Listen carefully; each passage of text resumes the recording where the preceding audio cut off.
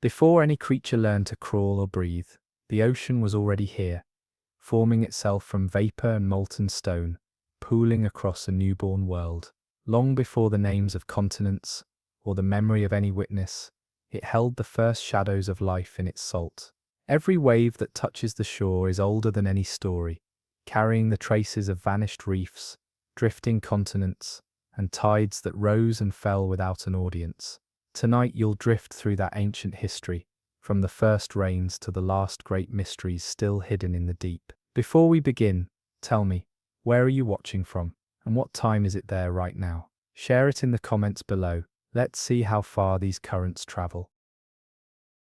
No sky had yet turned blue when the first waters began to gather. A world still molten in places exhaled vapor from every fracture and scar, clouds thick with the breath of newborn mountains. Rain fell in endless sheets, hissing against hot stone, seeping into cracks, dissolving minerals into primitive broths. For millions of years, that quiet falling never paused, each drop cooling the crust a little more, carrying the memory of ancient collisions between rock and comet. In those earliest shallows, the water was dense with particles, salts unbound from rock, metals drifting in suspension, the raw ingredients of something that could become alive, if given enough time. The planet itself shuddered under the weight of this transformation, a skin of water slowly spreading to cover nearly everything that burned or broke. Pools turned to basins, basins into seas, and all of it was stirred by tides no eye had yet seen, a choreography between the infant Earth and a moon still drawing itself into its orbit.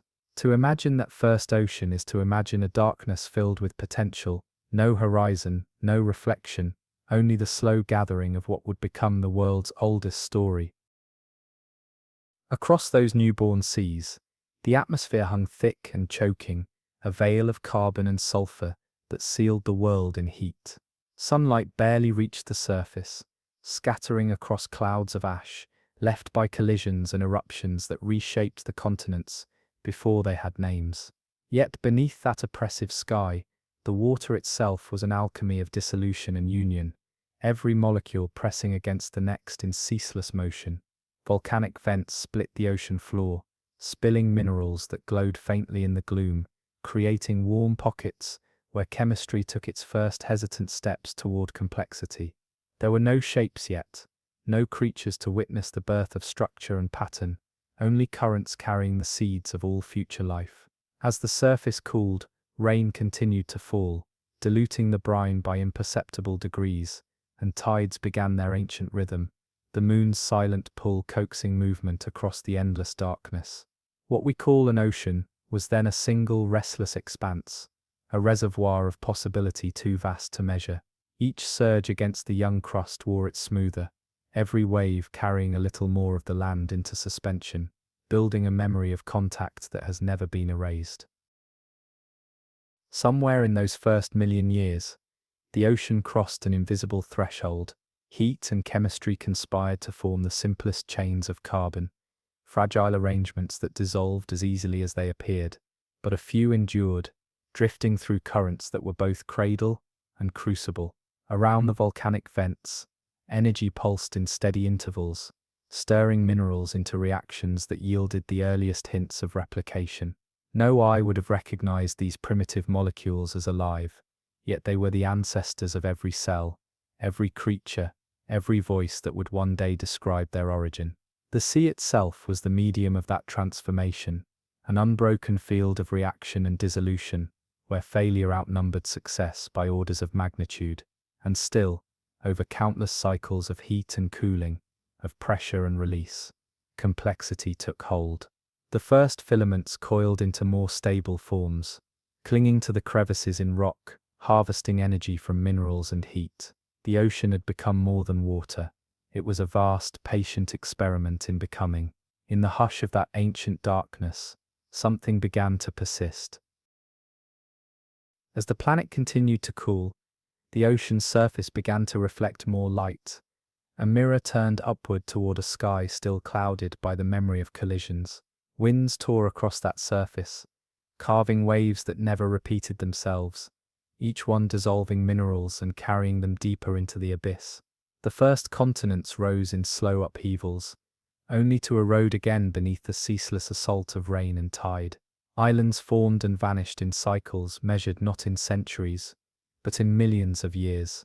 All the while the sea thickened with the debris of dissolution, metals, salts, and the stray organic fragments that drifted between warm vents and cooler shallows. Even without creatures to see or record, the ocean was a witness to every transformation, holding each trace in suspension or sediment. To imagine the birth of those waters is to imagine time itself learning how to flow, unhurried, relentless, unconcerned with the shape of any future. Every continent that would ever rise was already seeded with the memory of these first tides. Deep beneath the churning surface, the ocean floor was a landscape of contrasts. Ridges splitting apart as magma welled up to create new crust, plains that cooled into dark, featureless expanses, trenches plunging into darkness, so complete no flicker of volcanic glow could reach them. Those trenches were among the oldest places on Earth, their walls recording the earliest chapters of planetary formation. As the ocean expanded, it crept into every low place, filling basins and carving new channels. The water became both a shaper and a record keeper, etching away the fresh rock and burying it under layers of silt. Each layer was a thin record of some distant storm, some ancient tide that rose higher than any before it. In this way, the ocean was also the first archive, preserving a memory of its own creation in sediments too deep for any future eye to see. Even the salts in the water were a kind of history, dissolved remnants of mountains long vanished, an unbroken chain linking past to present in a single restless body. When the rain finally began to relent, the ocean had claimed nearly 3/4 of the planet. Its surface stretched unbroken across hemispheres, a blue expanse so vast, it warped the climate itself. Beneath that immense calm lay a hidden ferment. The slow mingling of heat and minerals, the restless collision of molecules that sometimes by chance alone formed structures capable of copying themselves. Those first filaments were blind and primitive, anchored to the crevices around volcanic vents, where temperatures swung between scalding and cold. In those places, energy was never constant. Only the chains able to endure those cycles survived to drift on. With each replication, the ocean's chemistry grew a little more complex, as if the water itself were learning the art of persistence. No other place on Earth held such a perfect balance of chaos and opportunity. In that balance lay the seeds of everything, every creature, every reef, every silent migration through the deep. Even now, the ocean carries the memory of that first precarious spark. Around the shallows where sunlight touched the sediment, other forms of chemistry were unfolding. Simple compounds gathered into bubbles, fragile membranes that trapped small pockets of the sea inside them.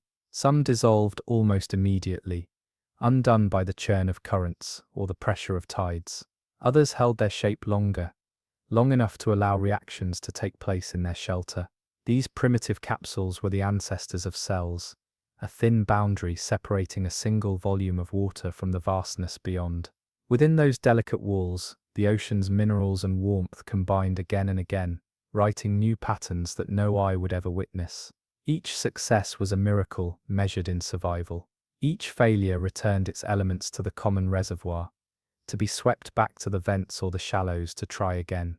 In this way, life did not arrive in a single moment. It accumulated, layered slowly over millions of years, 1,000 fragile experiments drifting across an ocean that was both merciless and endlessly patient. The moon, still young in its orbit, held a sway over the waters that shaped everything that followed. Its gravity coaxed tides across the newborn seas, a gentle rhythm that lifted and lowered the surface in vast, rolling cycles. These tides were the first predictable movements, in a world otherwise ruled by chaos, an ancient heartbeat no creature yet heard. As the moon retreated further into space, the tides grew more measured, their intervals stretching into a cadence that persists to this day.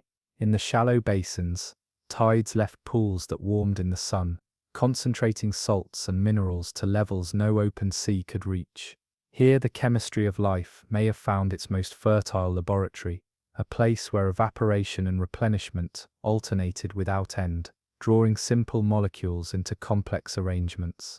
To stand beside such a pool would be to witness the ocean teaching itself the principles of organization, every wave a soft declaration that something more was possible. Between each continent that rose and fell, the ocean remained the constant element. Land masses split apart under the strain of internal heat, drifting across the surface as plates of rock buoyed by currents deep below.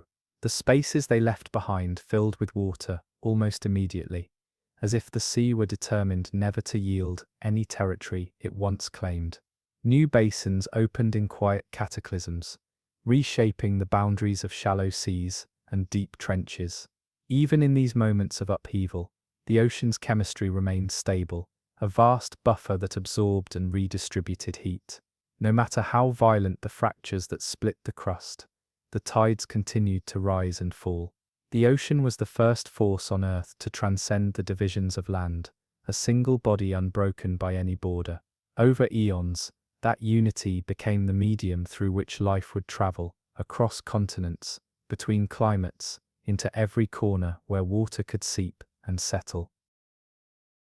Within the darkness, miles below the surface, volcanic vents began to build structures that no eye would ever see. Minerals precipitated from the scalding water, accumulating into towering chimneys that vented clouds of dissolved metals. Around these vents, temperatures swung between extremes, but within the cracks and hollows, delicate gradients formed, warm enough to spark reactions, cool enough to preserve what was made. Here, the first stable communities of molecules may have gathered, harvesting energy, not from sunlight, but from the chemistry of the Earth itself. These vent fields became islands of possibility, in a vast, featureless plain. Each was a nursery of potential, a site where chance met endurance. Long before any creature crawled or swam, these hidden places shaped the foundation of life's future, their quiet eruptions, seeding the ocean with complexity. To imagine them now is to imagine a darkness filled with unseen bloom, a patient, tireless unfolding. Storms raged over the young ocean, driven by an atmosphere dense with carbon and methane. Lightning split the sky in blinding intervals, charging the air and sea with energy enough to shatter molecules and fuse them into new forms.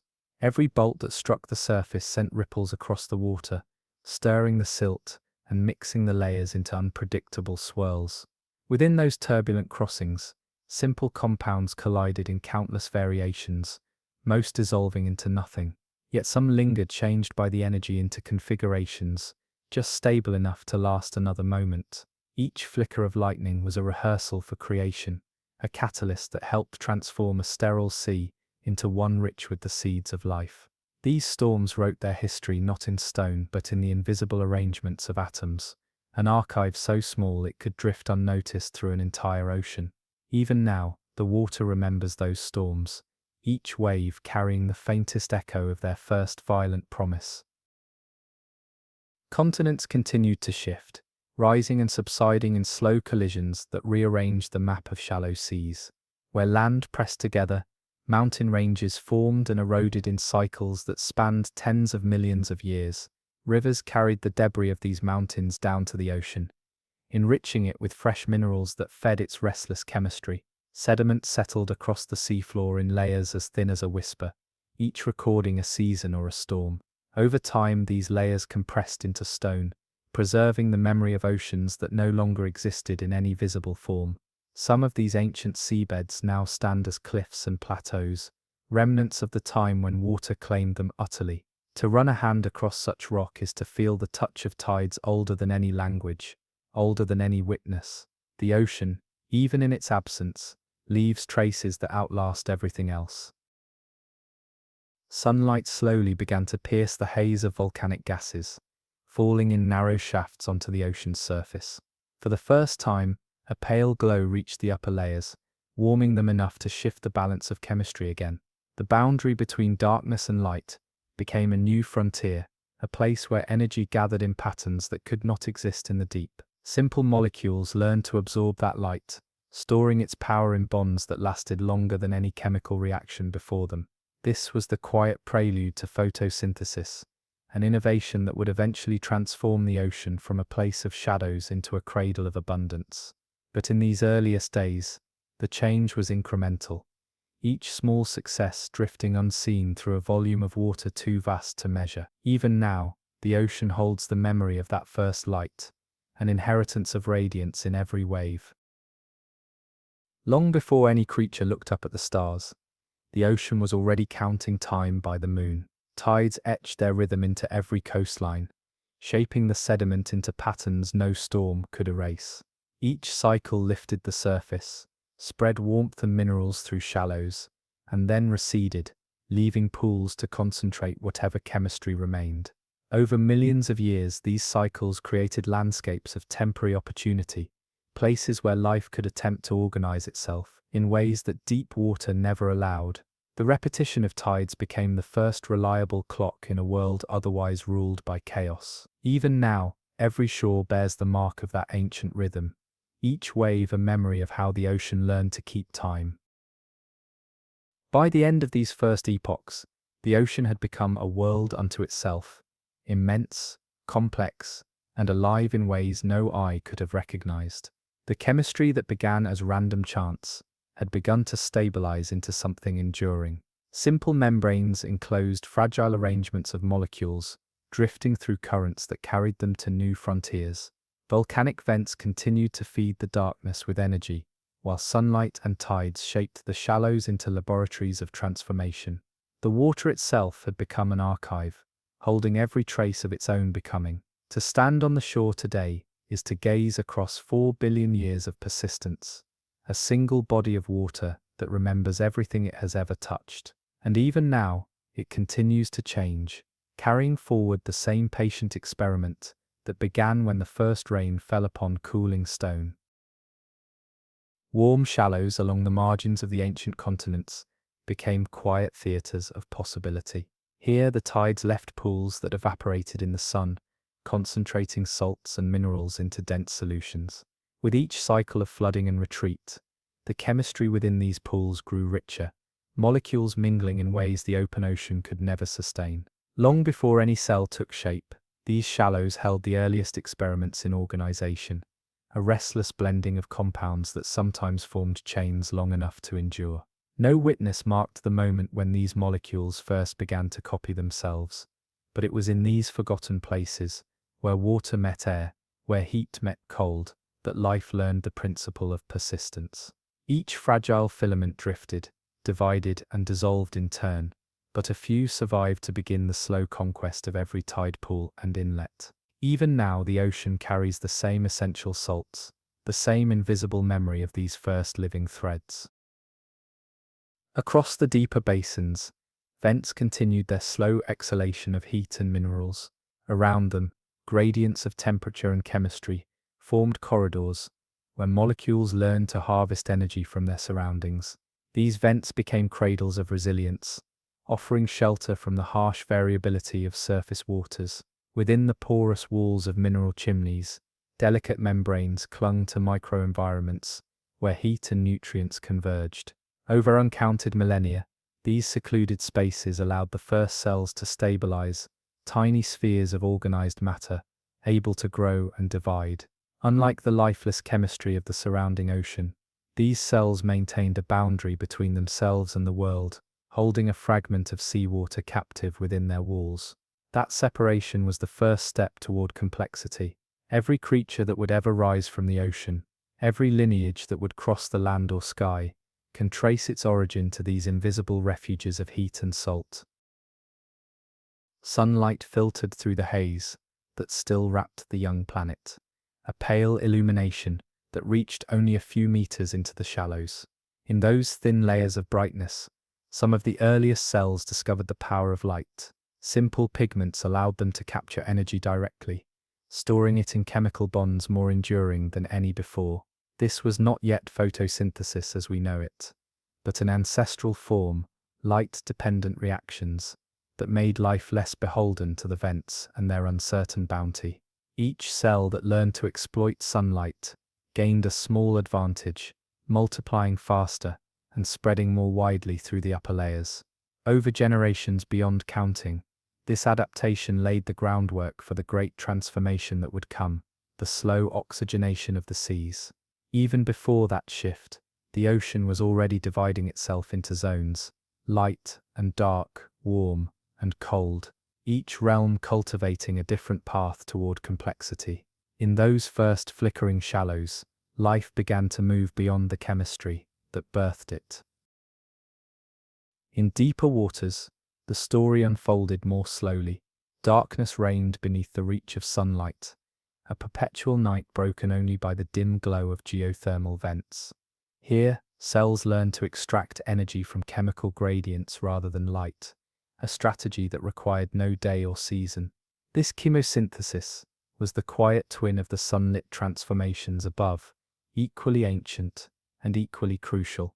Long before photosynthesis changed the planet, these unseen communities flourished in silence, their existence hidden beneath miles of water.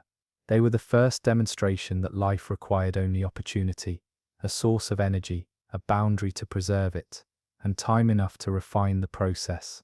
Even today, their descendants still thrive around the vents and seeps of the deep ocean, carrying forward a metabolism older than any fossil. The darkness that once seemed an obstacle became instead a realm of uninterrupted continuity, a place where life never paused for nightfall. Gradually, the balance of the ocean's chemistry shifted. As photosynthetic reactions grew more efficient, oxygen began to accumulate in the water, first in trace amounts and then in concentrations capable of altering the course of evolution. For eons, oxygen remained a toxin to most early cells, a reactive element that disrupted the delicate chemistry of their membranes. But a few lineages found ways to tolerate it, even to use it. This adaptation marked a turning point no less profound than the first replication. With oxygen came the possibility of more efficient energy extraction, a metabolism that could sustain larger and more complex forms. In the shallow seas where sunlight was strongest, these pioneering organisms spread across every available surface, exhaling oxygen into the water, and eventually, the air. In the deep basins, life continued much as it had for 1 billion years, untouched by the new element. The ocean was becoming layered not just in temperature and light, but in the very atmosphere of life itself.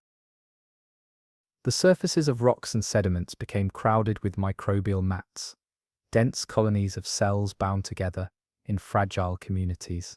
These layered structures trapped grains of silt and precipitated minerals from the surrounding water, slowly building stromatolites. Each layer was a record of life's persistence, cells dividing in the daylight, forming new sheaths of living tissue over the remains of the day before.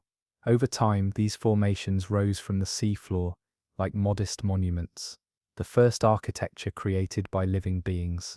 To an eye capable of seeing them, they would have appeared as pale mounds glistening with moisture, each a testament to the slow, cumulative work of uncounted generations. In some places, they survived for billions of years, recording the passage from chemistry to biology in limestone domes. Even now, a few ancient reefs still bear the marks of stromatolite foundations, relics of a time when all life was invisible to any eye, but left traces nonetheless. Storms and tides continued their ancient work, stirring the shallow basins into turbulence that broke apart fragile membranes and spread their contents across new frontiers. This destruction was as essential as any moment of growth, forcing life to adapt and recombine. Each fragment carried the potential for renewal, drifting into pools where conditions differed, just enough to allow another chance at survival. In this way, the ocean became a vast laboratory, countless microenvironments linked by currents and waves. Over generations, the ocean's motion spread life into every corner, ensuring that no promising adaptation remained confined to a single place. Even today, the currents that circle the globe perform the same service, carrying larvae, nutrients, and memories of distant storms. The restless movement that once seemed a hazard proved to be life's greatest ally, a ceaseless engine of diversity and resilience. With each passing epoch, the ocean grew clearer and more oxygenated, its chemistry transformed by the silent exhalations of countless cells. This slow shift set the stage for a new threshold, the rise of eukaryotic life. Somewhere in the labyrinth of shallows and vents, simple cells merged, forming more complex organisms with internal compartments. These early eukaryotes contained structures that specialized in different tasks, harvesting energy, storing information, building the proteins that gave them form. This innovation allowed them to grow larger, to coordinate their functions in ways no simpler cell could match. It was an event that happened only a handful of times, yet its consequences reached into every lineage that followed. The ocean, which had nurtured the first molecules of life, now became a theater of true complexity, each wave carrying more than chemistry, a history of cooperation and integration that would shape all future forms. Microbial mats and stromatolites became the silent architects of the seafloor, building reefs that altered the flow of tides and sheltered new generations of life. Each layer of growth thickened the structures, lifting them toward the light and expanding the reach of photosynthesis. As oxygen levels rose, the atmosphere itself began to change, slowly acquiring the transparency that would later reveal the stars to any creature that learned to look upward. But in these earliest eras, the ocean remained the central arena, the only place where life could flourish. No land yet held a living thing, no shore bore the mark of a crawling creature. All that existed moved or anchored itself within water. Even the rocks on the seafloor carried the signature of biology, thin films of organic compounds absorbed into their surfaces, a molecular graffiti left by the tides. In every sense, the ocean had become the womb of a planet, just beginning to discover its possibilities. The story of early life was one of persistence measured against oblivion. For every successful adaptation, countless others vanished without trace, dissolved by shifts in chemistry or swept into the deep by storms. Fossils of this era are almost unimaginably rare, because most of what lived was too soft to leave an imprint in stone. Yet in a few fortunate places, filaments of ancient microbes became trapped in sediments, their delicate forms preserved in layers that now lie locked within the oldest rocks. To find one is to look into a moment when life had barely established itself, when every cell existed at the mercy of an ocean that cared nothing for its survival. Even now, the traces of those first creatures remain a reminder of how fragile beginnings can be, and how determined life was to endure them.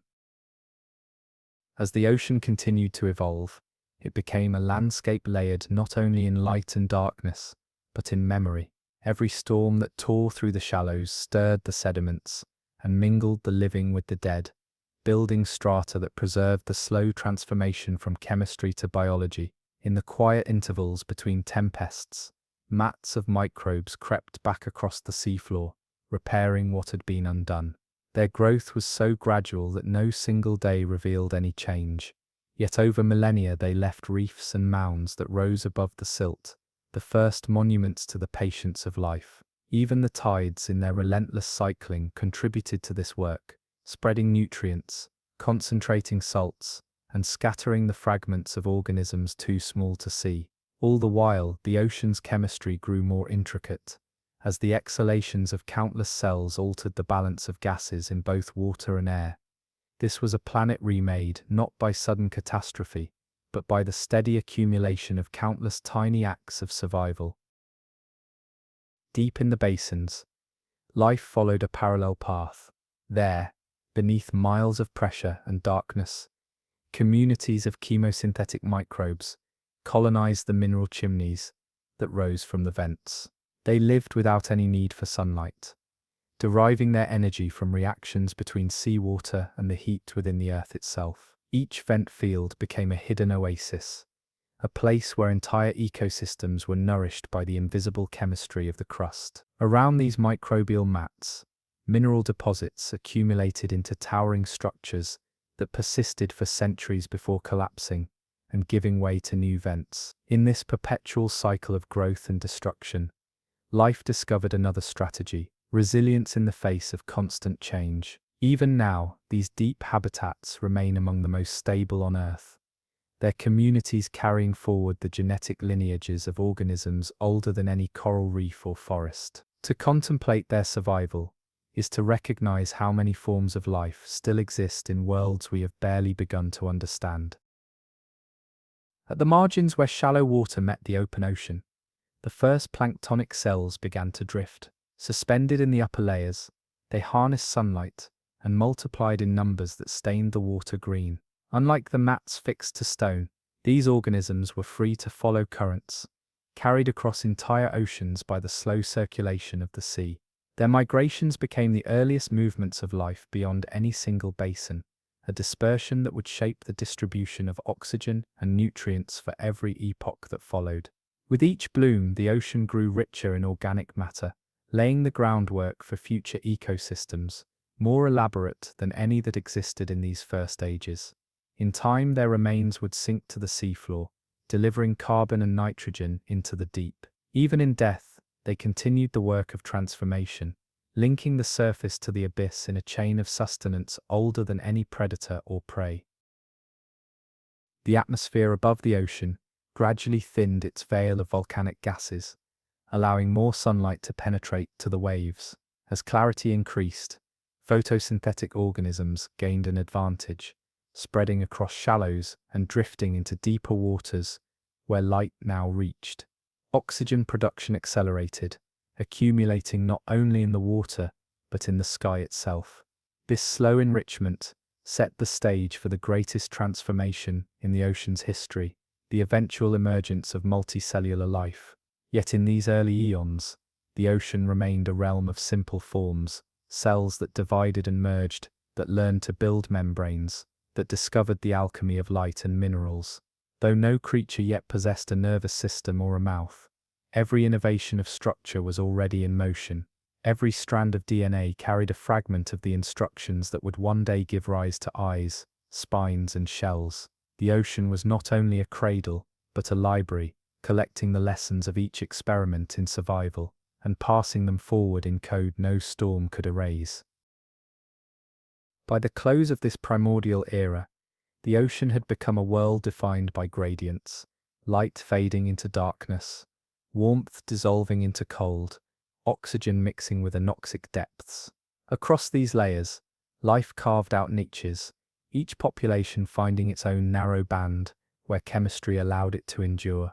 The shallows teemed with microbial mats and drifting plankton, while the abyss remained a realm of silent chemosynthetic persistence. Every tidal pool, every vent field, every swaying column of plankton was a testament to the ocean's capacity to nurture and destroy, to create new forms and erase them without ceremony.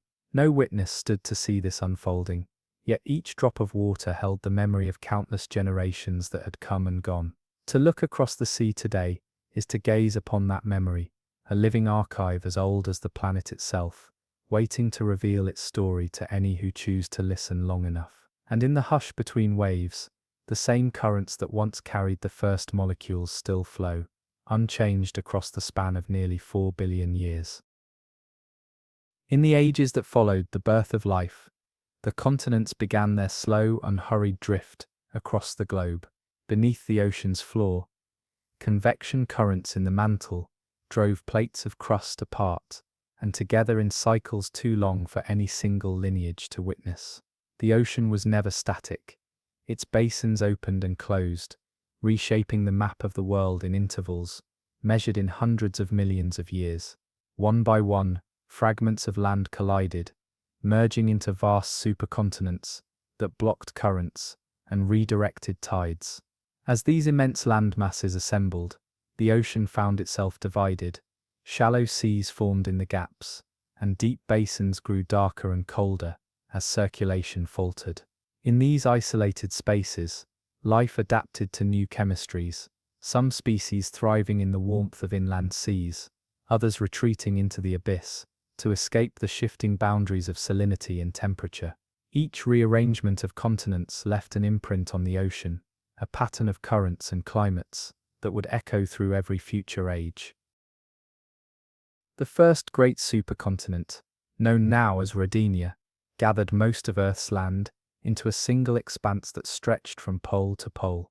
Around its edges, the ocean pressed against cliffs and shallow shelves, creating long coastlines where nutrients collected and life flourished in dense communities. Inland seas formed in the fractures and lowlands, their waters cut off from the open ocean for ages at a time. These enclosed basins became laboratories of evolution, places where species diverged in isolation, learning to endure extremes of heat, salinity, and stagnation. At the same time, the deeper ocean basins grew colder and less hospitable as circulation patterns slowed. Anoxic conditions spread through the depths, creating dead zones where few organisms could persist. Even so, the ocean remained a unified body, its tides still responding to the moon's pull, its chemistry still bearing the imprint of every continent that shifted above it. Rodinia was only the first of many supercontinents, but in its assembly, the ocean learned to accommodate change on a scale beyond any storm or flood. When Rodinia began to fragment, the ocean responded with upheaval. Rifts split the land apart, pouring molten rock into the seafloor, and releasing gases that altered the atmosphere once more. New mid-ocean ridges rose from the depths, spreading basalt across the abyss, and driving continents toward new alignments. With each widening rift, the circulation of the ocean accelerated, replacing stagnant layers with fresher currents, rich in dissolved oxygen. The changing flow brought nutrients to the shallows, feeding blooms of microorganisms that expanded across continental margins. At the same time, the deep ocean warmed in places where volcanic activity surged, creating oases of chemosynthetic life amid otherwise barren plains. These cycles of assembly and division became the engine of geological time, a force as steady as the tides themselves. Every continent that formed left behind scars in the ocean floor, trenches where plates had collided, ridges where they had parted, and plateaus where volcanic eruptions built mountains beneath the waves. To study those scars is to read the ocean's own biography, etched in stone far below the surface. Long before any vertebrate creature emerged to explore the land, the ocean had already shaped the climate of the entire world. As supercontinents drifted over the poles, ice sheets grew and retreated, locking water into glaciers and lowering sea levels by hundreds of meters. Each glacial advance exposed broad shelves and coastal plains that had been hidden beneath the waves for millions of years. When the ice melted, these same regions flooded again, creating vast shallows where reefs and microbial mats re-established themselves. This alternation of exposure and inundation drove extinctions and radiations in equal measure, forcing life to adapt to cycles of abundance and scarcity. The ocean was never a passive backdrop. It was the principal architect of environments, shaping not only its own depths, but every shore and basin that bordered it. Even the air itself bore the imprint of these shifts, as carbon dioxide moved between ocean and sky, regulating temperatures in ways no organism could control. To live in such a world was to exist within a perpetual negotiation between stability and upheaval. As Rodinia finally broke apart, new ocean basins widened into the spaces between the drifting fragments of continent. Panthalassa, the vast single ocean that surrounded the supercontinent, expanded to fill the void, becoming the largest body of water Earth would ever know. Its currents circled the globe unimpeded, carrying heat from the equator to the poles in colossal gyres that regulated climate across all latitudes. In this immense expanse, life diversified in forms no fossil record has fully preserved, soft-bodied organisms that drifted and hunted through layers of light and darkness. Along the margins where continents separated, volcanic activity seeded the ocean with minerals that fed planktonic blooms, drawing new species into the unfolding drama of survival and adaptation. No map of this era can be complete, because so much of it remains hidden in stones now subducted beneath younger crust. Yet the evidence that survives tells a story of perpetual transformation, a planet whose heart never stopped moving, and an ocean that learned to follow its every change. Panthalassa became a world unto itself, an ocean so vast that a single current could encircle the planet without interruption. Its surface reflected every mood of the young Earth, calm expanses under a pale sky, cyclones that tore across thousands of miles, and tides that swelled against continents, still drifting apart. Beneath these moving patterns, the abyssal plains stretched wider than any future seafloor, a darkness broken only by the glow of volcanic ridges and the occasional upwelling of nutrients. In that darkness, life discovered strategies that required no light, chemosynthetic communities anchored to vents, colonies of bacteria that harvested energy from the slow decay of minerals. The open water above teemed with plankton, their fragile bodies multiplying in numbers that fed the first large predators. Even in this primeval ocean, the rhythms of predation and decay began to shape the balance of ecosystems. Each migration, each bloom, each extinction left a chemical trace in the water, a signature of change that still lingers in sediments buried far below the modern seafloor. The continents, drifting within Panthalassa, were not static masses, but restless fragments, each moving according to forces hidden beneath miles of rock. As they shifted, seaways opened between them, creating corridors where currents funneled nutrients and warmth into new regions. These marine passages became highways of evolution, allowing species that had diverged in isolation to mingle again. In the shallows, reefs formed along the edges of continental slopes, communities of microorganisms and primitive animals, building the first complex ecosystems. Some of these reefs grew into structures that could be seen from the surface, their surfaces alive with the constant competition for space and light. Other communities settled deeper, where only faint glimmers of sun reached, learning to survive in cooler, darker water. With each movement of the continents, these habitats shifted, sometimes expanding into vast lagoons, sometimes vanishing under rising seas. The ocean's history became a story written not in a single language, but in many dialects of adaptation, each shaped by the geography of drifting land. The union of drifting fragments eventually gave rise to Gondwana, an immense landmass that spanned the southern hemisphere. Around its coasts, the ocean learned new patterns of circulation as cold currents descended from polar regions and collided with warmer flows moving toward the equator. These intersections created zones of intense productivity, places where nutrients upwelled from the deep and nourished blooms of life. The balance between ice and liquid water shaped every coastline as glaciers advanced into shallow seas and retreated again over ages longer than any species could endure unchanged. In these intervals of transformation, extinction became a common event, each loss clearing space for new forms to emerge. The sediments that collected along Gondwana's margins preserved the fossils of organisms that learned to adapt to such change. Brachiopods anchored to the seafloor, trilobites scurrying over silt, corals building colonies that rose toward the surface. Each was a fleeting solution to the riddle of survival in a world whose boundaries never held still for long. Where Gondwana met the encircling ocean, rift zones began to tear the continent apart.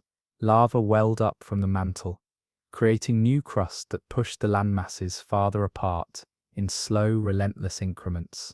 These spreading centers emitted heat that warmed the water above, altering the composition of currents and the availability of oxygen. Around the volcanic ridges, mineral-rich plumes created temporary oases for life, as if the Earth itself were offering a counterbalance to the disruption of continental drift. Over time, the ocean learned to adapt to this restless geology, maintaining stable gradients of temperature and chemistry, even as the shape of its basins changed.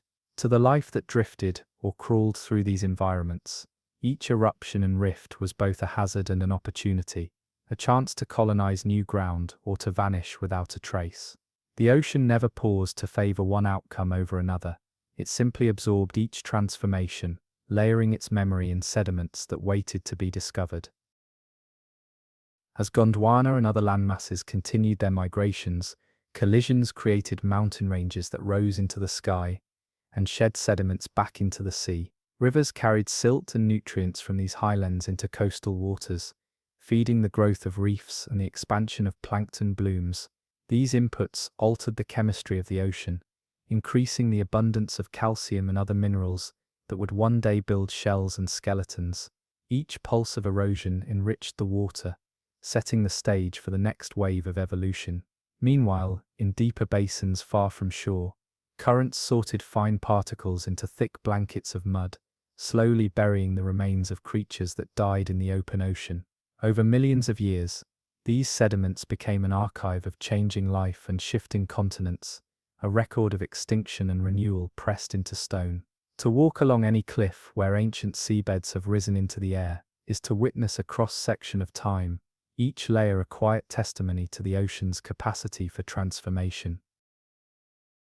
Among the most dramatic rearrangements of the ocean's geography was the eventual assembly of Pangaea, a supercontinent that gathered nearly all land into a single immense expanse.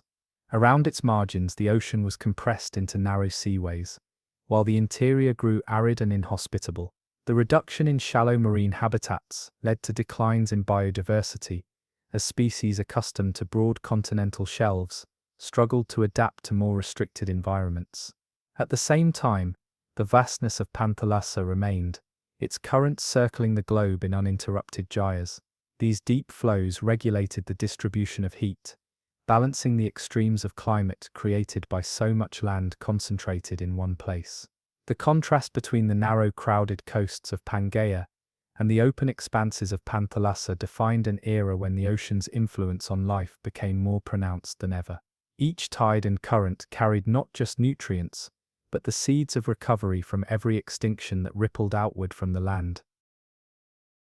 When Pangaea began to fragment, the ocean's patience was again tested. Rifts split the supercontinent into pieces, forming the early outlines of the Atlantic and Indian Oceans. As these new basins widened, fresh seafloor spread between the drifting continents, creating habitats that no lineage had ever encountered. Volcanic activity along mid-ocean ridges released minerals and gases, enriching the young oceans with the raw materials of life. Currents established new patterns, blending waters that had once been separated by entire continents. This mixing fostered exchange between ecosystems, allowing species to migrate and diversify. Even as some lineages vanished in the face of changing climates and chemistry, others flourished in the new opportunities created by the reordering of the world. To look upon a modern map of the oceans is to see the legacy of these divisions, a tapestry of basins and ridges, each formed by forces that never rest. The process of continental drift continued without pause, its timescale so vast that entire eras of life rose and fell without altering its progress. Tectonic collisions built mountains that shed rivers of sediment into coastal seas, while spreading centers opened new ocean basins in slow, inexorable widening. Each transformation left its signature in the fossil record, a sequence of sudden disappearances and proliferations as habitats appeared and vanished. In the shallows where sunlight could still reach the bottom, reefs rose again and again, only to be buried by advancing sands or submerged beneath rising seas. The deep ocean remained a steadier realm, where currents circulated through darkness largely unchanged by the shape of the continents above. In every stratum of rock that was once seafloor, the record of these migrations endures, a silent story of movement too slow to witness yet too powerful to resist. The ocean's role as a stabilizing force never wavered, even as continents drifted across poles and back again. When ice sheets formed, sea levels fell, exposing continental shelves and creating bridges between lands that would later become islands. When the ice retreated, seas returned to reclaim the coasts, drowning valleys and creating new inlets. These cycles shaped evolution as profoundly as any extinction event, forcing life to adapt to landscapes that could never be counted upon to remain the same. For billions of years, this dance between land and ocean repeated, each turn leaving an imprint on the composition of the water and the creatures that swam within it. Even today, the patterns of currents and the chemistry of seawater reflect the memory of these shifts. To the ocean, time has never been a straight line, but a series of spirals, movements that return again and again, always altered, never complete. By the end of this ancient era, the ocean had become both a witness and an agent of transformation. Its currents shaped the climate of continents, its tides carved shorelines, and its chemistry determined the fate of every lineage that learned to breathe its salt. Each supercontinent that rose and fell left scars in the ocean floor, trenches and ridges that persist beneath today's waves. The water itself carries the dissolved remnants of mountains long vanished, sediments stirred into suspension by storms that no eye has ever seen. To look across the ocean is to see a living archive of all these rearrangements, a surface that conceals a deeper record, more enduring than any monument on land. Even now, the continents continue their drift, and the ocean waits to fill the spaces they leave behind, patient as ever, unconcerned with how small or brief any single life may be. The ocean entered the Cambrian, not with a sudden arrival of complexity, but with an undercurrent of preparation. For eons, simple life had persisted as single cells and colonies, each learning the art of survival in darkness, in shallow pools, and along the dim gradients of the seafloor. Yet something in the chemistry of the ocean began to shift, a slow accumulation of oxygen that spread from the illuminated shallows to depths no light could reach. This quiet transformation was the final precondition, the last ingredient in an equation that had been composing itself since the first molecules drifted across a warm vent. And when the balance was reached, the sea revealed a new possibility. Life could become not only larger, but more intricate. In the shallow basins where sunlight struck the seafloor in diffuse ripples, the first animals learned to build bodies with parts that moved independently. Segments articulated with muscle and joint, shells secreted in layers of mineral and protein, delicate eyes forming clusters of cells that could sense the difference between darkness and the faint suggestion of movement. It was not a single explosion, but a flowering in many places at once. Reef margins, silty flats, low oxygen pockets where only the hardiest forms could endure. Each lineage discovered its own innovation. Some took to burrowing through soft sediment, others clung to the surfaces of rocks, filtering the new abundance of plankton drifting through the shallows. No witness marked the first trilobite as it crept across a Cambrian seabed, its jointed legs pressing delicate tracks into mud. Yet those impressions remained after the creature itself dissolved, preserved in layers of fine silt that hardened over ages into stone.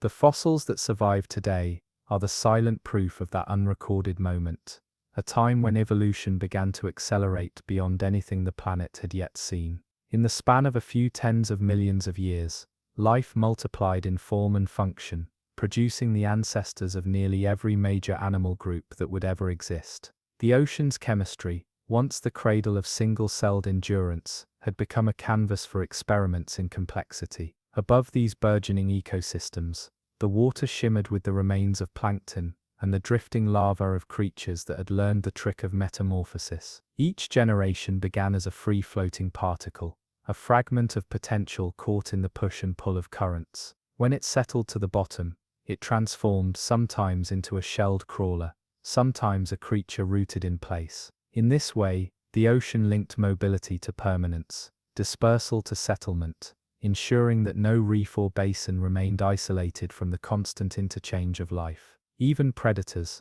which emerged in these Cambrian seas for the first time in earnest, were often wanderers in early life, drifting among the plankton before taking form as hunters. Currents sculpted the destiny of every creature. A larva that drifted a few degrees north might find itself in warmer water rich with nutrients, its development accelerated by abundance. Another might be swept into cooler depths, forced to mature more slowly or not at all. Even the slightest change in temperature or salinity shaped the unfolding of bodies that had never before existed. Some lineages mastered these variables, learning to time their reproduction to the turning of tides and the subtle rhythm of the moon. Others vanished in the quiet annihilation of forms unsuited to change. Yet for all the novelty of claws, shells, and segmented limbs, the Cambrian Ocean remained a place ruled by the same fundamental forces: the cycle of birth and decay, the patient layering of sediment, the ceaseless motion of water. A reef could take centuries to build and vanish in a single storm.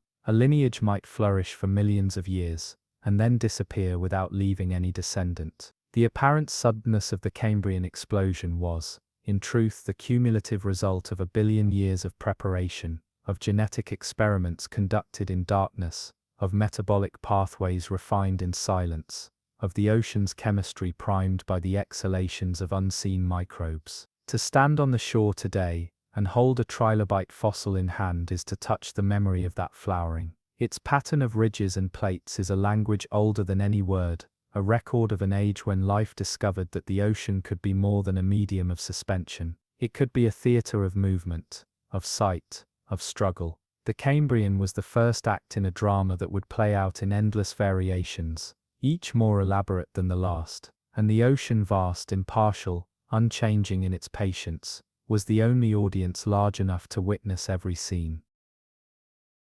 In the Cambrian shallows, the first reefs of true complexity began to emerge, not merely as microbial mats, but as communities of animals constructing elaborate fortresses of mineral and flesh. Small creatures resembling sponges anchored themselves to hard surfaces, filtering the passing currents for microscopic nourishment. Their skeletons, simple lattices of calcium and silica, formed the scaffolding upon which other organisms settled. Over generations beyond counting, these encrusting colonies rose from the seafloor in irregular mounds that altered the very flow of water. As currents split around them, eddies carried nutrients and larvae into sheltered hollows, filling the reef with life that never could have thrived on open plains of silt. Among these pioneers came the archaeoceathids, creatures part animal, part reef builder, whose conical skeletons stood in clusters like petrified gardens.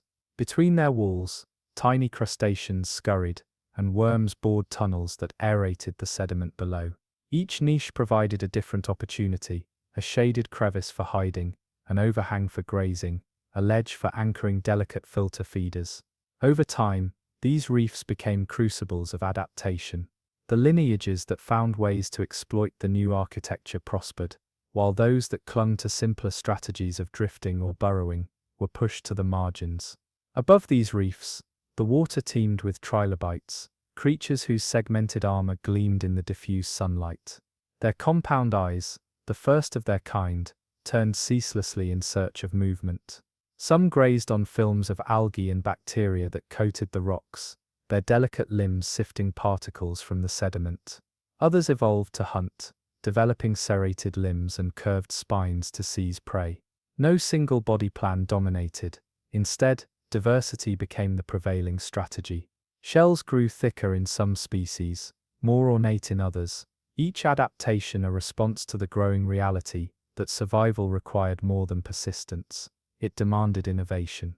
In the deeper basins beyond the reach of sunlight, life followed a different trajectory. Here, soft-bodied organisms floated and pulsed in the darkness, their delicate forms invisible to the eyes of the trilobites above. Jelly-like creatures, ancestral cousins of modern comb jellies and cnidarians, drifted along currents that carried nutrients from decaying matter closer to the surface. Some developed bioluminescence, emitting faint glows that pulsed in the abyss. These flashes were signals and lures, strategies to attract mates or distract predators. In these depths, light became both a tool and a weapon, a way to navigate a realm that had never known the warmth of day. Between these extremes of shallow reefs and deep darkness, lay an entire gradient of habitats, each hosting its own experiments in form. Brachiopods settled in silt-rich flats, their shells hinged to open and close with the rhythm of respiration. Small armored worms bored into the sediment, leaving trails that mapped their secret journeys across the seafloor. Early echinoderms began to explore radial symmetry, extending feathery arms to capture drifting particles. Even the water itself was transformed by this proliferation. Oxygen levels fluctuated as blooms of plankton rose and fell, sometimes creating zones where few creatures could survive. Yet each fluctuation cleared space for something new, forcing life to adapt or perish. Currents carried the larvae of these Cambrian organisms across continents, connecting distant basins in a network of invisible threads. A creature that spawned near the equator could find its offspring deposited thousands of miles away in cooler waters. Such dispersal ensured that no innovation remained confined to a single region. New body plans, new metabolisms, new strategies for feeding and defense spread through the ocean at the speed of tides. In this way, the Cambrian became not merely an explosion of diversity, but a moment when life began to erase the boundaries of geography itself. Storms struck with a force that no reef or creature could resist, stirring sediments into clouds that blotted out the sun and smothered entire communities. After each cataclysm, survivors recolonized the empty spaces, layering new growth over the graves of the fallen. This cycle of destruction and renewal became a defining rhythm of the Cambrian Ocean, a testament to the resilience of forms still experimental in their design. The ocean did not favor the strongest or the most ornate, it favored whatever could endure the next change. Over time, trilobites diversified into countless species, some no larger than a fingernail, others broad as a man's hand. Their shells recorded every adaptation: ridges that channeled water, spines that deterred predators, lenses that multiplied the field of vision. Each innovation left a trace in the fossil record, a fossil that could lie undisturbed for 500 million years until exposed again by the slow chisel of erosion. Even in death, these creatures contributed to the architecture of the seafloor, their remains mingling with silt and carbonate to form strata that would one day become cliffs and mountains. No single Cambrian ecosystem was permanent. Sea levels rose and fell as glaciers advanced and retreated on distant landmasses. Entire basins evaporated into salt flats, only to flood again with the return of warmer climates. Each inundation brought new waves of colonists, species that tested the limits of what bodies could be. Soft-bodied worms developed the first simple nervous systems, networks of cells that responded to touch and light. Other lineages experimented with exoskeletons and protective plates. In these Cambrian seas, the idea of an animal itself was a work in progress. Each form provisional, each adaptation a step towards something no creature had yet imagined. Yet through every change, the ocean remained the unbroken medium. The tides that shaped the reefs and carried the trilobite larvae were the same that had once lapped at the edges of supercontinents now vanished. The chemistry that sustained this flowering was distilled from mountains ground to powder, from volcanoes that exhaled their heat into currents, from the steady breathing of a planet that never truly rested. To contemplate the Cambrian explosion is to recognize that life is never separate from the forces that shape its world. It is an echo of stone, of water, of light, repeating itself in every generation, every wave. The Cambrian seas, so often imagined as tranquil shelves, where life quietly diversified, were in truth a place of continuous commotion. Storm-driven waves tore across the shallows without warning, grinding delicate creatures into fragments that settled as silt upon the reef slopes. Sediment cascades poured down submarine cliffs in choking avalanches, blanketing entire communities in an instant.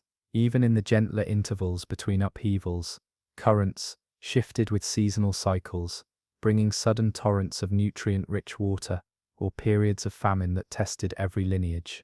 It was within these unpredictable patterns that life refined its designs. Flexibility became as important as any shell or spine, and the creatures that prospered were those that could survive the intervals of deprivation as well as the brief flushes of abundance. Along the margins where reefs met open plains, trilobites continued their restless migrations, scraping up algae and organic debris in winding trails. Some species evolved elaborate spines along their carapaces, skeletal ornaments that did more than deter predators. These protrusions increased the surface area of their shells, making them less likely to sink into the soft, unstable substrate. Each adaptation held multiple meanings: protection, stability, perhaps even a role in displaying vigor to potential mates. No feature arose in isolation. Every contour was a compromise between the perils of predation, the physics of the seafloor, and the necessity of finding food in a world that could shift overnight. In the deeper zones beyond the reach of wave turbulence, other creatures explored new strategies. Early arthropods began to burrow in more elaborate ways, carving tunnels that provided refuge and access to organic matter settling from above. These chambers created microenvironments where oxygen levels fluctuated, forcing residents to evolve metabolisms that could tolerate deprivation. Some developed the first primitive gills, thin filaments of tissue that increased their capacity to draw dissolved gases from the water. Others relied on slower rhythms of activity, venturing out only when fresh detritus fell in measurable quantity. Each strategy was a wager placed against the shifting chemistry of the seafloor, a bet that endurance could be achieved through innovation. Higher in the water column, plankton proliferated into endless forms, diaphanous ribbons that filtered sunlight, globular colonies that drifted in translucent veils, armored spheres that enclosed their fragile tissues within secretions of silica.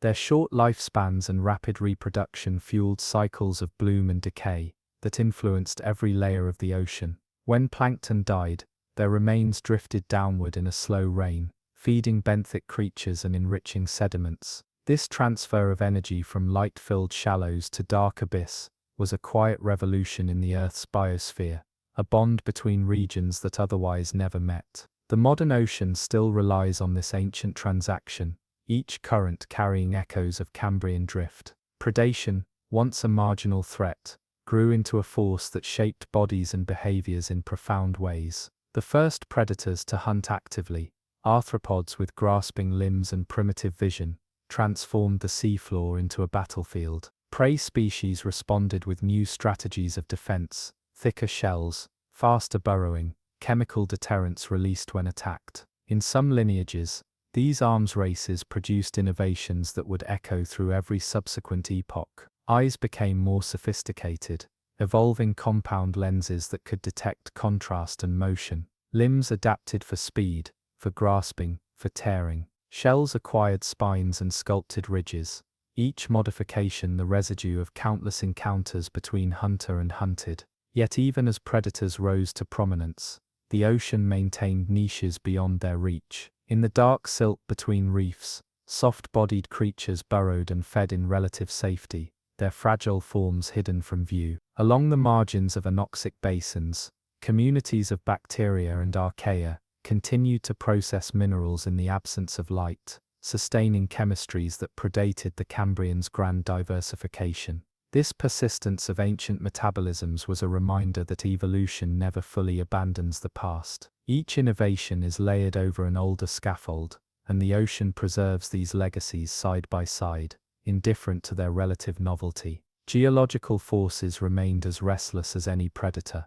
As continents shifted, the arrangement of shallow seas transformed, opening corridors that allowed species to migrate across great distances. A trilobite lineage confined to a single basin might find new territory when a seaway breached a barrier of rock. Such expansions often led to bursts of diversification, as isolated populations encountered fresh competition and unfamiliar habitats. Just as often, they led to extinction, as delicate equilibria collapsed in the face of new pressures. The Cambrian explosion was not a single moment of innovation, but a cascade of migrations, collisions and disappearances, each wave of change propelled by the slow choreography of tectonic drift. Storms continued to erase the most fragile architectures, toppling reefs and smothering plains in layers of sediment. After each disaster, the survivors rebuilt. Over generations, this rhythm of destruction and renewal selected for lineages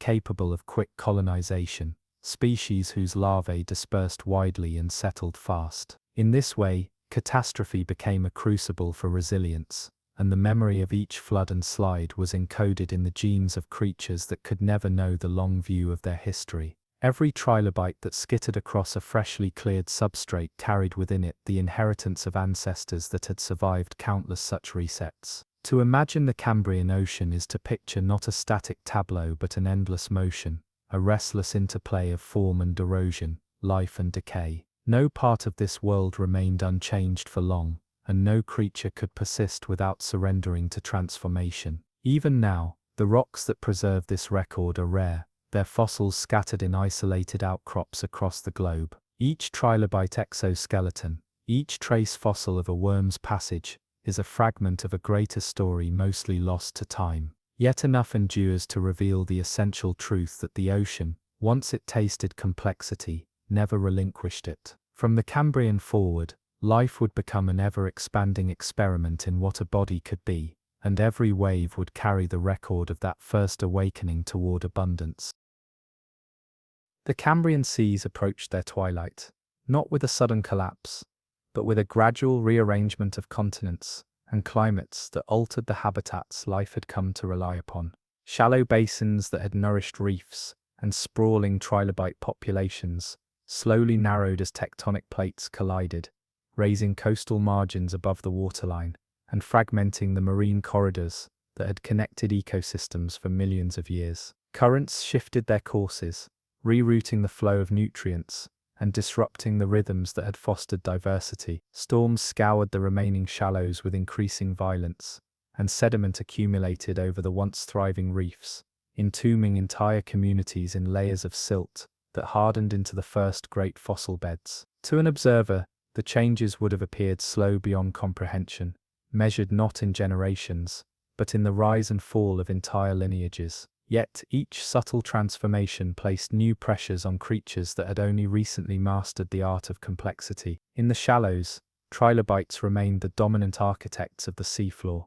They grazed across microbial mats that blanketed rocks and burrowed into soft substrates, their articulated limbs etching tracks into mud that would endure for 500 million years. Some species had become exquisitely specialized, their eyes adapted to detect the faintest shadows, their shells sculpted into ornate battlements of spines and ridges. Others adopted simpler forms, trading armor for speed, or the ability to conceal themselves beneath sediment. The variety of trilobites was a testament to how swiftly evolution could diversify once the basic template of segmentation and exoskeleton had proven successful. Yet this same specialization carried the seeds of vulnerability. As the ocean's chemistry and geography changed, the niches they had refined became less stable, and forms that once seemed perfectly suited were revealed as temporary accommodations to a world always on the cusp of reinvention. The reef builders, too, faced a reckoning. Archaeoceathids, the conical architects of early reef systems, began to decline as new competitors emerged and environmental conditions shifted. Their porous skeletons, once the foundation of complex habitats, offered little defense against the encroachment of silts and the advance of organisms that bored into their walls. Over time, entire reef complexes were drowned in sediment or fragmented by tectonic upheavals, their intricate architecture reduced to rubble that settled into the geological record. In some regions, these remains became thick limestone deposits, slabs of ancient seafloor later lifted into mountain ranges or quarried for their fossil wealth. Each layer preserved a snapshot of a vanished world, the shapes of filter feeders anchored in growth, the delicate spirals of early mollusks, the imprints of trilobite shells pressed into the matrix, like signatures of lives erased. Beyond the reefs, in deeper water, life unfolded along different lines. Soft-bodied creatures continued to dominate the darkened plains,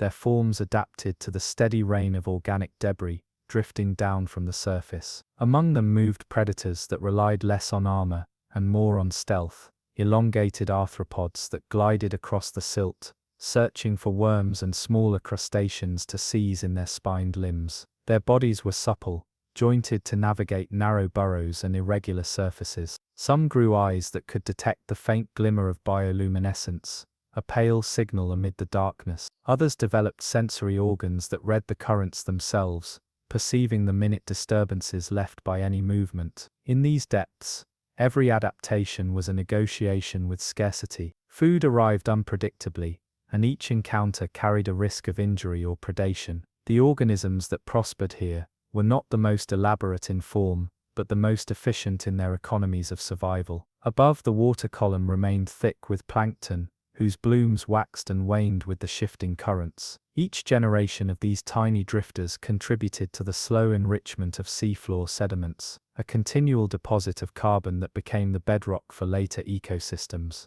The rise and fall of plankton populations also shaped oxygen levels, creating intervals of abundance and deprivation that tested the resilience of creatures across all depths. Some of the earliest chordates emerged in these Cambrian seas, small translucent animals with primitive notochords that hinted at the architecture of future vertebrates. Though their bodies were fragile and left few fossils, their presence marked a quiet turning point in the ocean's story. Within their simple forms lay the seeds of fish, reptiles, birds and mammals. No witness could have recognized them as the ancestors of future dominions, but the ocean had already begun to explore the possibilities that lay beyond exoskeletons. As the Cambrian waned, extinctions thinned the ranks of its once booming diversity, whether driven by fluctuating oxygen, cooling climates, or the unpredictable cycles of tectonics and sea level. These losses pruned the tree of life, leaving only the lineages most capable of adapting to change.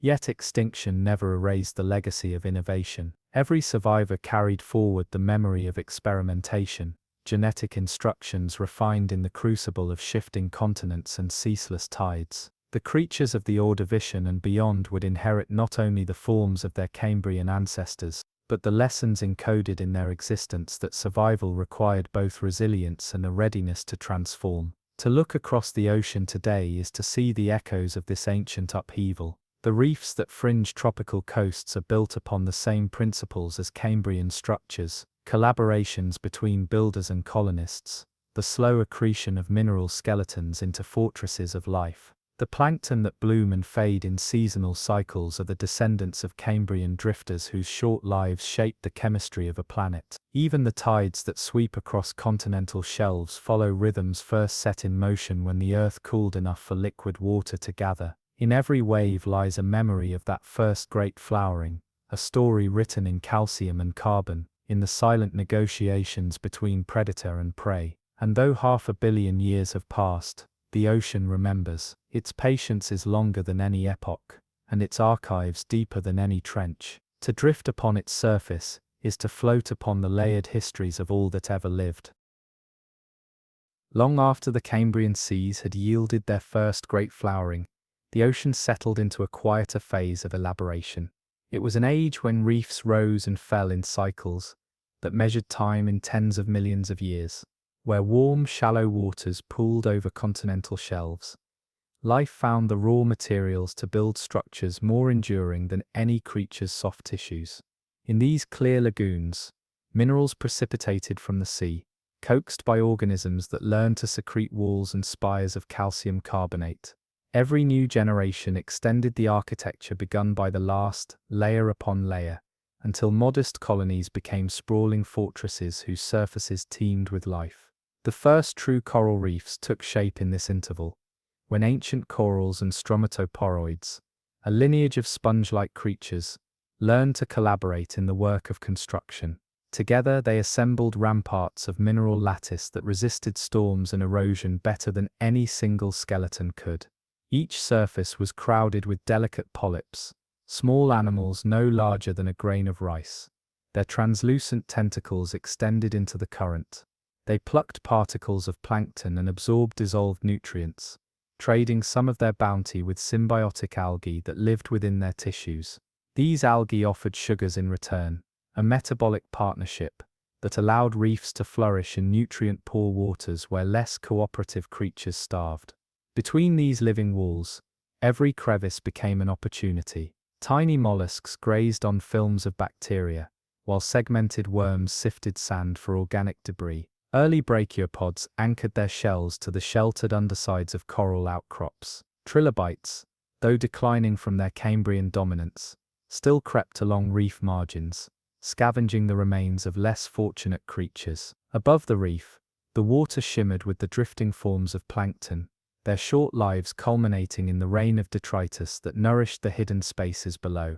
The reef itself became a kind of inverted mountain, rising from the seafloor toward the sun, its slopes carved by waves and colonized by every lineage able to cling to its surfaces. This architecture of life was more than a fortress, it was an engine of transformation. As corals and stromatoporoids built their skeletons, they drew calcium and carbonate ions from the water, subtly altering the ocean's chemistry. Over time, these reefs sequestered vast quantities of carbon into stone, helping to stabilize the climate in cycles no creature could perceive. Each storm that broke pieces from the reef sent fragments drifting across the shallows, where they lodged and formed new nuclei for growth. In this way, the reef expanded by accident as much as design, colonizing any place where sunlight and warmth permitted the slow alchemy of mineral and flesh. Yet even as reefs flourished, they remained vulnerable to the same forces that had shaped the Cambrian's volatile seas. Changes in sea level could drown their uppermost surfaces,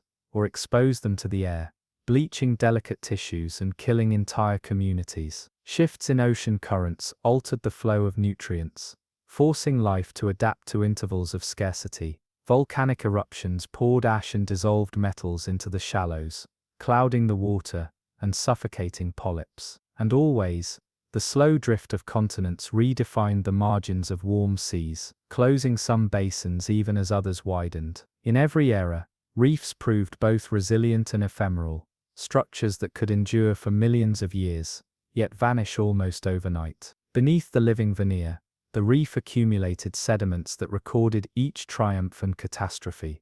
Layers of fine silt alternated with bands of broken shells and coral fragments. In some intervals, the fossils of entire communities lay pressed into thin seams, preserved in the exact positions they held in life. To split such stone today is to reveal the quiet drama of ancient seas, a snapshot of a day when currents paused long enough to bury a reef in the fine dust of the ocean's memory. These records remain some of the most complete chronicles of prehistoric life, a testament to the ocean's patience in archiving its own history. Beyond the reefs, in deeper carbonate platforms that fringed continental slopes, other forms of mineral architecture arose. Here, microbial mats contributed to the slow accumulation of lime muds that hardened over time into massive deposits of limestone. These carbonate worlds were less ornate than the coral ramparts, but no less important in the ocean's geochemical cycles. Each layer trapped carbon drawn from the atmosphere,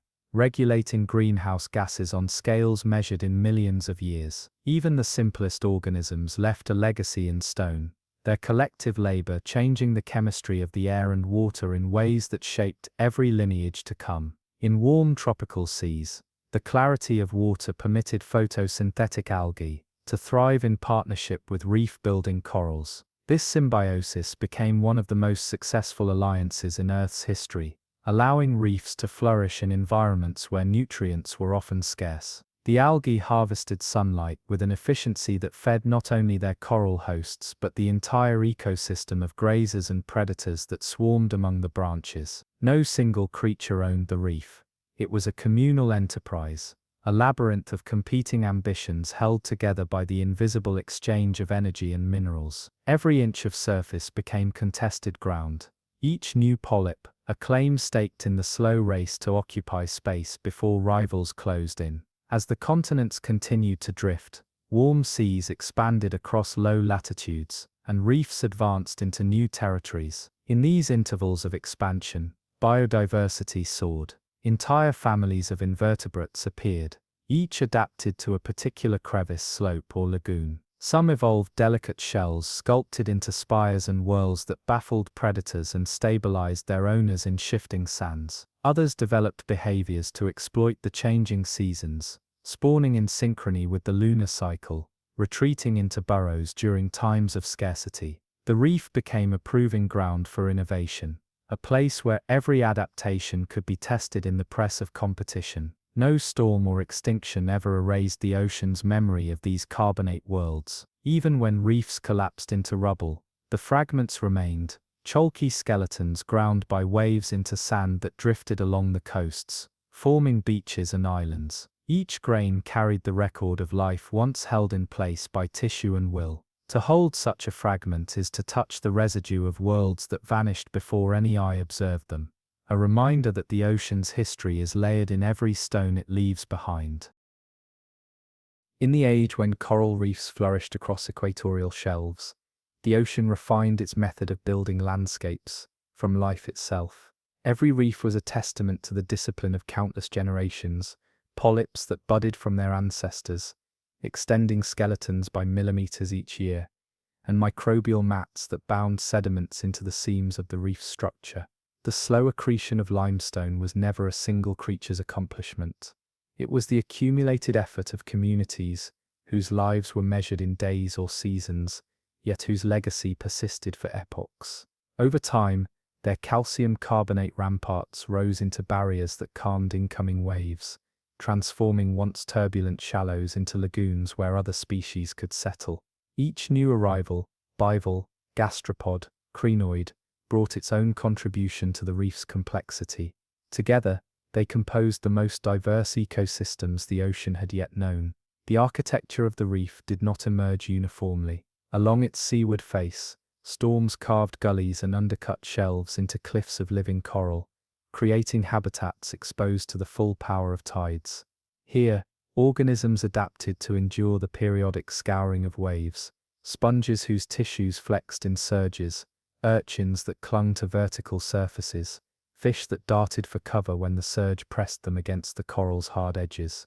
Deeper into the lagoon, the water grew calmer, and sediment settled into rippling drifts that formed channels and sandbanks. In these quieter zones, delicate filter feeders flourished, and soft corals spread their fronds like submerged forests. The reef was a mosaic of extremes, constant motion at the margin, suspended stillness at the center.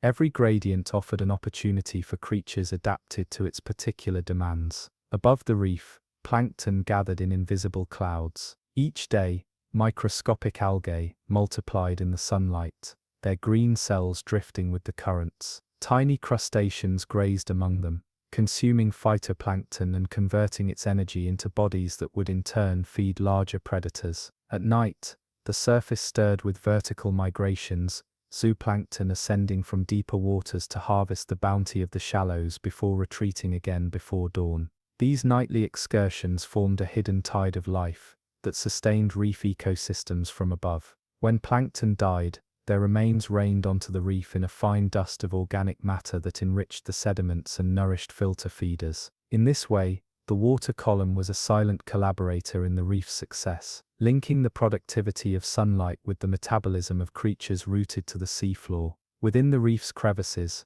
symbiosis became the dominant strategy. Corals relied upon their algae partners, but countless other alliances flourished in the hidden spaces between skeletal walls. Certain shrimp paired with gobies, the fish acting as sentinels while the shrimp excavated burrows. Worms cohabited with bivalves, exchanging nutrients and protection. Sponges filtered seawater, removing bacteria and particles that might have smothered coral polyps. Each relationship was an adaptation to the reef's density, an economy of proximity where cooperation often determined survival. When environmental changes arrived, these alliances offered resilience, buffering some species against shifts in temperature or salinity. Yet symbiosis was not always stable. If one partner succumbed to stress, the other often perished soon after, their fates entwined by the very intimacy that once sustained them.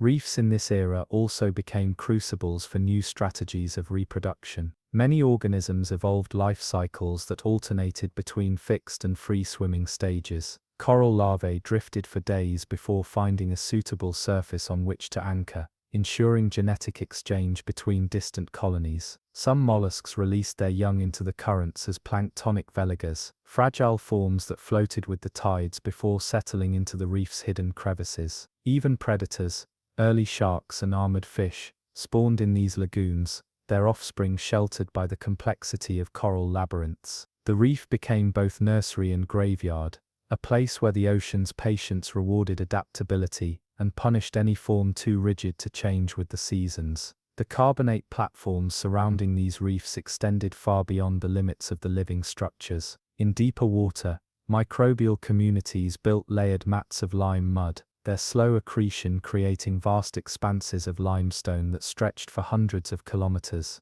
These plains were less dramatic than the reefs but equally essential in the ocean's geochemical cycles. As life removed carbon from the water and locked it into mineral skeletons, it influenced the balance of greenhouse gases in the atmosphere. Over millions of years, the drawdown of carbon dioxide cooled the climate, triggering glacial advances that lowered sea levels and exposed the margins of carbonate worlds to erosion. Each time the ice retreated, the seas returned to reclaim the limestone terraces, and reefs re-established themselves atop the ruins of their predecessors. This rhythm of burial and rebirth ensured that no reef persisted unaltered, and no generation was spared the need to rebuild. During warm intervals, the expansion of tropical seas encouraged an explosion of biodiversity. New lineages of corals experimented with branching forms that captured more sunlight, while others developed massive domes that resisted the scouring of storms. Mollusks and echinoderms radiated into specialized niches,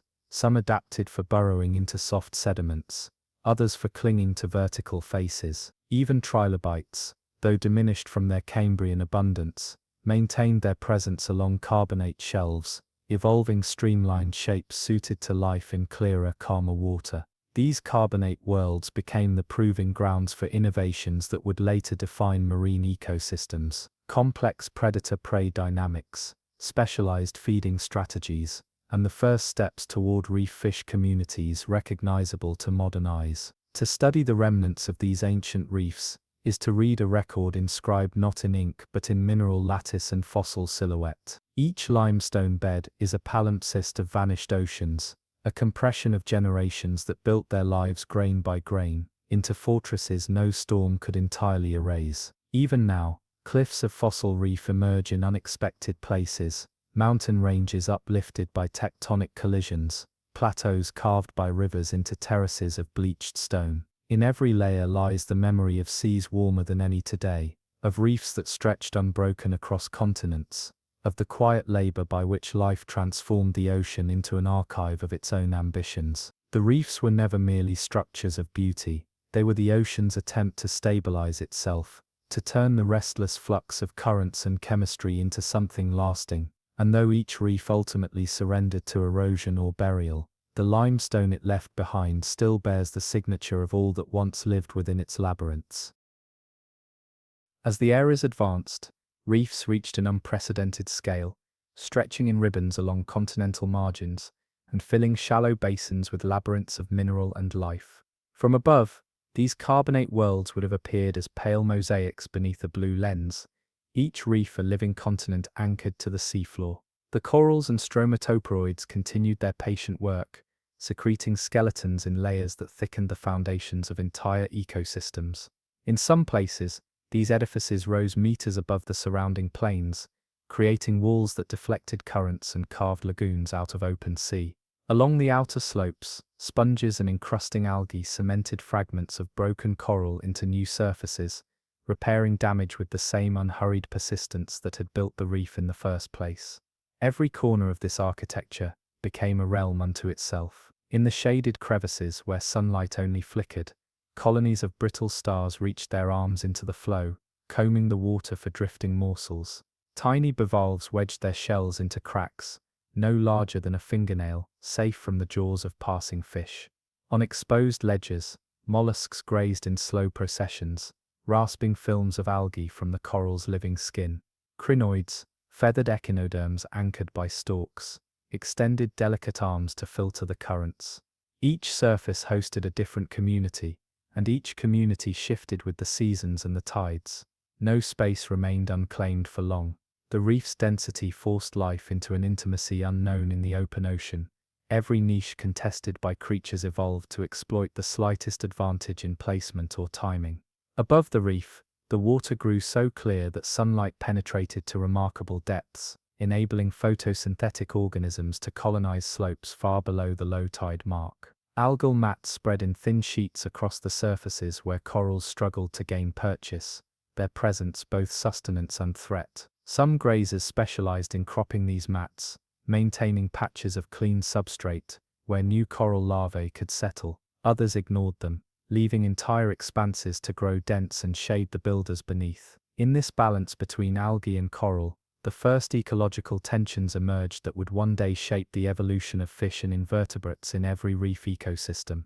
To the untrained eye, these surfaces might have appeared static, a harmonious quilt of forms in perfect stasis, but every inch was a battlefield of growth and consumption, of encroachment and retreat. In deeper waters beyond the reach of reef builders, vast carbonate platforms continued to thicken, layer by layer.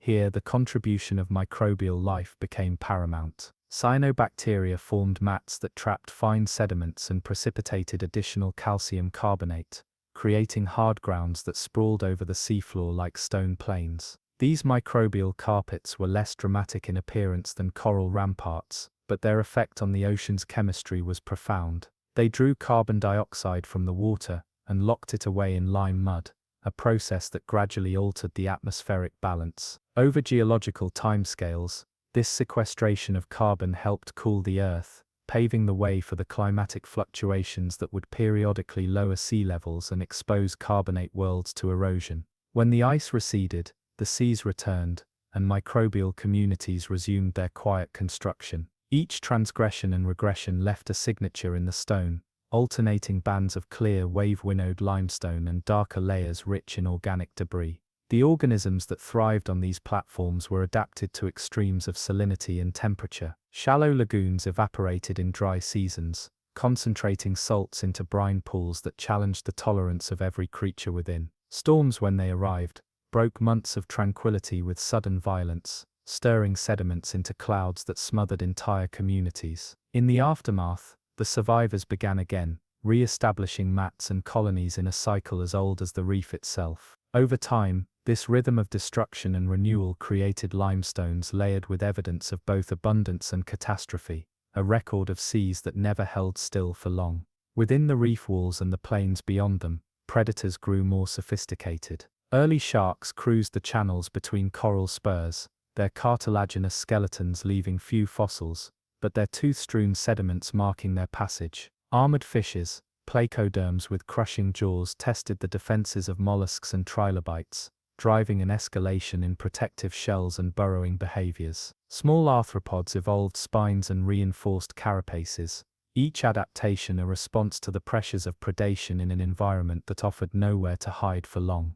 Prey and hunter alike relied on the complexity of the reef, turning its crags and overhangs into an arena where survival hinged on speed and awareness. Currents that flowed across the reef transported more than nutrients. They carried the drifting larvae of every creature, connecting populations separated by vast expanses of water. A coral polyp born in one lagoon might settle 1,000 kilometers away, seeding a new colony on a distant shelf. In this way, the reef remained not a collection of isolated enclaves but a vast interconnected metropolis, whose edges advanced and receded with the fortunes of climate and tectonics. Even when catastrophes struck, when reefs drowned under rising seas or perished in intervals of cooling, this dispersal ensured that life would recolonize as soon as conditions permitted. The continuity of reefs across time depended on the ceaseless movement of these invisible propagules, each too small to see yet potent enough to anchor an entire ecosystem. In quieter intervals, when sea levels stabilized and climate warmed, the reef's biodiversity reached its fullest expression. Mollusks diversified into delicate forms whose shells recorded every subtlety of evolution, sutures that shifted with growth, ridges that redirected currents, colors that blended with coral backdrops. Echinoderms sprawled across the reef crest, their arms exploring every surface. Fish evolved to hover and dart among coral spurs, some with jaws specialized to clip bits of branching coral, others with teeth designed to crush the shells of hidden prey. The reef became a living tapestry in which every thread was in motion, every color the outcome of a million small decisions: where to feed, when to spawn, how to endure the next storm. And always, beneath the living crust, the stone accumulated, capturing the memory of each life in a lattice of calcium and time. Time measured in tens of millions of years, gradually reshaped even the most resilient carbonate worlds. Reefs that had risen unbroken along tropical margins sank beneath encroaching seas as tectonic plates shifted, and continents inched along currents of molten rock deep below the crust. As new basins opened and others closed, currents redirected the flows of warm and cool water that sustained the delicate balance of the reef. Some regions once bathed in steady warmth grew seasonally cold, and reefs contracted toward equatorial belts, where temperatures remained predictable. In these transitions, the ocean reminded every creature that permanence was an illusion. Every reef that flourished owed its existence to conditions as fragile as the bodies that built it, a balance of light, temperature, and chemistry that no single species could command.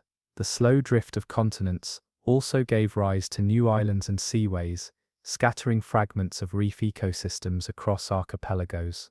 When volcanic ridges breached the surface, fresh substrates formed where coral larvae might settle. Colonization began as a tentative foothold, pioneering polyps anchoring to basalt and spreading into branching colonies. Over generations, the reef thickened into a ring, encircling the volcanic core in a crescent of pale limestone. As the volcanic island itself eroded and subsided, the reef grew upward, maintaining its place near the surface.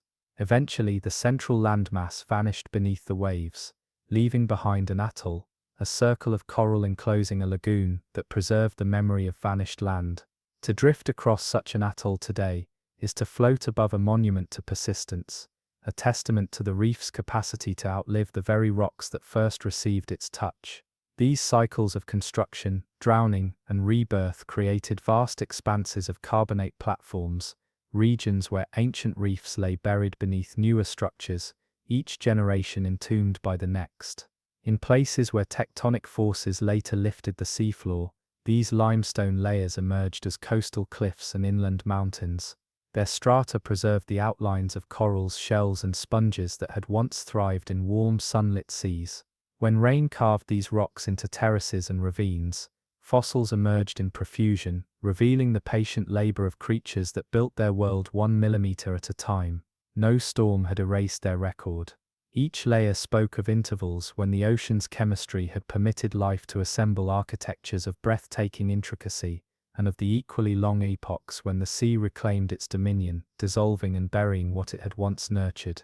The carbonate worlds also bore witness to extinction. Throughout the Paleozoic and Mesozoic eras, episodes of volcanic upheaval and climatic turmoil periodically scoured the reefs of life. Massive basalt floods released gases that acidified the water and suffocated corals. Glaciations lowered sea levels, exposing reef crests to frost and desiccation. These pulses of destruction came in cycles so vast that no lineage could anticipate them. Reefs that had persisted for millions of years vanished almost entirely, their skeletons reduced to rubble fields that drifted across empty shelves. Yet each collapse left behind survivors, species that had found refuge in deeper water or in pockets where conditions remained tolerable. In time, these hardy remnants recolonized the scars, proving that even extinction could be a prelude to renewal. As predators evolved more complex strategies, the reef became not merely a shelter but a stage for relentless contest. Early marine reptiles prowled lagoons in search of prey. Sharks diversified into forms that could navigate the maze of coral passages, striking with speed that left little time for defense.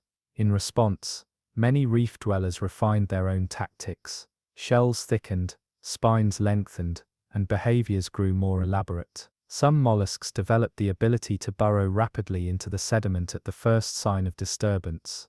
Certain fishes adopted camouflage so precise that their bodies became nearly indistinguishable from the coral itself.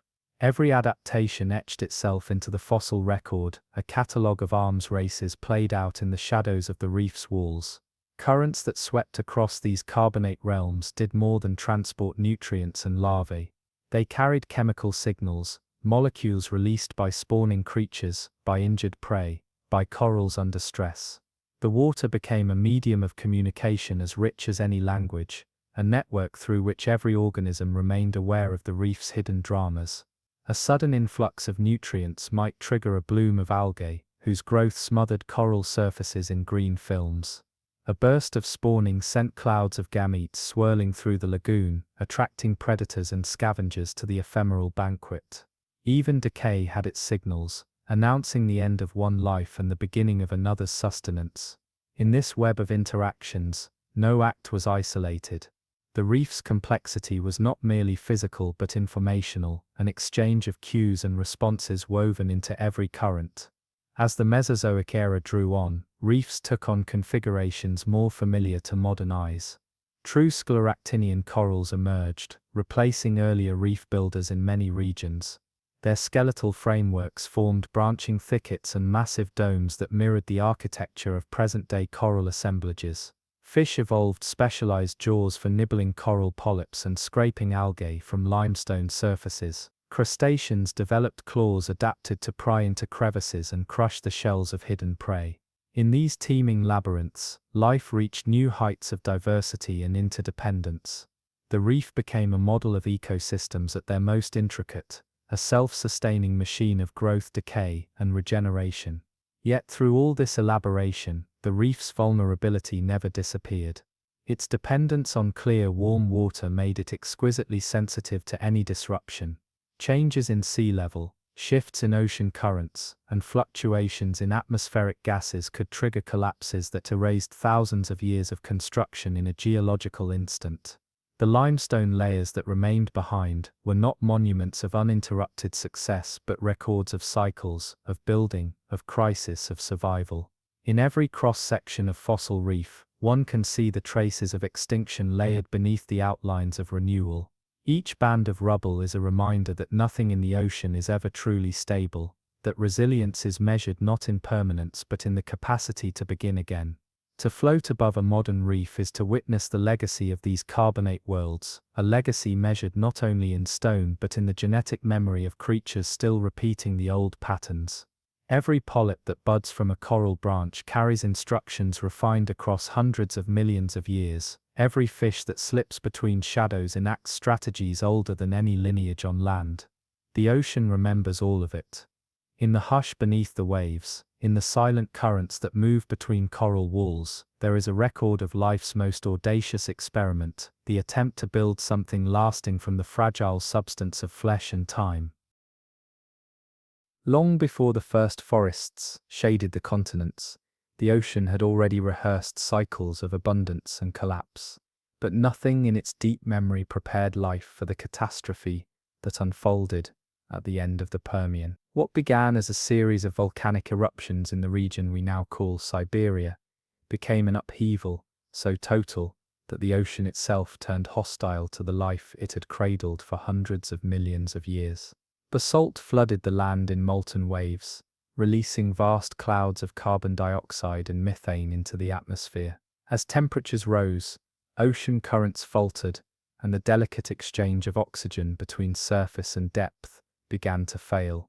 Across every basin and seaway, life clung to stability that dissolved day by day. In the shallow shelves where reefs had built empires of calcium, warming seas and acidified water worked together to strip away the coral's mineral skeletons. Microbial mats expanded across dead surfaces, replacing the colorful mosaics of sponges and bryozoans with monotonous carpets of bacterial slime. Fish, whose gills depended on steady flows of oxygen-rich currents, retreated or perished in suffocating shallows. The carbonate worlds that had flourished for so long collapsed in stages, first the most specialized creatures, then the hardy generalists that had survived lesser extinctions. Even trilobites, which had endured the Cambrian's unpredictable seas and the Devonian's reef crises, vanished entirely, leaving only their fossils as testimony that no lineage was invincible. Farther offshore, the deep basins suffered in ways no eye has ever witnessed. As global temperatures rose, stratification intensified. Warm, oxygenated layers remained trapped at the surface while stagnant depths became toxic with hydrogen sulfide and anoxia. Bacteria that thrived without oxygen multiplied in these blackened zones, producing gases that poisoned the water above and contributed to the unraveling of life along continental margins. To drift over those abyssal plains then would have been to look down into a darkness deeper than mere absence of light, a chemical night that erased all memory of the diversity that once flourished there. The Permian extinction was not a single event but a cascade of crises, each amplifying the last. Ocean acidification dissolved shells that had once armored plankton and reef dwellers alike. As those tiny architects disappeared, the entire foundation of marine food webs began to crumble. Carbon cycles slowed, and the rains of organic debris that fed the deep dwindled to a trickle. In some places, sedimentary records show entire intervals devoid of fossils as though life itself had paused. The ocean's surface shimmered with heat, and in the depths, the slow breathing of currents fell silent. It was the most profound reset the biosphere had ever experienced,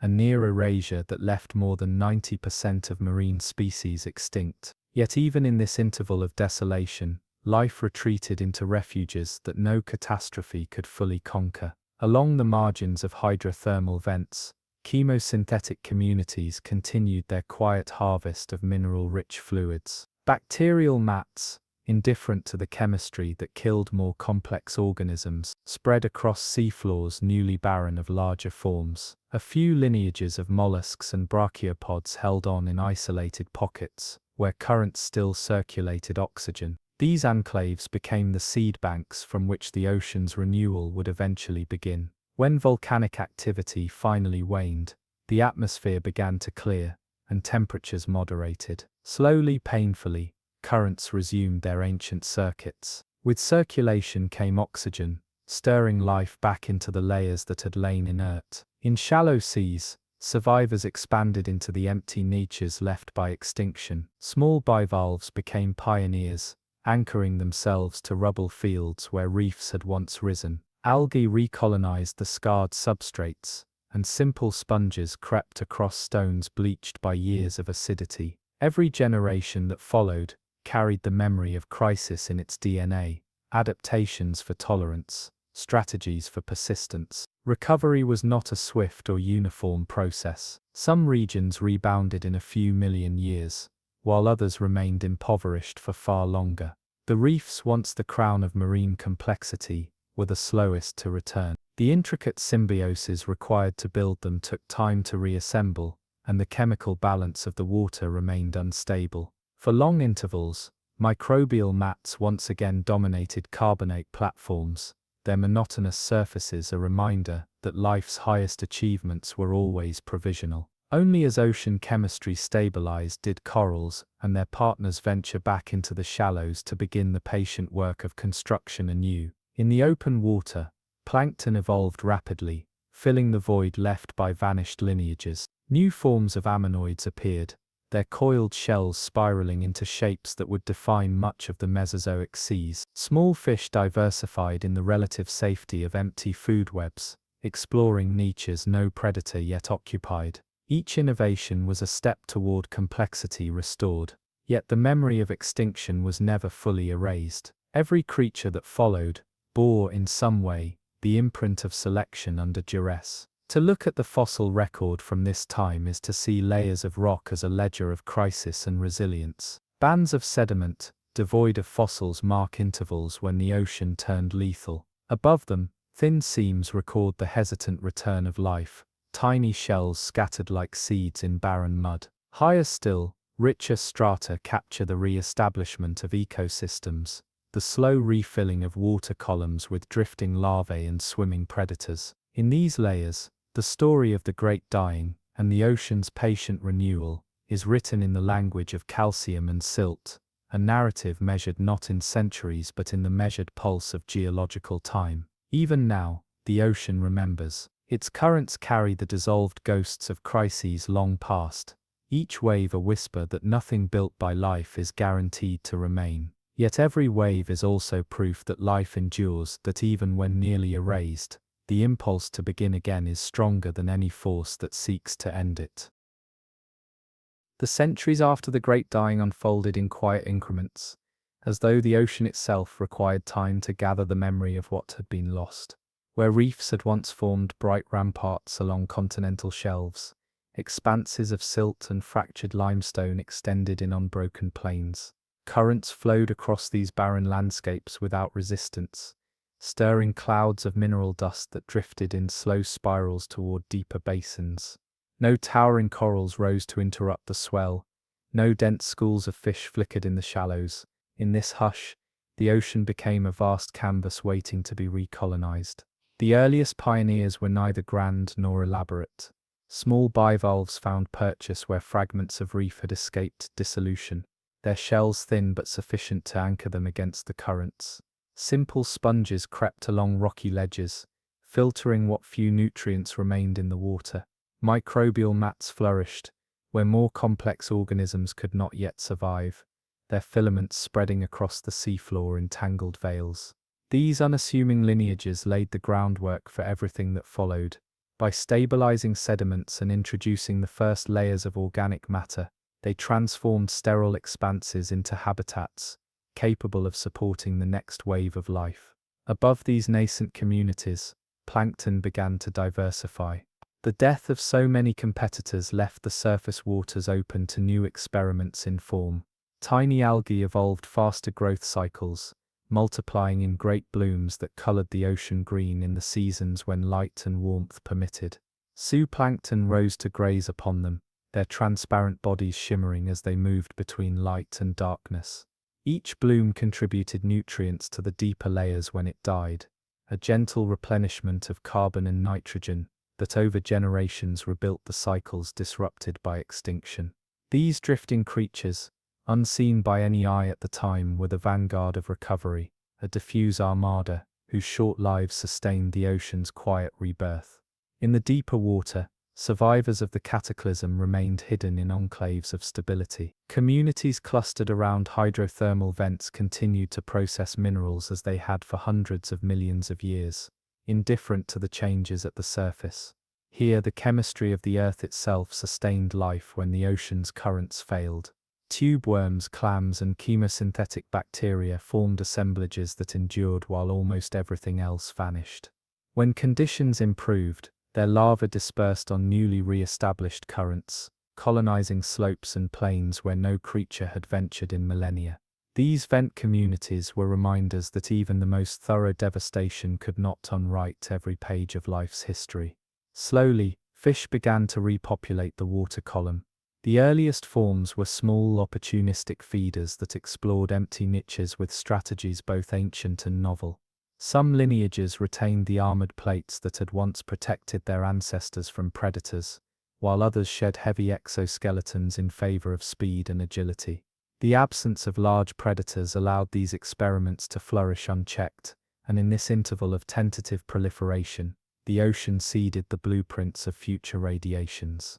Each generation refined the capacity to detect prey in the dim gradients of light, to coordinate movement in schools, to navigate a seascape still reshaping itself in the aftermath of collapse. On the continental shelves, limestone platforms that had once supported reefs began to accumulate the faint traces of new life. Thin beds of lime mud settled in quiet layers, capturing the impressions of shells and the casts of burrows dug by creatures reclaiming old ground.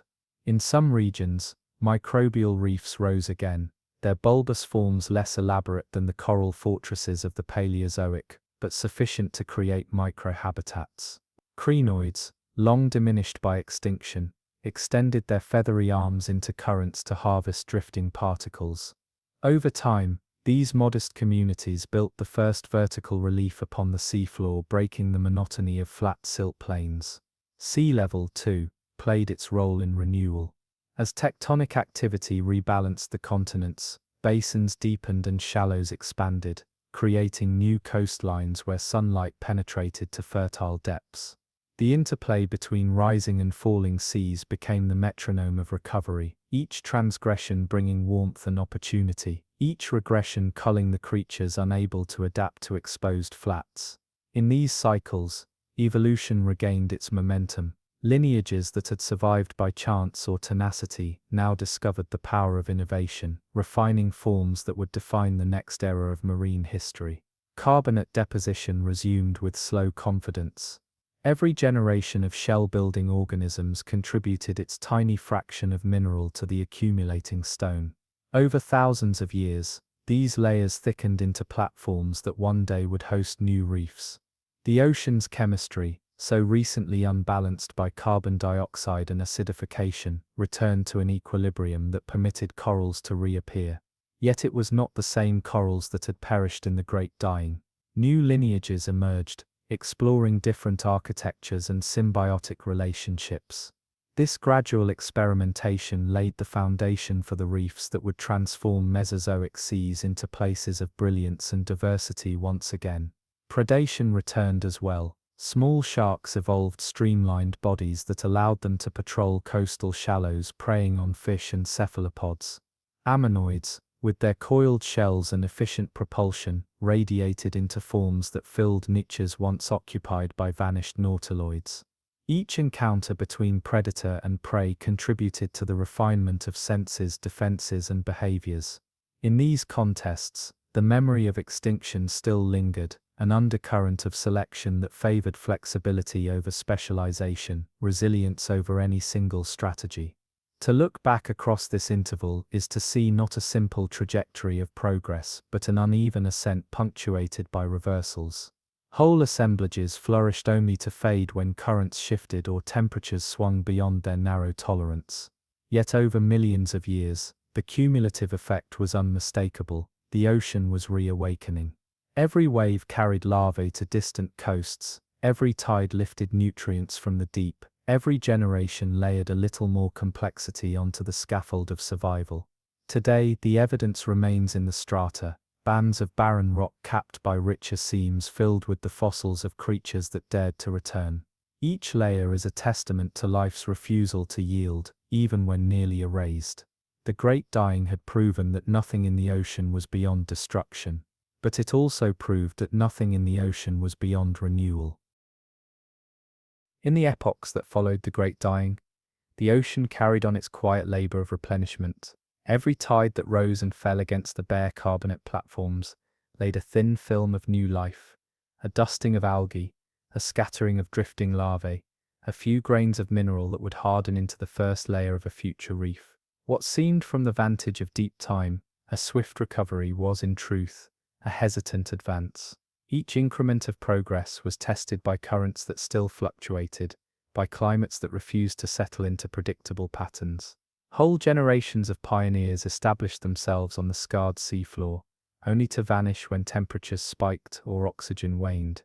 Yet some lineages persisted, and in their persistence, the ocean discovered the outlines of a new order. The Triassic seas marked the true turning point. As the continents that once composed Pangaea began to pull apart, rifts opened where warm shallows spread across newly created margins. These basins became crucibles of renewal, their sheltered waters inviting the return of corals, sponges, and the diverse assemblages that had perished in the Permian collapse. The first scleractinian corals appeared, creatures whose stony skeletons bore little resemblance to the tabulate and rugose corals of the Paleozoic. Their innovation was a more efficient partnership with symbiotic algae, enabling faster growth and the creation of massive reef structures in intervals measured not in centuries but decades. With these new architects came a fresh chorus of life, mollusks that grazed across the reef face, echinoderms that sifted sediments, and small fish that explored the coral labyrinth in search of shelter. The reefs themselves evolved into forms more familiar to modern eyes.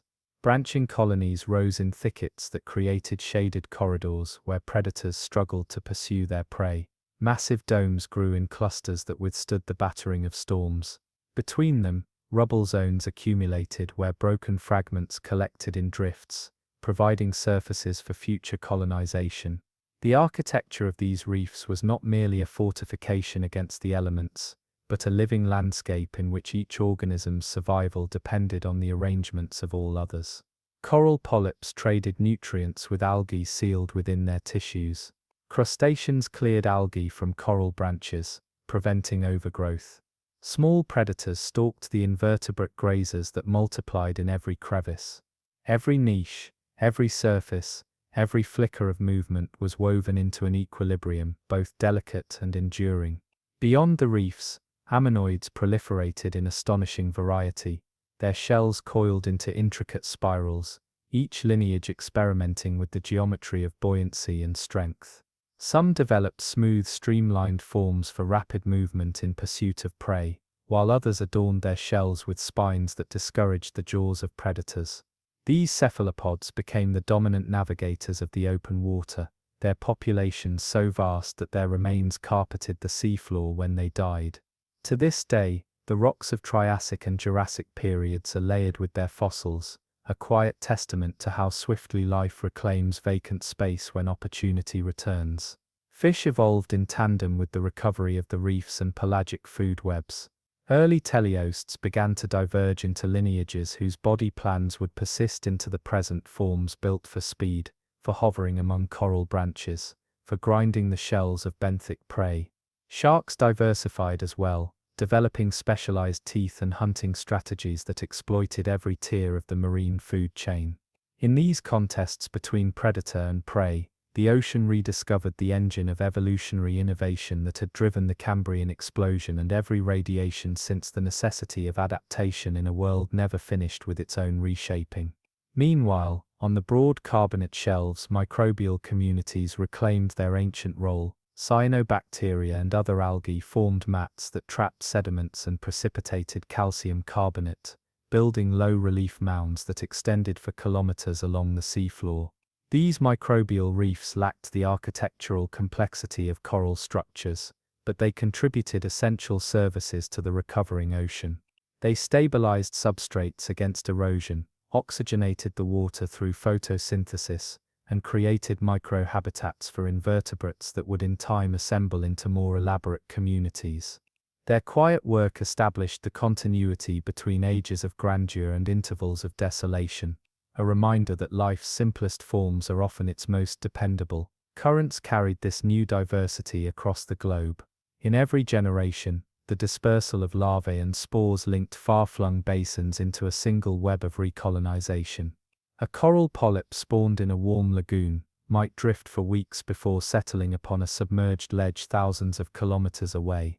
Ammonoid hatchlings, no larger than grains of sand, spread on gyres that circled continents, seeding future populations wherever conditions allowed. This planetary connectivity ensured that even local setbacks could not extinguish the ocean's broader renewal. Each wave that crossed a reef crest or stirred sediments along a deep platform was part of a choreography whose steps had been rehearsed for eons.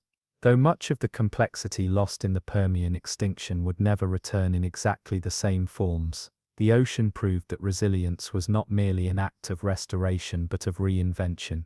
The creatures that prospered in the Triassic seas carried within them the genetic and behavioral tools refined by crisis. They were in every sense the descendants of survival. Their shells and skeletons bear subtle markers of the selective pressures that shaped them: thicker walls to resist acidification, wider tolerance for fluctuating oxygen, faster reproductive cycles that allowed populations to rebound after sudden reversals. In this legacy, the ocean's greatest catastrophe became a catalyst for novelty. To study the rocks that preserve this story is to trace the slow return of life along a path marked by both triumph and fragility. Bands of limestone record the reappearance of reefs. Thin layers of shale contain the impressions of ammonoid shells that fell like rain. Fossilized fish bones reveal the spread of predators across waters that had lain empty for millions of years. Each stratum is a page in the ocean's vast chronicle, a ledger written in mineral and silhouette, testifying to the cycles that have shaped life on Earth since the first tides gathered on a cooling crust. Even now, the ocean bears within it the inheritance of that time. Every coral reef that flourishes beneath modern sunlight, every school of fish that slips through translucent water, every drifting lava carried on an unseen current is part of the same unbroken experiment. The search for life's continuity in a world that never guarantees it. And in the hush between waves, if one listens long enough, one can almost hear the ocean remembering what it overcame. Time did not restore the ocean in a single sweeping act of renewal. Instead, recovery unfolded as a slow mosaic, with some regions returning to abundance, while others remained barren. The scars of the Great Dying lingered in chemical imbalances and empty shelves, the aftershocks of extinction echoing across every basin. Yet, as the Triassic advanced into the Jurassic, the reefs regained their stature as the ocean's architects. Scleractinian corals extended their colonies along new continental margins, constructing ramparts of limestone that rose toward the sun. Each branching polyp added its grain of calcium carbonate, a fragile gesture repeated by billions of creatures until it became stone. Within the shelter of this living architecture, a pageant of life unfolded, an intricate theatre in which no role was too small to matter. In the shaded spaces beneath coral canopies, small bivalves anchored themselves to any surface they could find. Sponges grew in lobed masses, filtering the water in silence. Tiny echinoids crept between coral branches, their spines moving in cautious synchrony. The reef's outer slopes hosted schools of fish that flickered in coordinated displays. Their bodies evolved to navigate the labyrinth with precision. Each species contributed to the maintenance of the whole. Algae grazers keeping coral surfaces clear, scavengers consuming decay, predators ensuring no population grew unchecked. The reef was not a passive edifice, but an engine of exchange, every current stirring invisible threads of energy and information. Beyond the reefs, open water ecosystems recovered with equal determination. Ammonoids diversified into shapes more elaborate than any seen before, some shells compressed into flattened discs for agility, others coiled into intricate spirals that defied prediction. Their short lives and prolific reproduction allowed them to respond quickly to changes in climate and nutrient supply, and their abundance fed a web of predators that traced their migrations across ocean gyres. Sharks evolved teeth suited to crush or slice, and fish refined their fins and jaws to exploit every ecological tier. Even the plankton drifted toward new complexity, with diatoms and radiolarians elaborating skeletons of silica that would in time become the raw material of future sediments. The carbonate platforms that sprawled along continental shelves recorded each increment of renewal. In places where microbial mats once dominated, corals now spread in patchwork colonies. Their skeletons mingled with the remains of sponges and algae, forming limestone beds that captured the outlines of each life. These deposits accumulated not as monuments to a single moment, but as layered evidence of the ocean's capacity to reimagine itself. The contrast between barren horizons and fossil-rich strata marked the intervals when life seized opportunity, tested new forms, and established fresh alliances. To walk among the fossil cliffs today is to see the memory of these intervals laid bare, a chronicle in stone of everything the ocean has endured. Even as diversity returned, the lessons of extinction were never far from the surface. The organisms that prospered were those that carried within their lineages the capacity to weather instability. Coral species experimented with symbioses that could adapt to shifting conditions. Bivalves refined the art of filtering turbid water and anchoring to unstable substrates. Ammonoids developed reproductive cycles so rapid that even sudden reversals could not erase entire populations. These strategies were not accidental, but the outcome of selection pressures that had punished specialization too narrow to survive. In every adaptation was the imprint of the cataclysm that had come before. Climate continued its restless fluctuations. Intervals of warming raised sea levels, flooding coastal plains, and expanding the area available for reefs and carbonate deposition. Cool intervals drew the ocean back, exposing reef crests to erosion and desiccation. Each oscillation brought local extinctions and opportunities in equal measure. To the creatures that inhabited these shifting landscapes, survival depended on recognizing the difference between temporary hardship and terminal decline.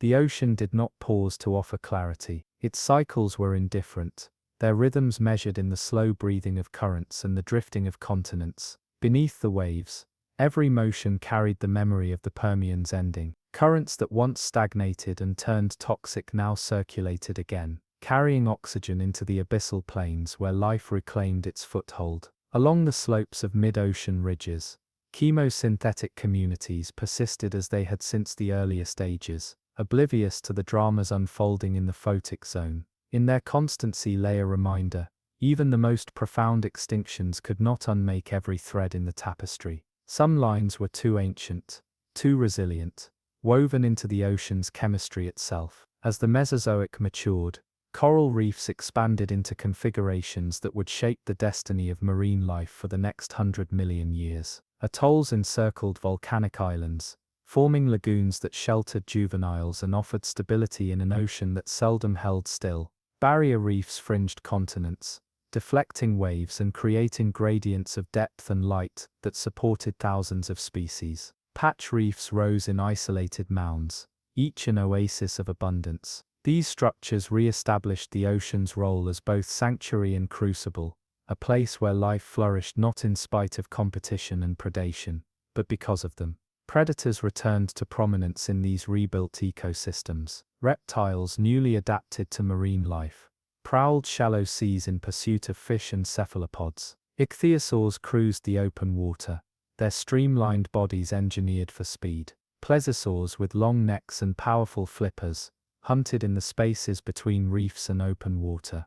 Every innovation in hunting refined the strategies of prey, schooling behaviors, camouflage, sudden bursts of motion that turned near certain capture into a narrow escape. The arms race of predator and prey, resumed with a vigor that mirrored the Cambrians' first great experiments. To stand at the edge of a modern reef is to feel the echo of these ancient restorations. Every coral polyp budding from a limestone base, every fish hovering in the wavering light, every grain of carbonate sand is part of the same unbroken continuity. The ocean remembers not only its cataclysms but its renewals, each wave a testament to the power of life to reclaim what seems lost beyond recall. The Great Dying was not the end of the ocean's story. It was a single chapter in a book still being written, a reminder that life's capacity for rebirth is as boundless as the sea itself.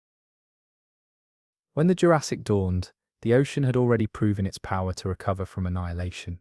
The seas that filled the widening gaps between the drifting continents became theatres of expansion and invention.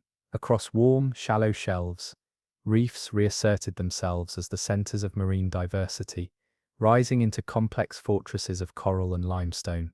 Yet, beyond these bright margins, deeper waters played host to a transformation that would leave an indelible mark on the ocean's story. Here, in realms that once seemed too vast and featureless to nurture giants, new predators evolved, creatures so perfectly adapted to the open sea that their reign would span tens of millions of years. The most emblematic of these were the ichthyosaurs, whose sleek forms resembled the dolphins that would one day echo their niche. Descended from terrestrial reptiles that had returned to the water in search of prey, ichthyosaurs refined their bodies into instruments of speed and precision. Their elongated skulls housed jaws studded with conical teeth, designed to grasp fish and squid in sudden, decisive strikes. Some species measured no more than a few meters in length, darting through schools of small prey with agile flicks of their tails. Others, such as Shonosaurus, grew to lengths exceeding 20 meters, their immense forms gliding through open water with a calm authority born of absolute command over their domain. Alongside the ichthyosaurs rose the plesiosaurs, whose anatomy defied any simple comparison. Their bodies were broad and muscular, propelled by four powerful flippers that churned the water in steady synchrony. Some bore short necks and massive skulls capable of crushing armored fish. Others evolved astonishingly elongated necks that curved and pivoted to seize prey in swift arcs. These long-necked plesiosaurs patrolled the edges of continental shelves and the open sea alike, their silhouette as distinctive in life as it is in the fossil record. To the smaller creatures of the Jurassic seas, these predators were the inescapable fact of existence, a presence that shaped behaviors, migration patterns, and every strategy for survival. The abundance of prey that fed this proliferation was a consequence of the ocean's renewed productivity. Plankton flourished in sunlit layers, their blooms tracing invisible tides of nutrient upwelling. Ammonites reached their zenith in variety and abundance, their coiled shells floating in countless variations across every latitude. Some species measured scarcely more than a thumbnail across, drifting passively among other plankton. Others grew as large as a human torso, using rhythmic jets of water to navigate through the dim blue. Their soft bodies remained hidden within their mineral casings, but the patterns of ribs and whorls that adorned those shells became signatures as recognizable to a paleontologist today as fingerprints. Beneath the open water, the seafloor teemed with life that flourished in the quiet beyond the reach of storms. Bivalves and brachiopods blanketed carbonate platforms, their shells layered in mosaics of shape and color. Crinoids spread delicate arms across the sediment, filtering organic rain from above. Small arthropods scurried in the shadows of larger forms, exploiting every fragment of decay. Every tier of the food web was filled, every niche refined by competition and predation into ever more specialized strategies. The ocean had entered a new equilibrium, a state of vibrant complexity, held together by currents, chemistry, and the ceaseless interplay of life and death. On continental shelves where reefs advanced, the architecture of corals reached a scale that transformed coastlines. Massive barrier reefs stretched for hundreds of kilometers, deflecting waves and nurturing lagoons filled with juvenile fish and invertebrates. Atolls rose above submerged volcanoes, their ring-shaped formations encircling tranquil basins. The organisms that built these structures had learned to thrive in warm, nutrient-poor water by partnering with symbiotic algae, whose photosynthesis supplied the energy to secrete stone. In the stillness of the lagoon, Fine sediments settled in layers so delicate, they preserved every detail of the creatures entombed within. The fossil record from these reefs captures not only the outlines of shells and corals, but the fleeting shapes of soft-bodied organisms that rarely survive in stone. Even the land played a role in shaping the Jurassic seas. Rivers carried sediments and nutrients into coastal basins, sustaining plankton blooms that rippled outward in waves of productivity. Rainfall patterns shifted as continents drifted, altering the salinity of estuaries and creating corridors where fresh water and marine species mingled. Each river delta became a zone of flux, a place where the boundaries between land and ocean blurred into a mosaic of habitats. In these transitional spaces, evolution found fertile ground for innovation. Fish evolved tolerance for fluctuating salinity, mollusks adapted to shifting substrates, and crustaceans developed the capacity to migrate between saltwater and freshwater with the turning of the tides. Predators did not limit their dominion to open water. Some ichthyosaurs hunted in shallow seas, pursuing shoals of fish into reef passages where maneuverability mattered as much as speed. Plesiosaurs, with their powerful flippers, could pivot and lunge in confined spaces, seizing prey that had no time to react. Their presence forced smaller creatures into constant vigilance, shaping the evolution of camouflage, schooling behavior, and nocturnal activity. Every adaptation was a negotiation with danger, a refinement of form and instinct in response to the ocean's most relentless hunters. To look across a Jurassic Sea was to witness a panorama of abundance.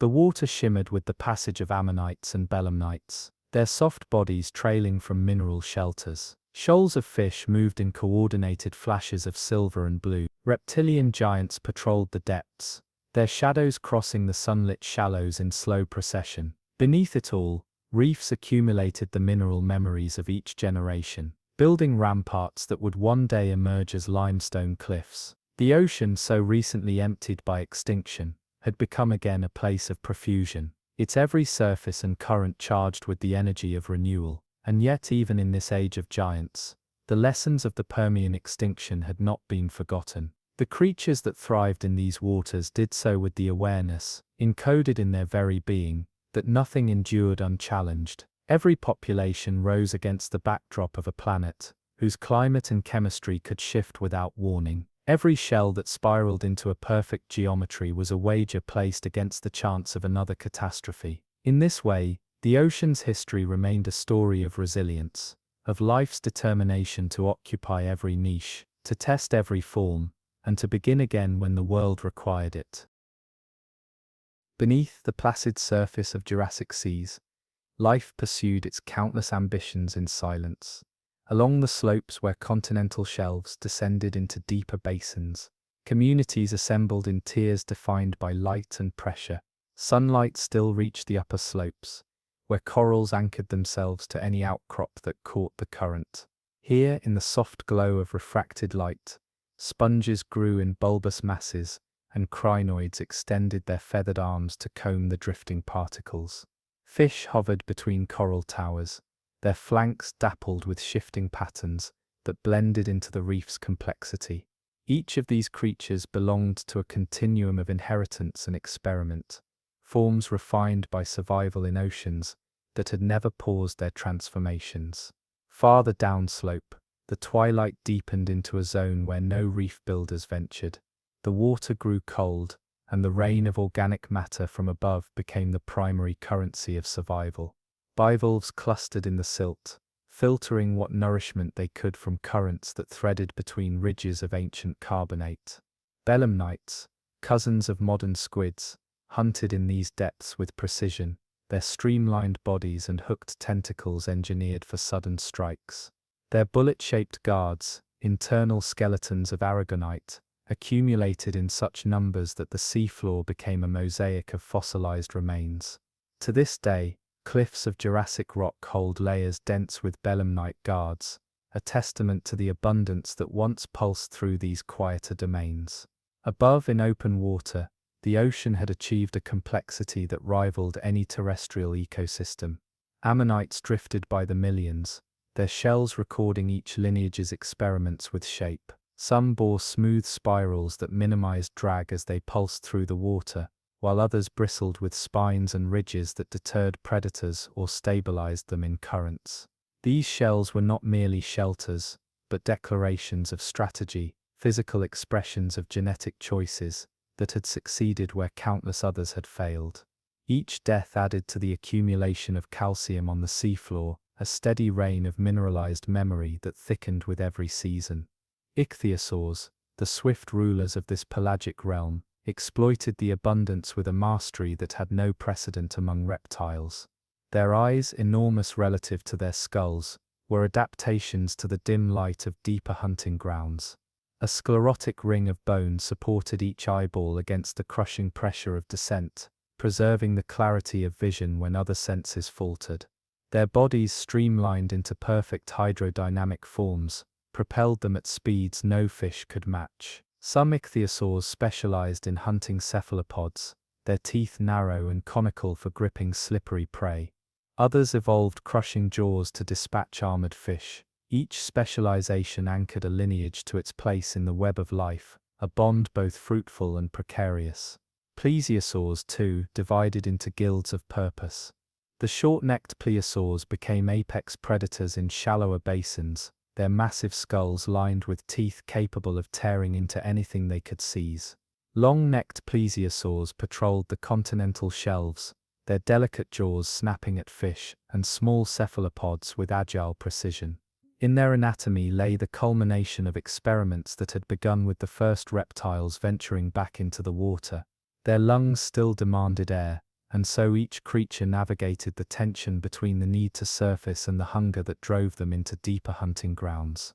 This constraint defined the rhythm of their lives, dives measured in minutes, interrupted by a sense to draw breath before slipping again into the gloom. Closer to shore, the reefs expanded in configurations as intricate as any city. Massive coral heads rose in domes that withstood storm surges, their surfaces crowded with branching colonies that provided habitat for thousands of smaller creatures.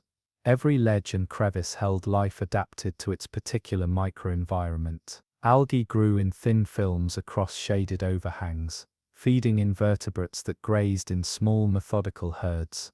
Tiny fish flitted between coral branches, their eyes ever watchful for predators that slipped through the maze with predatory patience. Crustaceans worked at night, clearing debris from burrows and tending gardens of algae cultivated for sustenance. To drift through such a reef was to enter a world defined by constant negotiation, every form an answer to the question of how to persist amid competition and danger. The sediment accumulating beneath these reefs told a parallel story of abundance and mortality. Layers of coral rubble alternated with fine-grained silt washed in from river deltas. Storm events left sudden deposits of shattered shells, each layer marking the passage of a cyclone that rearranged the architecture in hours. Yet life returned after each upheaval, recolonizing the wreckage with the same inexhaustible determination that had followed the Permian cataclysm. In this rhythm of destruction and renewal, the reef revealed the ocean's most enduring lesson, that nothing built is permanent, but everything lost can become the foundation of something new. Even the chemistry of the Jurassic seas evolved in concert with this renewal. High atmospheric carbon dioxide maintained warm temperatures and ensured that calcium remained abundant for shell builders. Ocean currents, driven by the drifting continents, redistributed heat across latitudes, creating belts of productivity where plankton bloomed in abundance. These invisible pulses sustained the surface fish that in turn nourished the marine reptiles. In every cycle, the ocean demonstrated that stability was never static. It was dynamic balance, a choreography of forces that could in a geological instant pivot towards scarcity. Amid these transformations, lineages continued their quiet exploration of form. Crustaceans experimented with carapaces designed for burrowing or clinging to the undersides of corals. Fish refined jaws that could nibble, crush or slice depending on the prey. Sponges developed skeletons of silica and spicules that offered both structure and deterrence. Each adaptation left a trace in the fossil record, a page in the unending story of what the ocean had tried and preserved. To look across a Jurassic reef or watch the shadow of an ichthyosaur pass overhead was to glimpse the ocean at a peak of exuberance. The creatures that inhabited these waters bore no memory of the extinctions their ancestors had survived, yet their bodies were living archives of resilience. Every eye, every flipper, every coiled shell was the consequence of countless trials, the sum of strategies that had succeeded where others had failed. And always, beneath the shimmer of sunlit waves, the reefs kept growing, layer upon layer of mineral and life accumulating in a monument that waited to be buried, lifted, and revealed again to those who would one day read the ocean's layered history.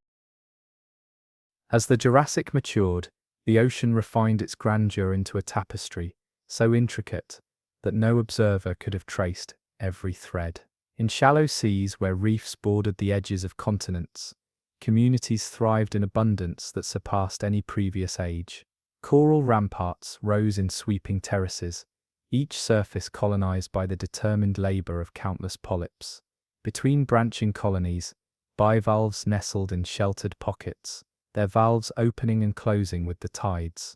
Crinoids anchored themselves to ledges, filtering the ever-present drift of plankton. Even the spaces between coral branches became contested ground. Small fish staked territories no larger than a human hand. Tiny crustaceans clung to crevices, defending patches of algae that fed them through lean seasons. Each corner of the reef became a proving ground for strategies as ancient as the ocean itself: adapt, collaborate, persist. In the open water, ammonites continued their reign as the most prolific cephalopods the world had yet seen. Their shells, coiled into thousands of permutations, recorded the story of survival written in calcium and aragonite. Some ammonites adopted tight, streamlined whorls that cut through the currents with minimal resistance. Others evolved elaborate ribs and spines, perhaps to confuse predators or control buoyancy. Their reproductive cycles were rapid, their larvae drifting across vast distances on currents that connected every basin. When extinction eventually came to them at the close of the Cretaceous, they would vanish in an instant geologically speaking, but in the Jurassic, they were the ocean's common currency, food for ichthyosaurs, inspiration for future mollusks, and silent witnesses to every rising and falling tide. Above the reefs and ammonite swarms, the marine reptiles executed their relentless patrols.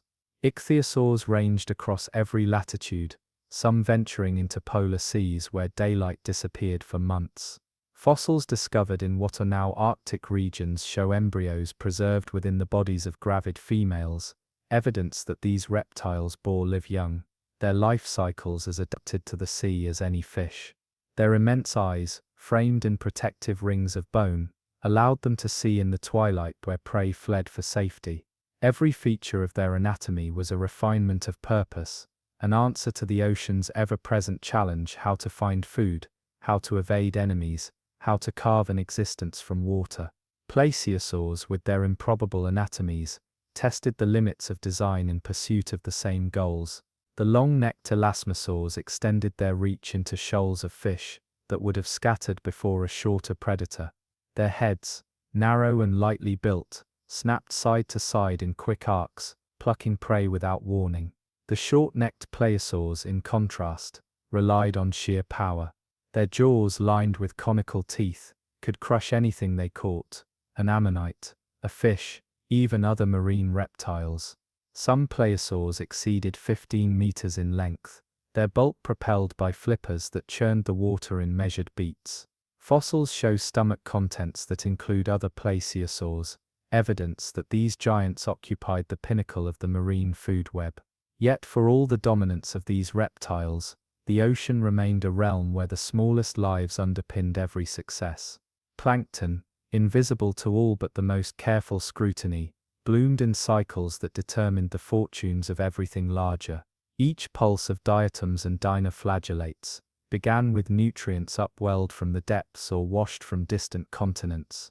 In response, zooplankton multiplied in vast numbers, their translucent bodies rising and falling with the daily migrations that have endured unchanged to this day. These drifting multitudes fed juvenile fish and ammonite hatchlings. They enriched sediments when they died, sustaining benthic communities that worked in perpetual darkness to transform decay into renewal. Along the continental slopes, Carbonate platforms continued their slow accretion. Microbial mats captured fine sediments, cementing them into hard grounds that later generations of coral and sponge would colonize. Periodic storms swept across the shallows, breaking coral branches and depositing fans of rubble that hardened into limestone. In quiet intervals between tempests, new colonies anchored themselves to the wreckage. This cycle of destruction and reclamation produced a stratigraphy as orderly as it was merciless, alternating layers of catastrophe and calm,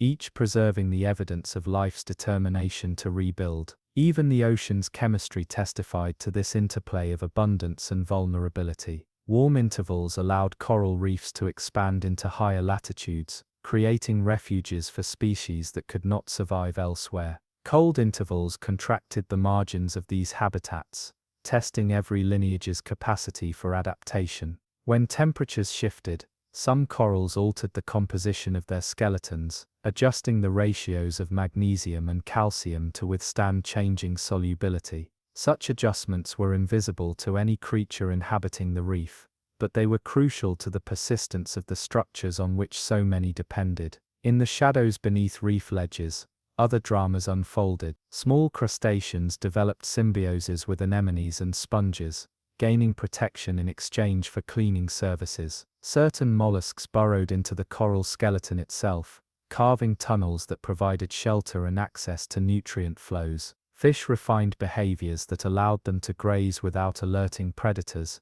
feeding in short bursts, then vanishing into cover.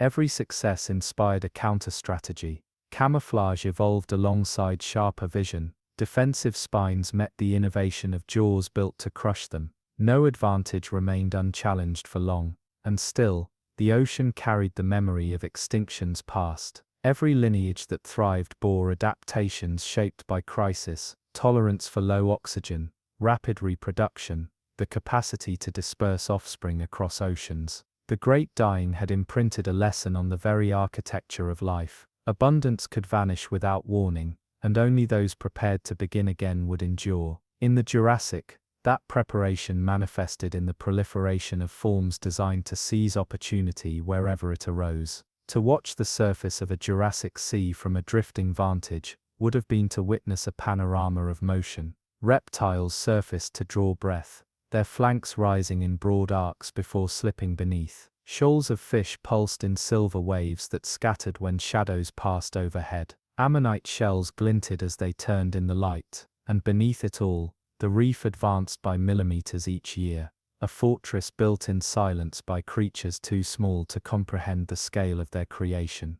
This was an ocean both ancient and newly made, a place where the cycles of extinction and recovery had refined life into shapes more varied than any prior epoch. Each current carried the record of those cycles: dissolved minerals from vanished reefs, the drifting shells of creatures that had lived and died before any observer imagined them. Even now, those currents continue their endless circulation, linking the surface to the depths, the past to the present. In their motion lies the ocean's oldest promise, that no matter what is lost, something will return to claim its place among the waves. With each passing million years, the Jurassic Ocean tested and perfected strategies that would echo across all later eras.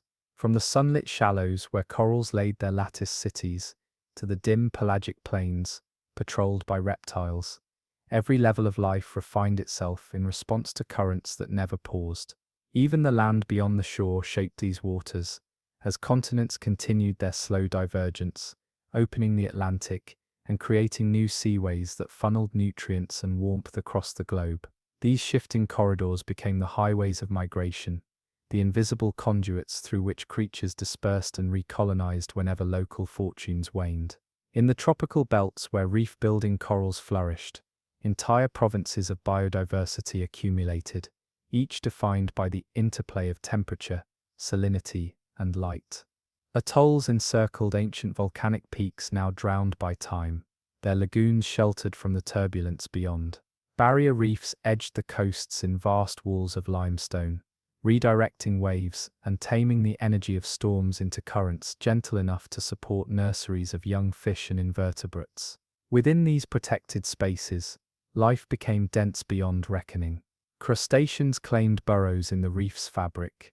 Mollusks grazed in delicate processions along coral branches. Sponges filtered endless columns of seawater, extracting bacteria and minute organic particles with silent efficiency. Every surface was colonized, every crevice a shelter, every overhang a vantage point for predators that learned to wait rather than chase. Above these living citadels, marine reptiles glided on errands as ancient as hunger. Plesiosaurs with their impossibly long necks slipped through the channels, their heads pivoting in measured arcs to probe for prey. From a distance, they must have resembled drifting weeds, necks wavering gently in the currents until the sudden lunge revealed their purpose. Short-necked plesiosaurs patrolled deeper passages, their massive jaws prepared to crush the armored fish and cephalopods that ventured into open water. No part of the reef was beyond their reach, and the presence of these predators shaped every behavior. Fish schooled more tightly, their synchronized movements a defense against confusion. Crustaceans learned to navigate under cover of darkness, venturing out when reptilian eyes could not penetrate the gloom. In this web of adaptations, even fear became a creative force. On the continental slopes, where reefs gave way to soft sediments, other communities extended the legacy of the Paleozoic. Brachiopods and bivalves embedded themselves in the substrate, filtering suspended nutrients carried down from the shallows. Sea lilies unfurled feathery arms to catch fragments of decay that drifted from the surface. Belemnites hovered in loose congregations, their streamlined bodies waiting in ambush. These twilight zones existed in a delicate balance, too deep for the exuberant productivity of coral reefs, too shallow for the darkness of the abyss. Yet here, life established its own rhythms, a measured persistence that needed no drama to justify its continuity. The ocean's chemistry remained in a perpetual state of negotiation. Volcanic eruptions occasionally released pulses of carbon dioxide that warmed the water and altered circulation. Sea levels rose and fell in slow oscillations, drowning coastal plains and then withdrawing to expose shelves where reefs had flourished. Each transgression and regression was a quiet upheaval. Some species expanded their ranges across newly connected habitats. Others vanished when their narrow environmental tolerances were exceeded. Yet at no point did the ocean fall silent. Even in intervals of stress, the plankton kept blooming. The coral polyps kept secreting their fragile skeletons, and the ammonites kept spiraling their shells into countless variations. Among the ammonites, evolutionary creativity reached a zenith unmatched by any other group of the time. Their shells experimented with all the dimensions of form, thickness and ornament, curvature and chamber proportion. In some lineages, spines grew as extravagant as any predator's weapon, perhaps to deter the jaws of plesiosaurs or to stabilize the animal against shifting currents. In others, shells flattened into delicate discs that traded protection for mobility. No design was final. Every generation was a test of which solutions could endure the next change. When conditions turned against them, entire families vanished, leaving only the silent record of their passing in limestone beds that today yield fossils like pages torn from an ancient manuscript. While ammonites and reptiles dominated the open water, fish advanced their own experiments. Ray-finned fishes, which had already proven their adaptability, diversified into forms specialized for every feeding strategy. Planktivores with gaping mouths that sieved the water, grazers that clipped algae from reef surfaces, predators whose jaws extended outward in sudden strikes. Their scales recorded the chemistry of the seas they inhabited, each growth ring a snapshot of environmental shifts. These fishes became the most numerous vertebrates in Jurassic oceans, their resilience, a legacy that would carry them forward into every subsequent era. At the margins where river outflows met the sea, other innovations unfolded. Estuaries became nurseries for fish that needed brackish water to shelter their young. Mangrove-like plants extended root systems into tidal zones, stabilizing sediments and creating labyrinths where invertebrates flourished. These transitional spaces blurred the boundary between land and ocean. Creatures that learned to navigate both realms gained advantages that would later propel them onto shorelines and into freshwater ecosystems. In the Jurassic, this blending of habitats was still embryonic, but its promise was unmistakable. If any witness had floated above these seas, They might have been struck by how complete the ocean appeared, how seamlessly each niche fit into the next, how effortlessly life occupied every available space. Yet beneath this impression of permanence lay a truth older than any lineage. The ocean was always becoming, never complete. Each success was provisional. Every balance was temporary. Storms could scour a reef in a single day. A shift in temperature could silence a region that had flourished for millennia. To exist in these waters was to accept that all abundance was conditional, all stability an interval between transformations. Even now, the fossil record preserves this paradox. Layers of limestone rich with coral fragments and ammonite shells alternate with bands of silt that contain almost nothing. A blank testament to times when life's exuberance was interrupted. And above every buried reef lies evidence that eventually, the ocean began again, populating the same slopes and shelves with new generations ready to test the possibilities once more.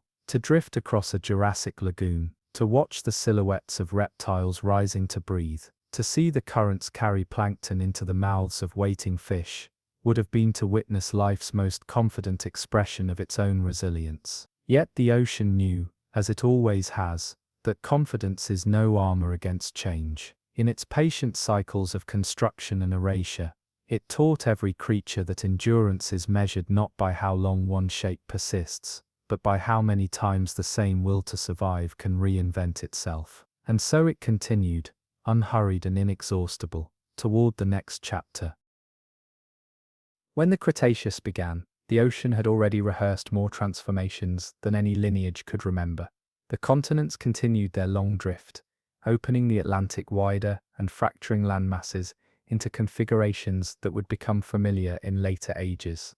This slow rearrangement redrew every current, every upwelling, every migratory path. Warmth became the ocean's defining feature. Greenhouse climates prevailed, raising sea levels to heights that drowned vast lowlands in epicontinental seas. What had once been dry plains became shallow inland oceans, incubators for life that blurred the distinction between coast and deep water. These flooded interiors created corridors of connectivity. Marine reptiles traversed entire continents without ever venturing into the true open sea. Ichthyosaurs, whose lineage had dominated the Jurassic, now dwindled as new predators arose to claim their place. In their stead, mosasaurs emerged, serpentine lizards that had returned to the water with an ambition unimagined by their terrestrial ancestors. Their jaws, hinged and double-jointed, could engulf prey as large as themselves. Some grew over 15 meters long, their paddle-like limbs and tails transforming them into the undisputed sovereigns of Cretaceous seas. Where mosasaurs hunted, few creatures were safe. In the shallows, other lineages refined their designs. Plesiosaurs continued to diversify, their necks lengthening into improbable levers of reach, their flippers adapting to hover and lunge with grace that defied their mass. These reptiles shared the inland seas with an array of fish whose forms would look almost modern to any diver today. Rays evolved flattened bodies to glide over sandy bottoms, stirring clouds of silt in search of invertebrates. Teleost fishes, newly ascendant, developed specialized jaws capable of suction feeding, a refinement that would guarantee their dominance in nearly every marine ecosystem to come. Above these flooded plains, reefs reasserted their authority as architects of the ocean floor. Corals reclaimed the carbonate platforms abandoned during intervals of climatic stress, building structures that rivaled anything in the Jurassic. Yet the coral builders of the Cretaceous were different, their lineages refined by millions of years of competition and catastrophe. Scleractinian corals constructed fortresses of interlocking branches and domes, creating microhabitats so varied that no single species could master them all. Sponges, mollusks and crustaceans occupied every gradient of light and depth, each finding its own answer to the question of how to endure amid abundance. Currents carried larvae across entire oceans, stitching together distant reefs into networks of shared life. A coral polyp spawned in what is now the Caribbean might, by chance, settle in a lagoon forming along the coast of Africa. This planetary dispersal ensured that even when local catastrophes struck, when storms scoured reefs bare or sediments smothered them, recolonization remained possible. In the Cretaceous, as in every prior epoch, the ocean's resilience depended on the movement of its smallest inhabitants. Open water ecosystems also reached new heights of intricacy. Ammonites flourished once more, their shells evolving into the most elaborate forms ever produced. Some sprouted ornate spines that spiraled outward in complex whorls, while others folded into compact coils that maximized strength against predation. Belemnites, too, remained common, their torpedo-shaped guards accumulating in drifts across the seafloor. In these pelagic realms, predation refined every design. Mosasaurs hunted ammonites and fish with an efficiency no previous reptile had matched. Sharks diversified into lineages whose teeth could shear through bone and shell alike, their bodies tuned to speed and maneuvering in open water. The chemistry of the Cretaceous ocean reflected the warm, nutrient-rich conditions that prevailed across much of the globe. High levels of carbon dioxide fueled the productivity of plankton, whose blooms sometimes grew so vast that their decay consumed oxygen in entire basins. In these anoxic zones, life receded into refuges or perished outright. Black shales, rich with preserved organic matter, record these intervals, dark seams that mark moments when the ocean's fertility became its own hazard. Yet beyond these suffocating expanses, currents remained vigorous, transporting dissolved oxygen into deeper layers and sustaining communities that had learned to adapt to fluctuation.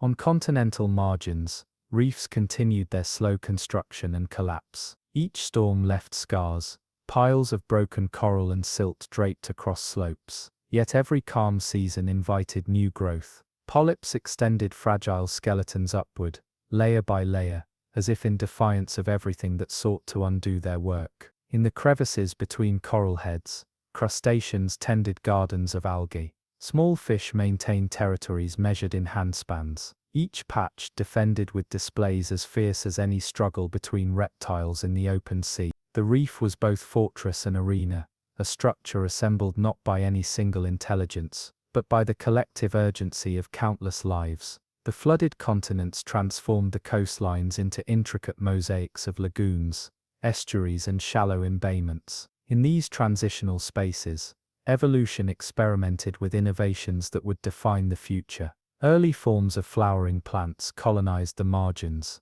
their roots stabilizing sediments and their blossoms attracting insects that had only recently learned the language of nectar.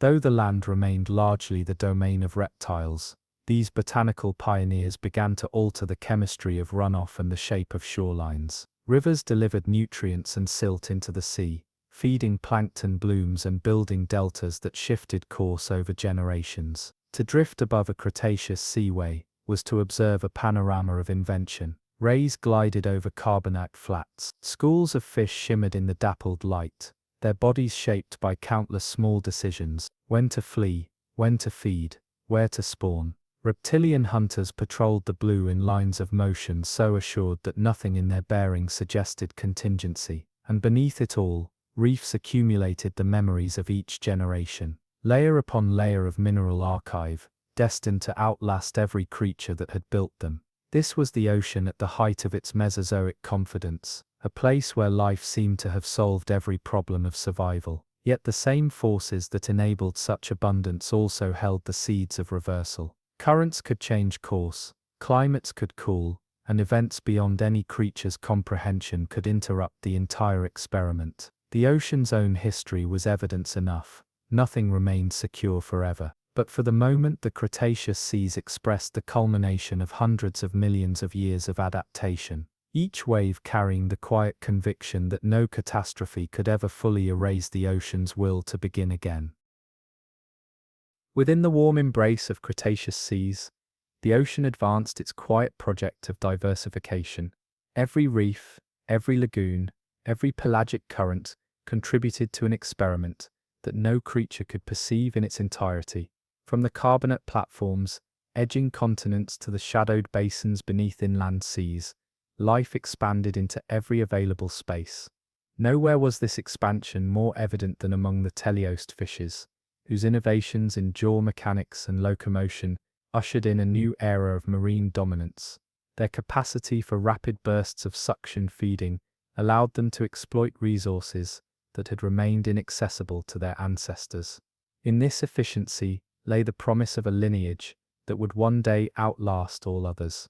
Small, agile teleosts hovered among coral branches, darting forward to snatch plankton or to clip filaments of algae. Larger forms cruised above the reef crests, their streamlined bodies built for sudden pursuit. In shoals, these fish moved as a single organism, turning in unison to confound predators that had refined their own strategies over millions of years. Each ripple in the school was a negotiation of risk and opportunity, a choreography encoded in the nerves of creatures that never paused to reflect on the elegance of their collective motion.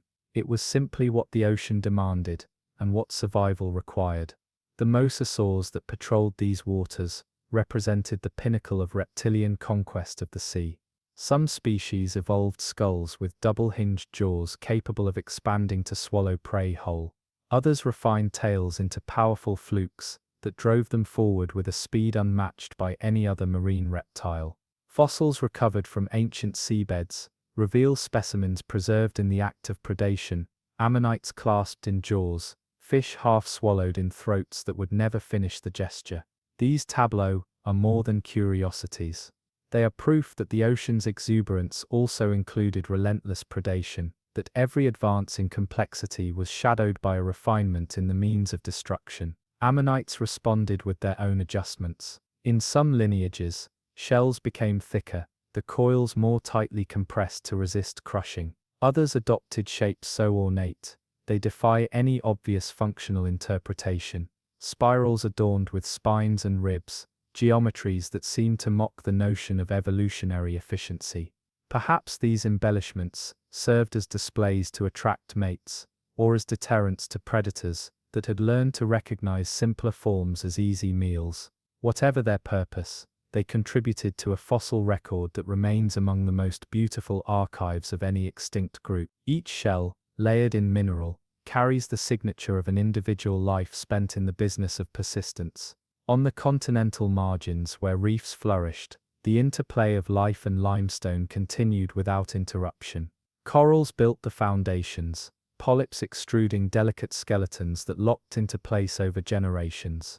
Sponges, bryozoans, and mollusks cemented gaps in the structure, stabilizing the reef against erosion. Algae colonized surfaces exposed to light, feeding grazers that scraped and cropped in daily circuits.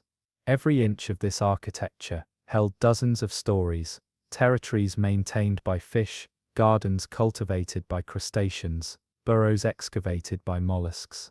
The reef was never a single organism, nor even a community, in the simple sense. It was a process, a phenomenon that happened wherever conditions allowed, a testament to the ocean's preference for complexity. Periodic storms reminded every inhabitant of the reef's fragility. When cyclones swept across the shallow seas, waves tore coral heads from their bases and deposited them in tangled heaps down the slopes. In a single night, centuries of construction could be reduced to rubble, yet each disturbance created opportunities. Broken fragments provided new surfaces where larvae could settle.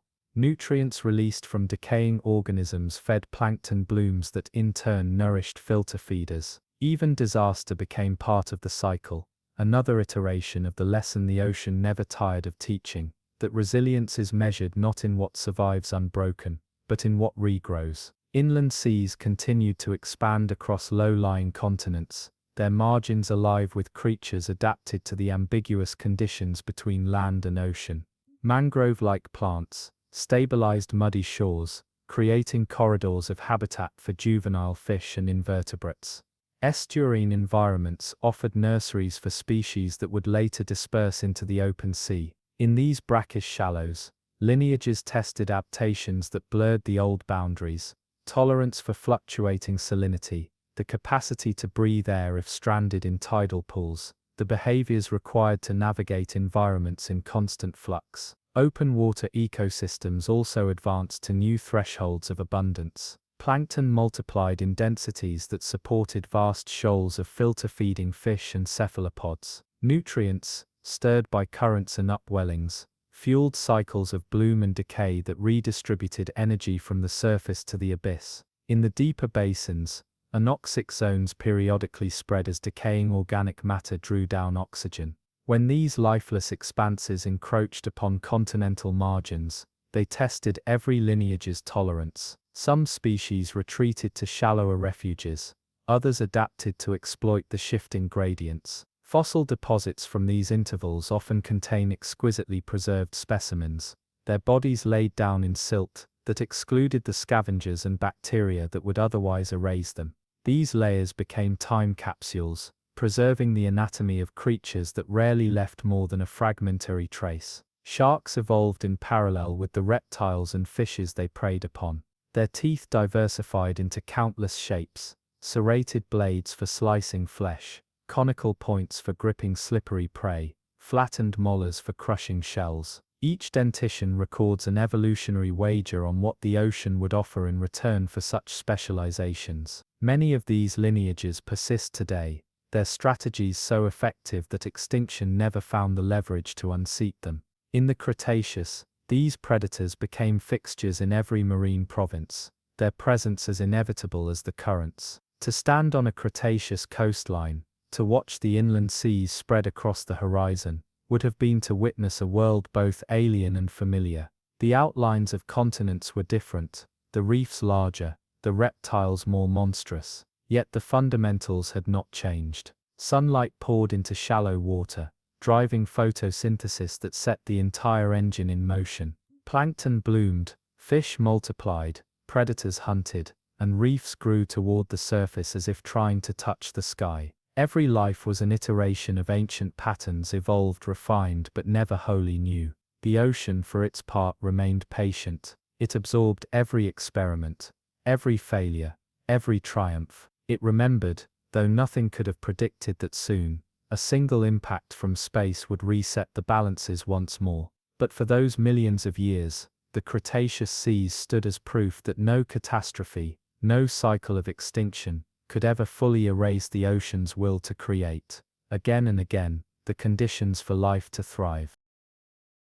Far from the crowded reefs and flooded interiors, the open ocean of the Cretaceous held its own silent dramas. In these expanses beyond sight of any shore, currents carried nutrients across basins so vast that no single creature could traverse them in a lifetime. The sunlight that reached these pelagic layers ignited blooms of plankton, whose life cycles were measured in days. Each bloom was an event as consequential as any migration of reptiles or expansion of coral, a sudden profusion of microscopic lives that sustained everything above them. When the blooms waned, their remains drifted downward in a rain so constant it became the background condition of existence. This slow fall of organic matter was the lifeline for countless creatures in the twilight and abyssal zones. Among the drifting multitudes, ammonites pursued their age-old strategies, navigating with jet propulsion and perfect balance within their coiled shells. In the Cretaceous, their diversity reached a final crescendo. Some lineages produced shells so elaborately ornamented that their purpose remains uncertain. Delicate ribs, tubercles, and spines arranged in patterns as intricate as any lattice. Perhaps these embellishments were defensive. Perhaps they played roles in buoyancy or mating displays. Whatever their function, they marked the culmination of an evolutionary experiment that had persisted since the Devonian. Each ammonite shell laid down in mineral was a declaration of continuity, a record of persistence that no observer at the time could read, but which would one day be unearthed from cliffs and riverbeds by human hands. In these same open waters, mosasaurs ascended to their zenith. Their ancestors had been lizards of the land, but in returning to the ocean, they reimagined every detail of their design. Their bodies elongated into sinuous power, their tails evolved flukes that turned lateral undulation into forward thrust. Some mosasaurs bore jaws lined with recurved teeth designed to seize fish and ammonites. Others grew crushing dentition capable of splitting the armored carapaces of turtles. Fossil evidence shows bite marks on ammonite shells that match their jaws precisely, a signature of predation as unambiguous as any fossil trackway. When a mosasaur passed through a shoal, every creature fled, yet their reign, like every triumph the ocean had ever known, was temporary, bounded by cycles no single life could foresee. Closer to shore, Reefs prospered in configurations that had learned to exploit even the most marginal spaces. Coral thickets colonized slopes of shifting sediment, their polyps extending calcium carbonate branches into the light. Algae found purchase on any stable surface, weaving films of photosynthetic green that fed grazers. Sponges and bryozoans occupied the gaps, cementing loose rubble into coherent walls. Over decades and centuries, these collaborations built mounds and buttresses that slowed waves and created lagoons behind them. Every calm season added another layer of structure, another increment of security for the myriad creatures that hid among the branches. In these protected spaces, fish refined behaviors that still define their descendants. Schools formed not only as a defense but as a way to exploit resources efficiently. Some species evolved the ability to change color in response to mood or threat, communicating intentions that stabilized group cohesion. Crustaceans developed rituals of display and combat to settle disputes without risking fatal injury. Even the smallest creatures, shrimp cleaning parasites from the gills of fish, worms aerating sediments, found their place in the mosaic. Reefs became not merely constructions of mineral and organism, but engines of innovation, testing and refining every conceivable way to coexist. The Cretaceous also witnessed the rise of creatures that blurred the line between land and sea. Sea turtles evolved shells that balanced protection with hydrodynamics, enabling migrations that spanned entire ocean basins. Fossilized nests reveal that their life cycle already included the ancient rhythm of laying eggs on sandy shores before returning to the deep. In this dual existence lay the seed of resilience, an ability to exploit resources across ecosystems, to disperse offspring into habitats that no single catastrophe could destroy entirely. Meanwhile, in the uppermost layers of the ocean, plankton continued their quiet labor of capturing sunlight and turning it into the currency of all life. New groups of calcareous nanoplankton evolved, their tiny plates accumulating in numbers so vast that they altered the chemistry of seawater itself. When these organisms died, their remains settled into drifts of chalky mud. Over millions of years, this sediment compressed into limestone beds that today form the White Cliffs of Dover and similar formations around the world. To touch those cliffs is to place a hand upon the remnants of entire oceans' worth of plankton blooms, each layer a record of a season when light and water combined to build the foundation of every food web. Not all the ocean's transformations were benevolent. Intervals of anoxia returned as warm temperatures stratified the water column, preventing oxygen from circulating into the depths. In these suffocating basins, life retreated or vanished, leaving black shales as grim memorials. Yet even here, resilience found a foothold. Certain bacteria flourished where no animal could endure, metabolizing sulfur compounds and sustaining tiny ecosystems in darkness. These enclaves were reminders that the ocean's commitment to life extended beyond the visible, that its experiments continued wherever conditions permitted. Predators responded to these changes in predictable fashion by refining their tools. Sharks evolved serrated teeth, capable of slicing through the flesh of turtles and marine reptiles. Some lineages produced broad crushing plates for cracking the shells of ammonites. Mosasaurs adapted their jaws and skulls to accommodate larger prey. Each escalation drove counter-adaptations, thicker shells, more agile bodies, more elaborate behaviors to avoid detection. This endless contest of advantage left an indelible record in the fossil beds, bones bearing bite marks, shells with scars, teeth shed in the frenzy of the hunt. To float above a Cretaceous reef, to watch the corals sway and the fish dart in their flickering schools, was to witness the ocean in its fullest expression of maturity. Every lineage, every innovation, every repetition of an old pattern had converged into an ecosystem so complete it seemed to need no further revision. But the ocean never confused fullness with permanence. It had seen too many such flowerings, too many intervals when the whole edifice was swept away by currents, by climate, by events no creature could anticipate. The currents themselves carried this memory. Each wave that swept over a coral head contained dissolved minerals from mountains long eroded. Each tide that flooded a lagoon carried nutrients released by decaying generations. Even the silt that settled in quiet basins was more than debris. It was the sediment of persistence, the residue of lives that had thrived, perished, and contributed their substance to the next iteration. The ocean did not keep monuments, it did not inscribe epitaphs. Instead, it layered its memory in stone and water, in the shells that sank unnoticed, in the carbon that drifted down to the abyss. And in these silent archives lay the story of the Cretaceous, an age when life reached the threshold of modern form, unaware that another ending approached. For the ocean, as always, this was merely a pause before the next beginning.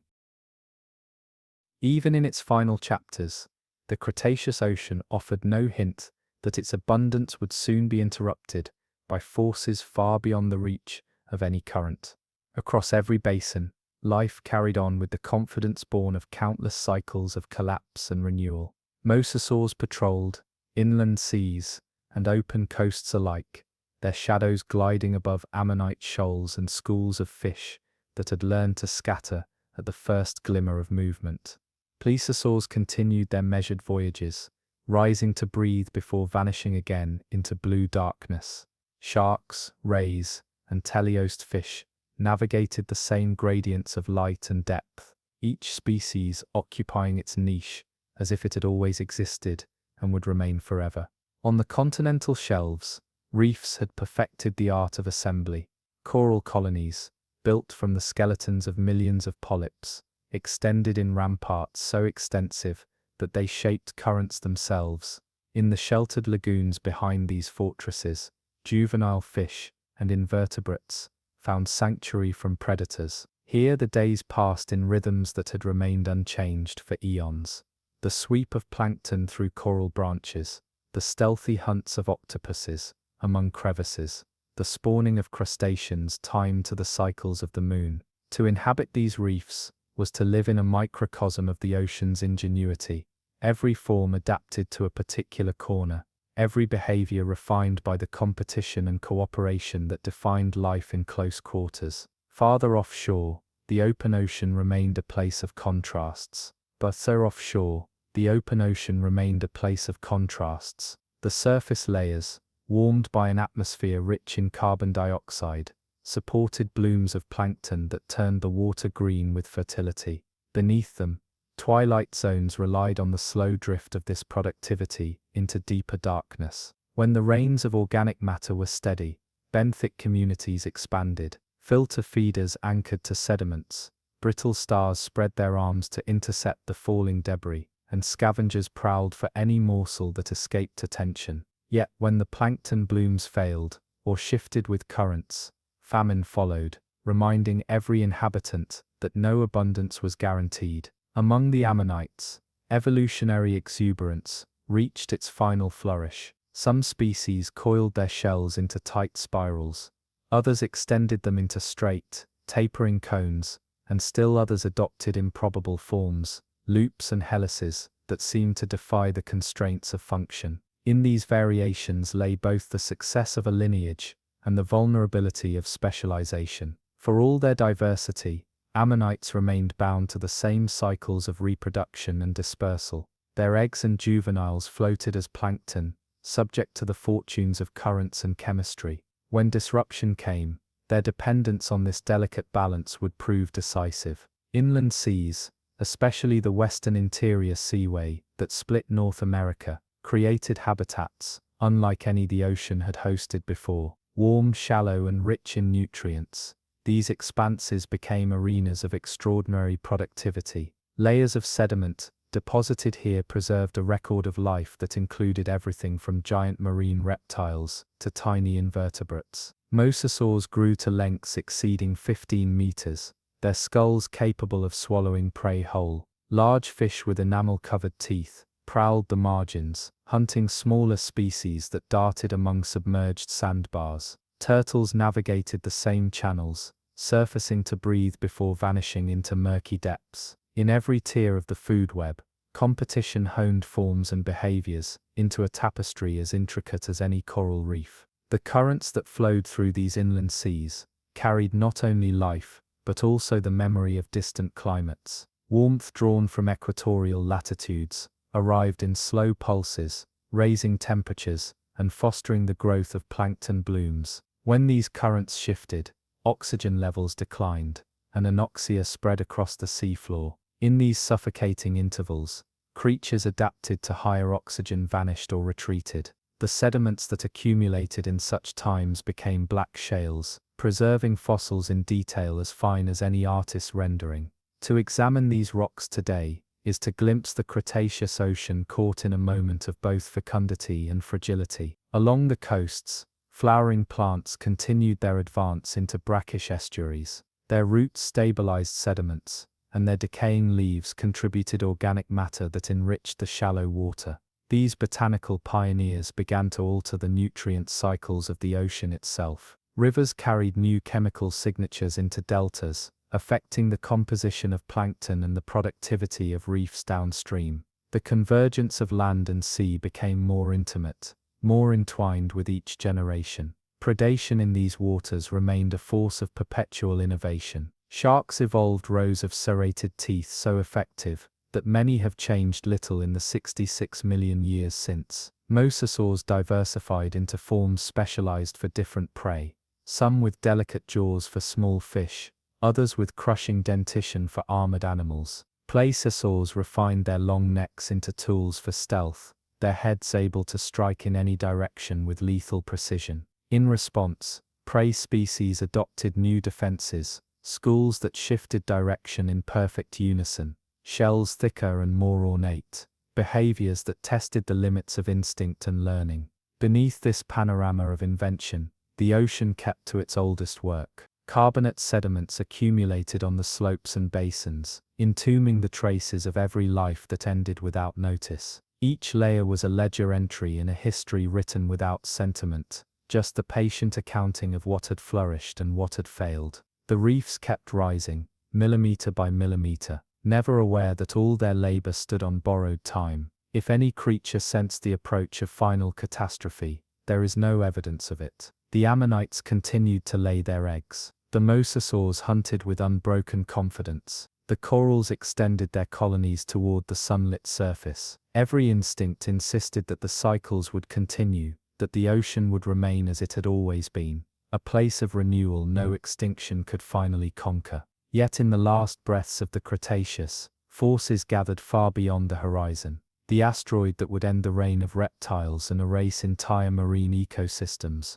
approached from the darkness of interplanetary space. It carried with it the reminder that the ocean's patience was not the only power that shaped the Earth. Impact, heat, darkness, these were the agents of a different kind of change, and when they arrived, the ocean did not resist. It absorbed the blow, accepted the disruption, and began the long process of becoming something new. To contemplate the Cretaceous seas is to feel the tension between completeness and impermanence. All the architecture of life seemed perfected, all the niches filled, every strategy refined beyond improvement. Yet the ocean remained indifferent to that illusion of finality. In its memory, all this had happened before: flowering, abundance and sudden erasure. And in that memory lay the certainty that no ending, however abrupt, could extinguish the ocean's will to begin again. In the final hours of the Cretaceous, the ocean bore no outward sign of the catastrophe approaching from beyond the sky. The currents still traced their patient circuits across the basins. Mosasaurs rose to breathe, and slipped again beneath the waves. Ammonite larvae drifted unseen among the plankton, oblivious to the fact that their lineage had almost reached its terminus. Coral reefs pulsed with the rhythms of life, perfected across hundreds of millions of years. Yet overhead, a mass of stone and ice hurtled toward the Gulf of Mexico, carrying an energy no reef or current could disperse. When the asteroid struck, it transformed the edge of the continent into incandescent vapor. Shock waves rippled outward, compressing air into walls of heat that raced ahead of any falling debris. Forests along the coast ignited where no flame had touched them. In an instant measured in minutes, tsunamis rose from the impact site, towering waves that radiated across the shallow seas and raced onto distant shores. The western interior seaway, that vast inland ocean teeming with mosasaurs and fish, shuddered beneath walls of water that tore sediments from the bottom and flung them over plains already reeling from seismic convulsion. As the waves receded, the sky darkened with ejected dust and vapor. Glassy droplets of molten rock rained onto the sea, hissing into steam as they struck the surface. Plankton near the top layers perished in the heat. On the sea floor, fine ash began to settle, drifting down in layers that would in time become the thin grey line geologists would one day recognize as the marker of extinction. For hours the ocean convulsed in turbulence no storm had ever matched. When the winds calmed and the seas fell still, the deeper crisis began, a darkness that would not lift for months. Without sunlight, photosynthesis ceased across vast expanses. Plankton that formed the foundation of food webs vanished in weeks, their populations collapsing into absence. The rain of organic matter that had always descended into the depths slowed to almost nothing. In darkness, the larvae of corals and ammonites drifted without nourishment. Some settled onto reefs already dying, their tiny bodies adhering to skeletons that would never host living tissue again. Predators that depended on plankton blooms to feed the fish and cephalopods soon discovered that hunger was no longer a cycle, but a terminal state. Ammonites, so recently at their peak of diversity, were among the first to disappear. Their eggs and hatchlings, suspended in plankton, were the most vulnerable to famine. Even the adults, capable of surviving short intervals without food, could not endure the extended deprivation that followed. Their shells, once symbols of resilience, accumulated in silent drifts across the sea floor. Layer after layer of lifeless carbonate settled onto reefs and basins, marking the end of a lineage older than flowering plants and dinosaurs alike. Mosasaurs, apex predators, whose size had once made them invincible, followed swiftly. Their need for abundant prey left them no refuge when fish populations dwindled. Fossil evidence shows that even the last survivors carried the scars of starvation, bones that failed to grow in their final seasons, jaws that never replaced lost teeth. Like so many champions before them, their mastery ended not in a contest of strength, but in the quiet erasure of their ecosystem's foundation. Yet the ocean itself did not end. As ash clouds thinned and the first weak light returned, survivors began to test the possibility of renewal. Small plankton, the hardy lineages able to endure in darkness or exploit chemical energy, multiplied first. Their reappearance marked the slow reassembly of marine food webs. Tiny bivalves and burrowing worms, adapted to low oxygen conditions and scarcity, persisted in sediments untouched by wave turbulence. Among fish, a few lineages with flexible diets found enough sustenance to sustain a foothold. These inconspicuous creatures were the ocean's insurance, genetic reservoirs that waited out catastrophe in the silence beneath the waves. Over years the plankton blooms returned in hesitant pulses. With them came the first fragile resurgence of filter feeders and small grazers. Coral larvae, drifting in currents newly brightened by sunlight, settled onto scarred limestone, and began the delicate work of secreting new skeletons. In these early colonies, each polyp was a pioneer reclaiming space, abandoned by a lineage that had never known interruption. The ocean did not hurry this process. Renewal was never a matter of speed, only of inevitability. On the continental margins, sediment carried from denuded coasts enriched shallow basins with nutrients. The turbidity challenged the resurgent reefs but fueled plankton blooms that in turn fed fish populations. Small sharks, ever adaptable, expanded their ranges into habitats where reptilian predators had vanished. Ray-finned fishes diversified in the absence of competition. Their rapid reproductive cycles and capacity to exploit varied diets allowed them to rebound faster than any marine vertebrate. The extinction that ended the Cretaceous spared no province completely. Inland seas retreated as sea levels fell, leaving behind deposits littered with the remains of creatures that had flourished in the last warm eons. Coastal habitats, reconfigured with each new storm. Yet in this landscape of loss, the ocean's oldest strategy persisted: begin again, with whatever remains. To look back on this moment is to see more than catastrophe. It is to witness the ocean's remarkable patience. Every mass extinction that had come before, from the Ordovician ice to the Permian heat, had been answered with renewal. In the Paleogene, that answer would take the form of lineages not yet dominant. The ancestors of whales, new kinds of corals, the teleost fishes whose descendants would one day fill every corner of the sea.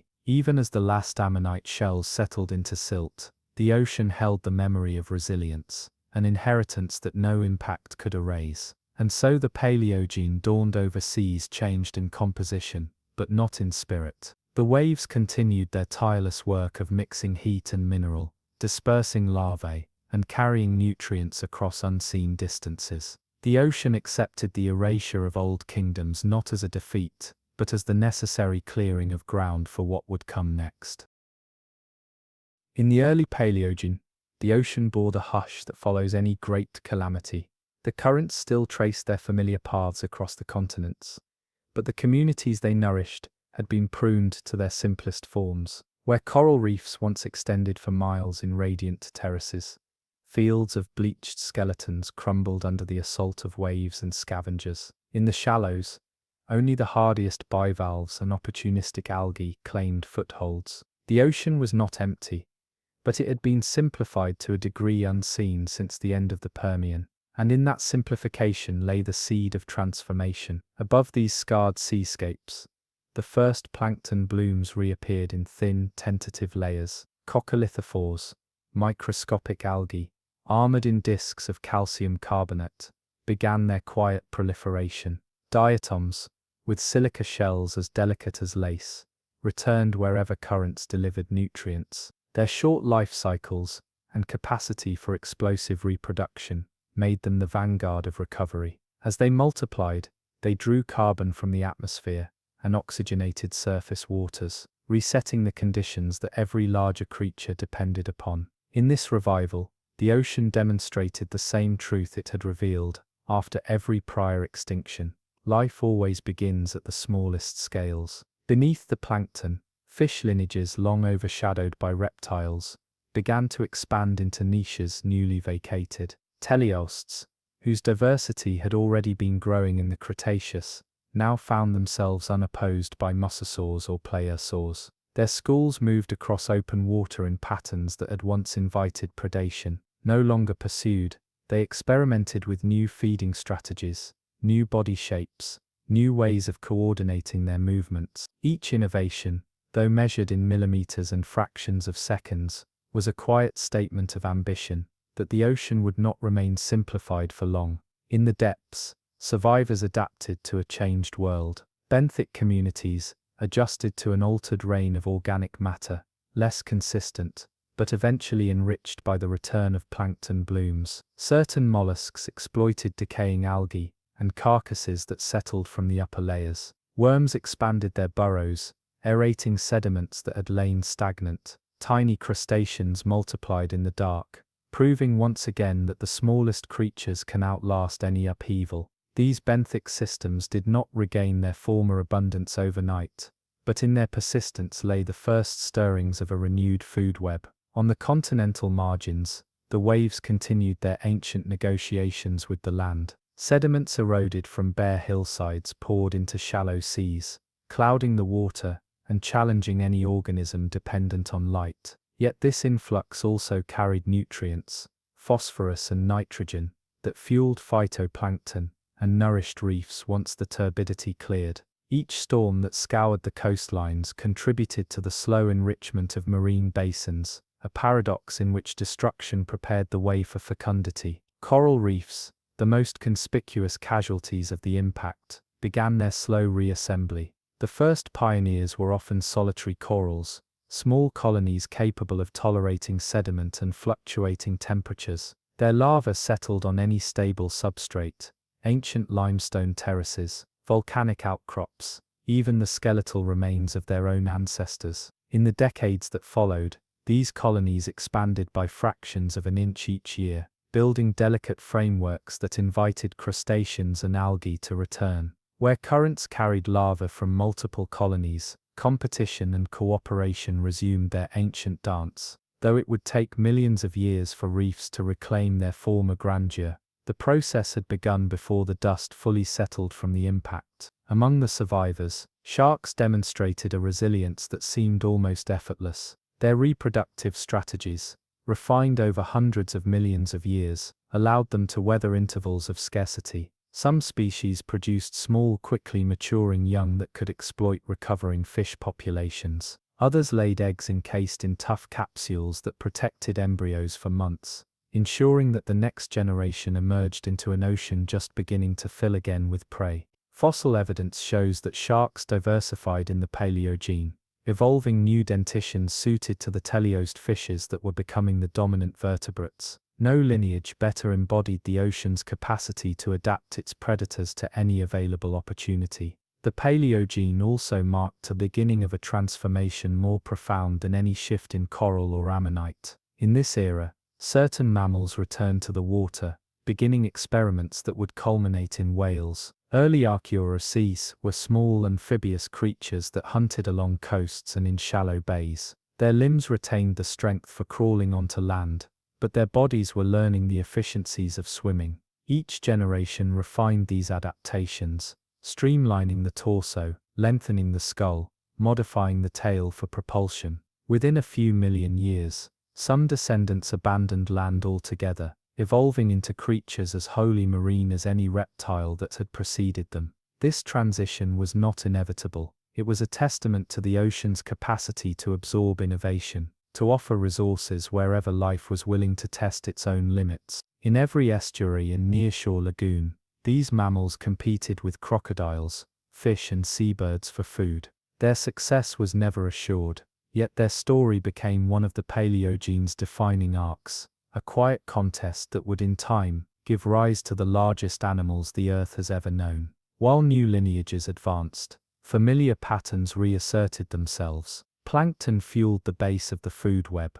Coral reefs stabilized coastlines and captured carbon. Fish shoals multiplied, refining schooling behaviors into strategies so effective they persist almost unchanged today. Sharks patrolled with a confidence inherited from ancestors that had survived every extinction. The ocean, simplified by impact, began again to elaborate its possibilities. To consider this moment is to glimpse a paradox that recurs throughout Earth's history. The same event that ended the reign of marine reptiles and silenced ammonite swarms created space for experiments that could not have flourished before. In every vacancy lay an opportunity. In every vacancy the ocean found a way to assert its oldest impulse, to fill every available niche, to reweave complexity from what remained. And so the Paleogene seas unfolded in a quiet revolution. Each wave that lapped a coral fragment, each current that carried a fish larva toward an unclaimed reef,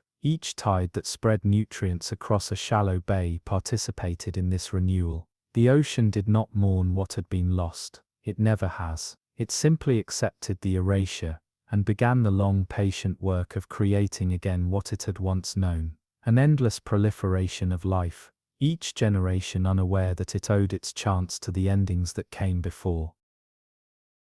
As the Paleogene advanced, the ocean began to resemble the world we now recognize, a tapestry of familiar currents, recognizable groups of fish, and the first hints of mammals reclaiming the sea as their home.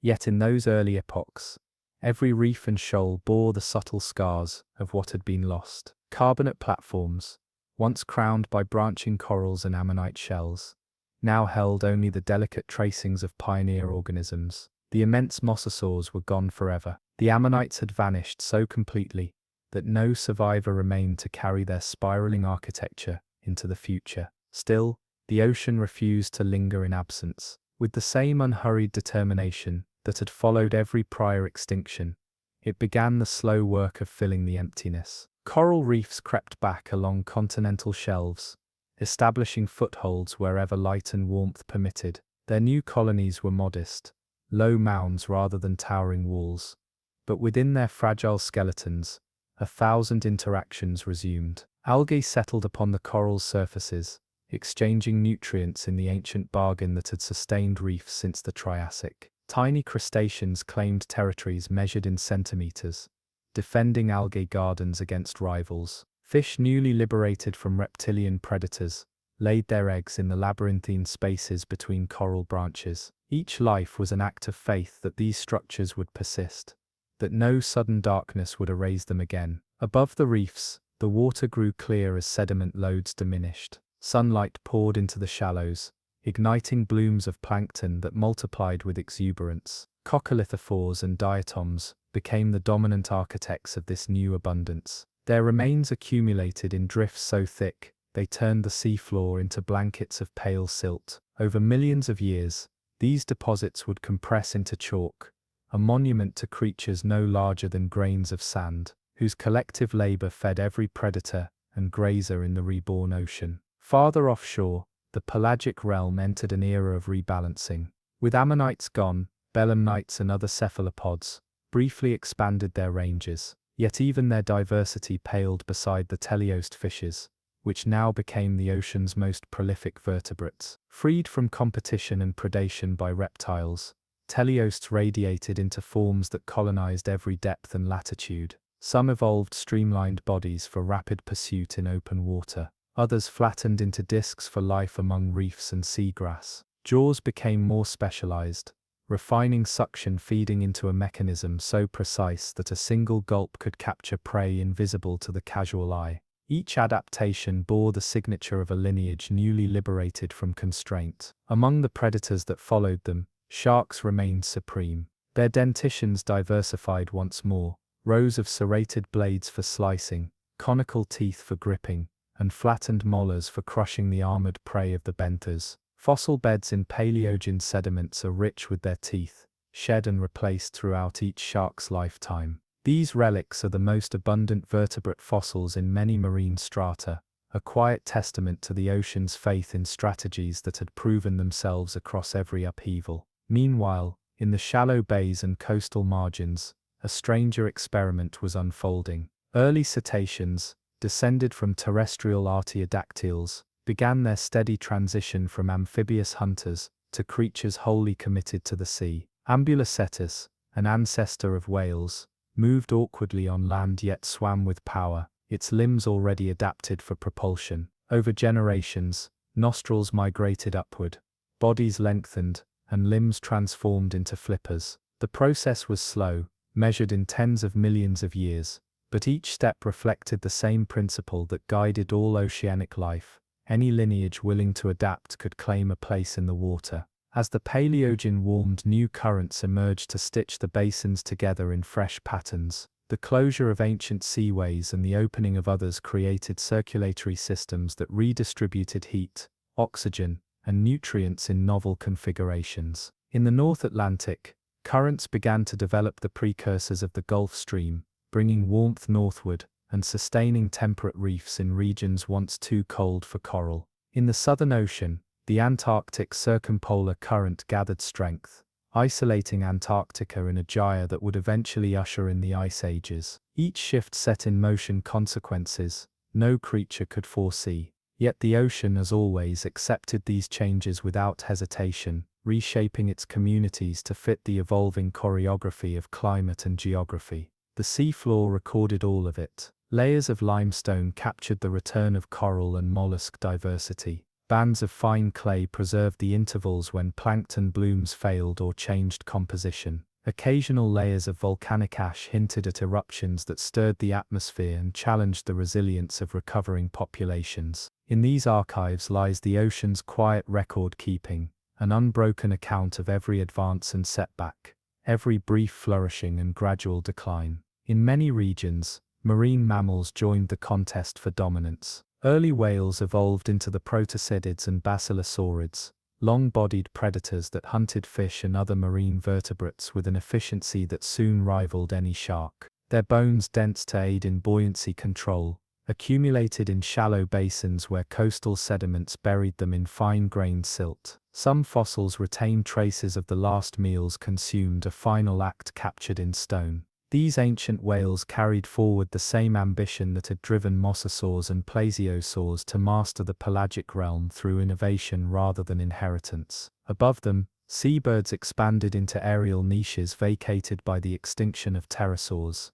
Cliffs became nesting colonies. Currents that concentrated plankton drew shoals of fish to the surface, creating feasts for beaked predators. The ocean did not care which lineage claimed these resources. Its only demand was that something did. In this acceptance lay the secret of its endurance, an indifference to the identity of life, matched only by a total commitment to its continuity. To observe this Paleogene sea would have been to witness a landscape simultaneously familiar and newly made. The outlines of the continents approached their modern shapes. The fish and corals resembled those seen today, yet the memory of the impact lingered in every empty niche, every lineage absent from the mosaic. The ammonites would not return. The mosasaurs had left no heirs. The ocean did not mourn their absence. Instead, it filled the gaps with forms prepared to test themselves against currents that never ceased, tides that never waited. In this quiet resumption of abundance,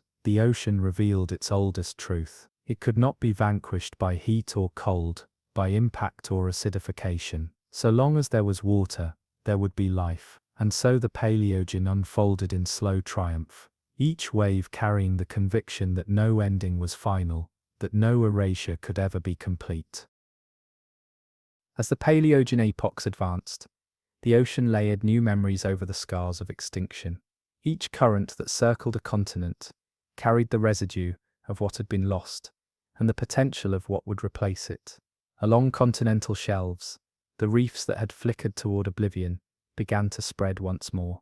Corals, drawing strength from symbiosis with algae, crept outward in delicate mosaics of branching skeletons.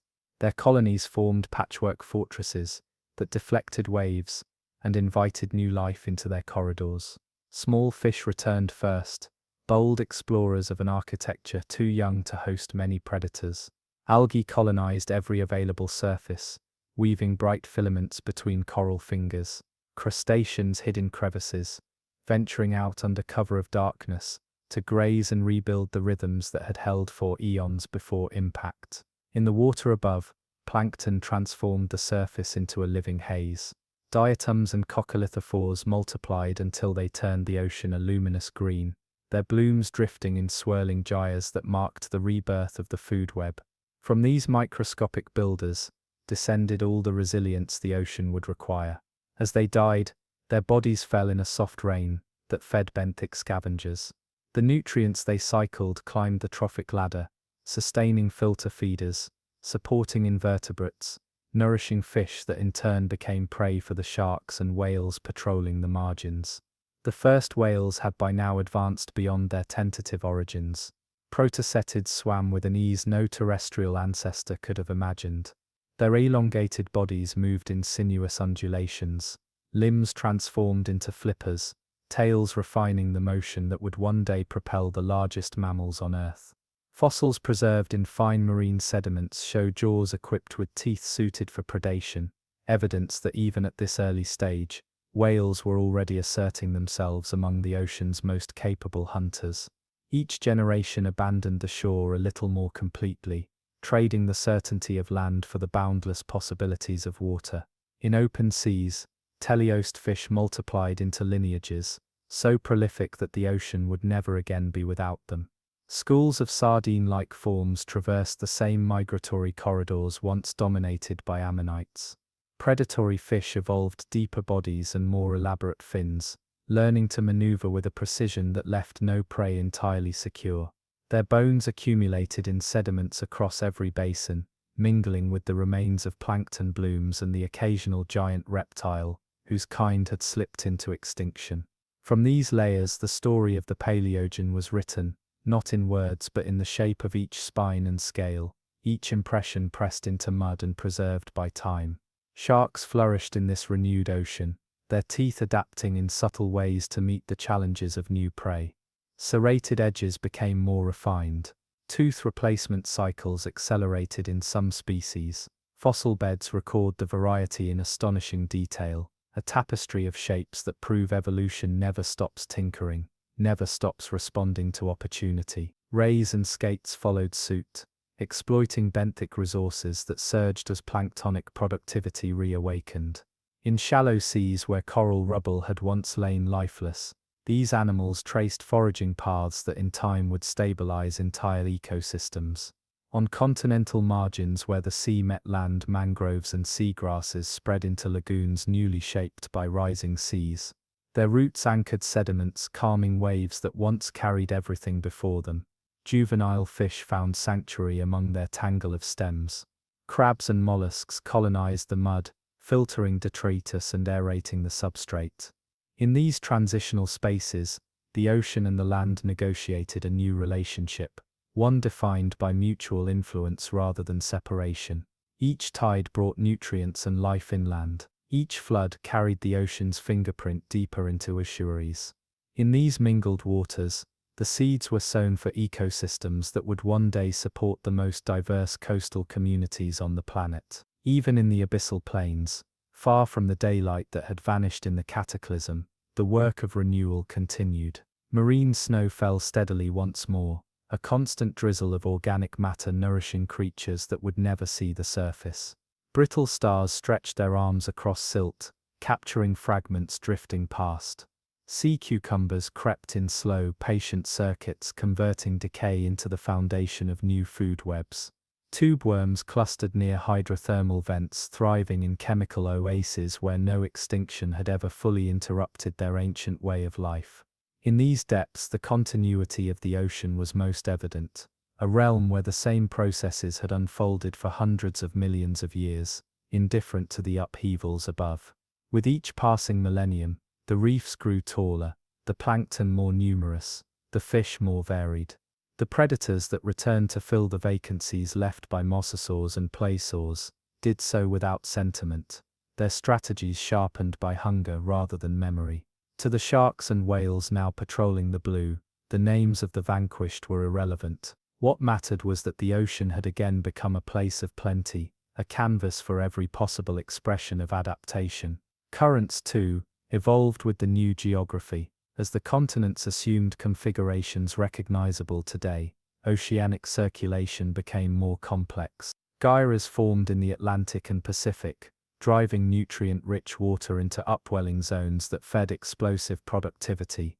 Seasonal monsoons began to pulse along the coasts, shaping migrations and spawning cycles. The Antarctic circumpolar current gathered strength around the pole, isolating the southern continent in a band of cold that would eventually birth glaciers. These shifts were slow, measured in millions of years, but their consequences rewrote the ocean's possibilities. To drift above a Paleogene reef, to watch a pod of early whales glide past in pursuit of fish, to glimpse the shadow of a shark passing silently beneath, was to see the ocean reborn from erasure. No observer would have guessed that these systems had once lain in near total collapse. The spectacle of abundance was too complete, too confident in its renewal. Yet in the fossils layered beneath, the truth remained: every inch of life rested on foundations built by the extinction of what came before. Even now, the waves remember. In their chemistry, the signatures of past cataclysms remain dissolved, traces of impact glass, isotopes from global fires, and the carbon of vanished forests washed into the sea. Every tide carries a little of that memory forward. Every current continues the quiet work of dispersing the lessons of loss and recovery across the globe. And so the Paleogene came to its close, preparing the ocean for the next age, a time when ice would advance and retreat, when mammals would rise to dominance, and when the ocean would again prove that no epoch, however transformative, could exhaust its capacity to begin anew. When the Paleogene yielded to the Neogene, the ocean had settled into a pattern that would, in many respects, endure into modern time. The continents assumed shapes close to what maps record today, and the currents that threaded between them had settled into recognizable gyres and conveyor belts of temperature and nutrients. In these familiar seas, the fish and mammals that define the ocean's present story began their ascent, refining the forms and behaviors that would carry them across the coming ice ages and into the human era. Teleost fish, whose ancestors had once been peripheral to the great dramas of ammonites and mosasaurs, now occupied every corner of the water column.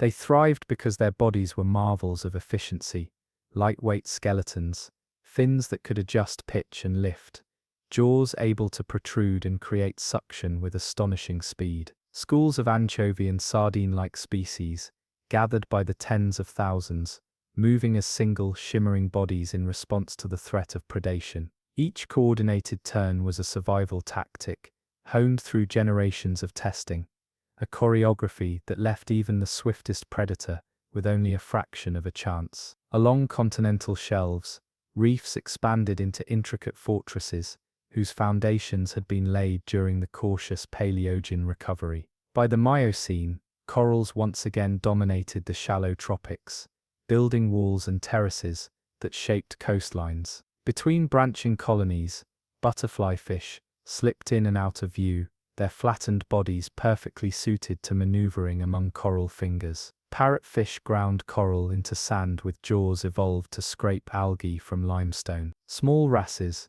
damselfish, and gobies carved territories no larger than a human hand, each patch defended in displays of color and sudden aggression. These reefs became laboratories of evolutionary possibility, testing every strategy for survival in a habitat dense with competitors. Yet it was in the open water that the most dramatic newcomers arrived. The early whales, whose ancestors had first waded into shallow seas, transformed into creatures so fully adapted to pelagic life that land became irrelevant. Basilosaurus, one of the first true whales, was a predator of astonishing length, its serpentine body reaching over 15 meters, its jaws lined with conical teeth, designed to seize fish and other marine mammals. Though Basilosaurus would disappear before the Neogene ended, its legacy was clear. The ocean was now open to mammals willing to remake their bodies for its demands. From these early cetaceans evolved two paths,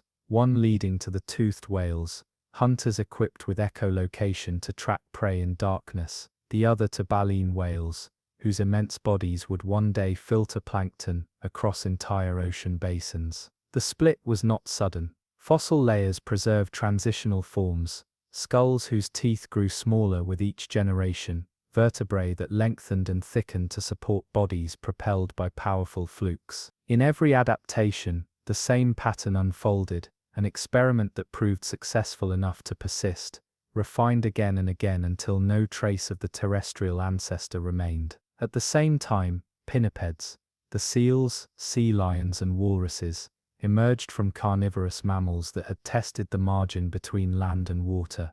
Their limbs shortened and thickened into flippers, their lungs adapted to pressure changes during dives. Unlike whales, pinnipeds retained the need to breed and rest on shore, anchoring them to coastlines even as they became proficient in the currents. In this compromise lay their enduring success, a life divided between two worlds, exploiting the resources of both. Above the water, seabirds multiplied into forms recognizable today. Albatrosses evolved wings so long they could glide for days without rest. Penguins, once small and confined to temperate coasts, expanded into robust divers able to hunt in polar seas. Terns, cormorants, petrels, each lineage refined its answer to the same question, how to live at the ocean's edge and return to land only to breed. Their nesting colonies became fixtures of cliffs and islands, their migrations a quiet testament to the reach of the ocean's influence. In the abyssal plains,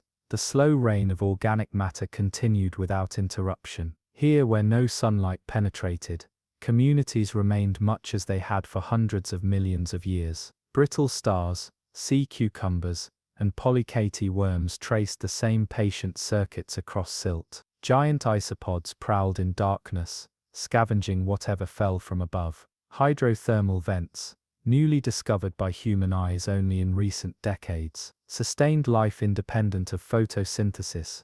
Clams and tubeworms, drawing sustenance from chemical energy, in a continuity so ancient that it likely predated all complex life on land. Currents themselves evolved in the Neogene into patterns that would dictate the destiny of entire species. The closure of the Isthmus of Panama altered the Atlantic and Pacific forever, creating a barrier that ended millions of years of exchange and setting in motion the Gulf Stream that warms Europe to this day. The Antarctic circumpolar current intensified, isolating the continent in a gyre of frigid water that seeded the growth of glaciers. Seasonal upwellings became more predictable, driving plankton blooms that sustained fisheries long before any human recognized their importance. On the continental slopes, sharks refined the tools that had already made them apex predators. Megalodon, the largest shark ever known, grew teeth the size of a human hand. Serrated blades evolved to slice the flesh of whales,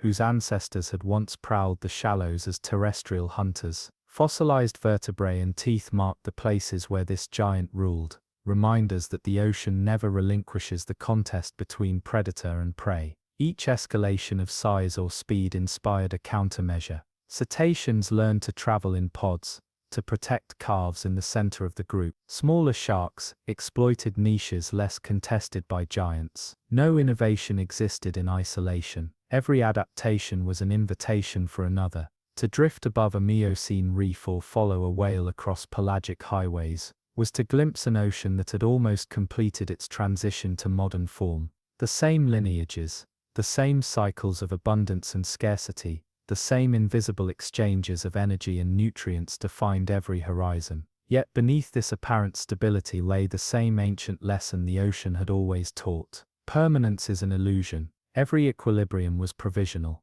Every success a rehearsal for the next transformation. In this unhurried elaboration of life, the ocean prepared itself for the ice ages to come. Currents cooled, glaciers advanced, and sea levels fell and rose in rhythms that would test every lineage anew. But for this moment in the Neogen, the ocean was a place of mastery and experiment, a realm where fish and mammals together discovered that no environment was beyond their reach, no challenge too great to inspire invention. In the late Miocene and Pliocene, the ocean entered a chapter of refinement rather than reinvention. The great extinction at the end of the Cretaceous had receded into deep memory, and what replaced it was an equilibrium shaped by currents that settled into persistent gyres and migrations that followed patterns as old as the continents themselves. Every shoreline, every abyssal plain, every coral reef had by now become a mosaic woven from familiar lineages: teleost fish, sharks, whales, and invertebrates, whose strategies bore the legacy of ancient trials. Among teleosts, innovation unfolded in subtler ways. Bony fish had already colonized every conceivable niche. Some species grew larger, becoming oceanic predators in their own right. Others shrank and specialized, adopting cryptic colorations and behaviors to evade detection. Reef fish developed elaborate social systems, hierarchies of dominance, cooperative cleaning stations where wrasses picked parasites from the gills of larger fish, spawning rituals tied to lunar cycles and tides. These complexities were not new in principle, but their precision and diversity reached levels that would define modern marine ecosystems. Coral reefs themselves became engines of speciation. Every ledge and crevice, every gradient of light and current, created microhabitats that invited divergence. In the Indo-Pacific, the warm shallows became the richest marine environments on Earth. There corals proliferated in forms as delicate as lace and as massive as fortresses. Fish radiated into an array of shapes and colors, each adaptation a claim to a sliver of the reef's bounty. Invertebrates followed suit, nudibranchs developing vivid warning displays, crustaceans refining claws and carapaces to navigate narrow passages. These reefs were laboratories of ceaseless experimentation, testing the limits of life's inventiveness within a framework unchanged for millions of years.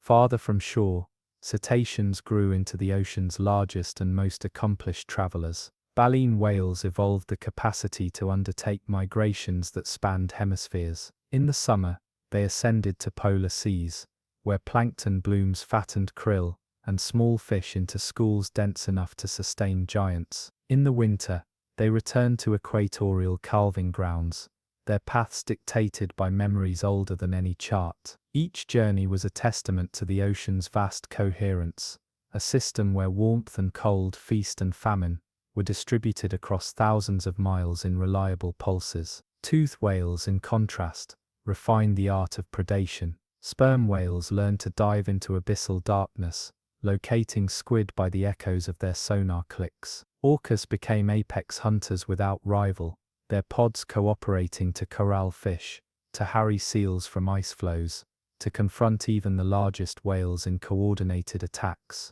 Their intelligence, once no more than a modest advantage, became the core of their success, an adaptation as significant as any tooth or fin. The currents that sustained these migrations shifted in response to the planet's cooling climate. As the Pliocene progressed, glaciers advanced and retreated in rhythms that would soon define the Pleistocene. Sea levels fell as water locked into ice, exposing continental shelves and constricting shallow habitats. In these intervals, coral reefs withered in places, only to recolonize when the ice retreated. Estuaries expanded and contracted, mangroves advanced and withdrew. With every cycle, populations adapted or vanished, and the survivors carried forward the capacity to respond to fluctuation. On the continental slopes, sharks continued their quiet reign. Megalodon, whose immense jaws could cleave the body of a whale in a single bite, prowled the warm seas, its presence recorded in teeth scattered across every ocean basin.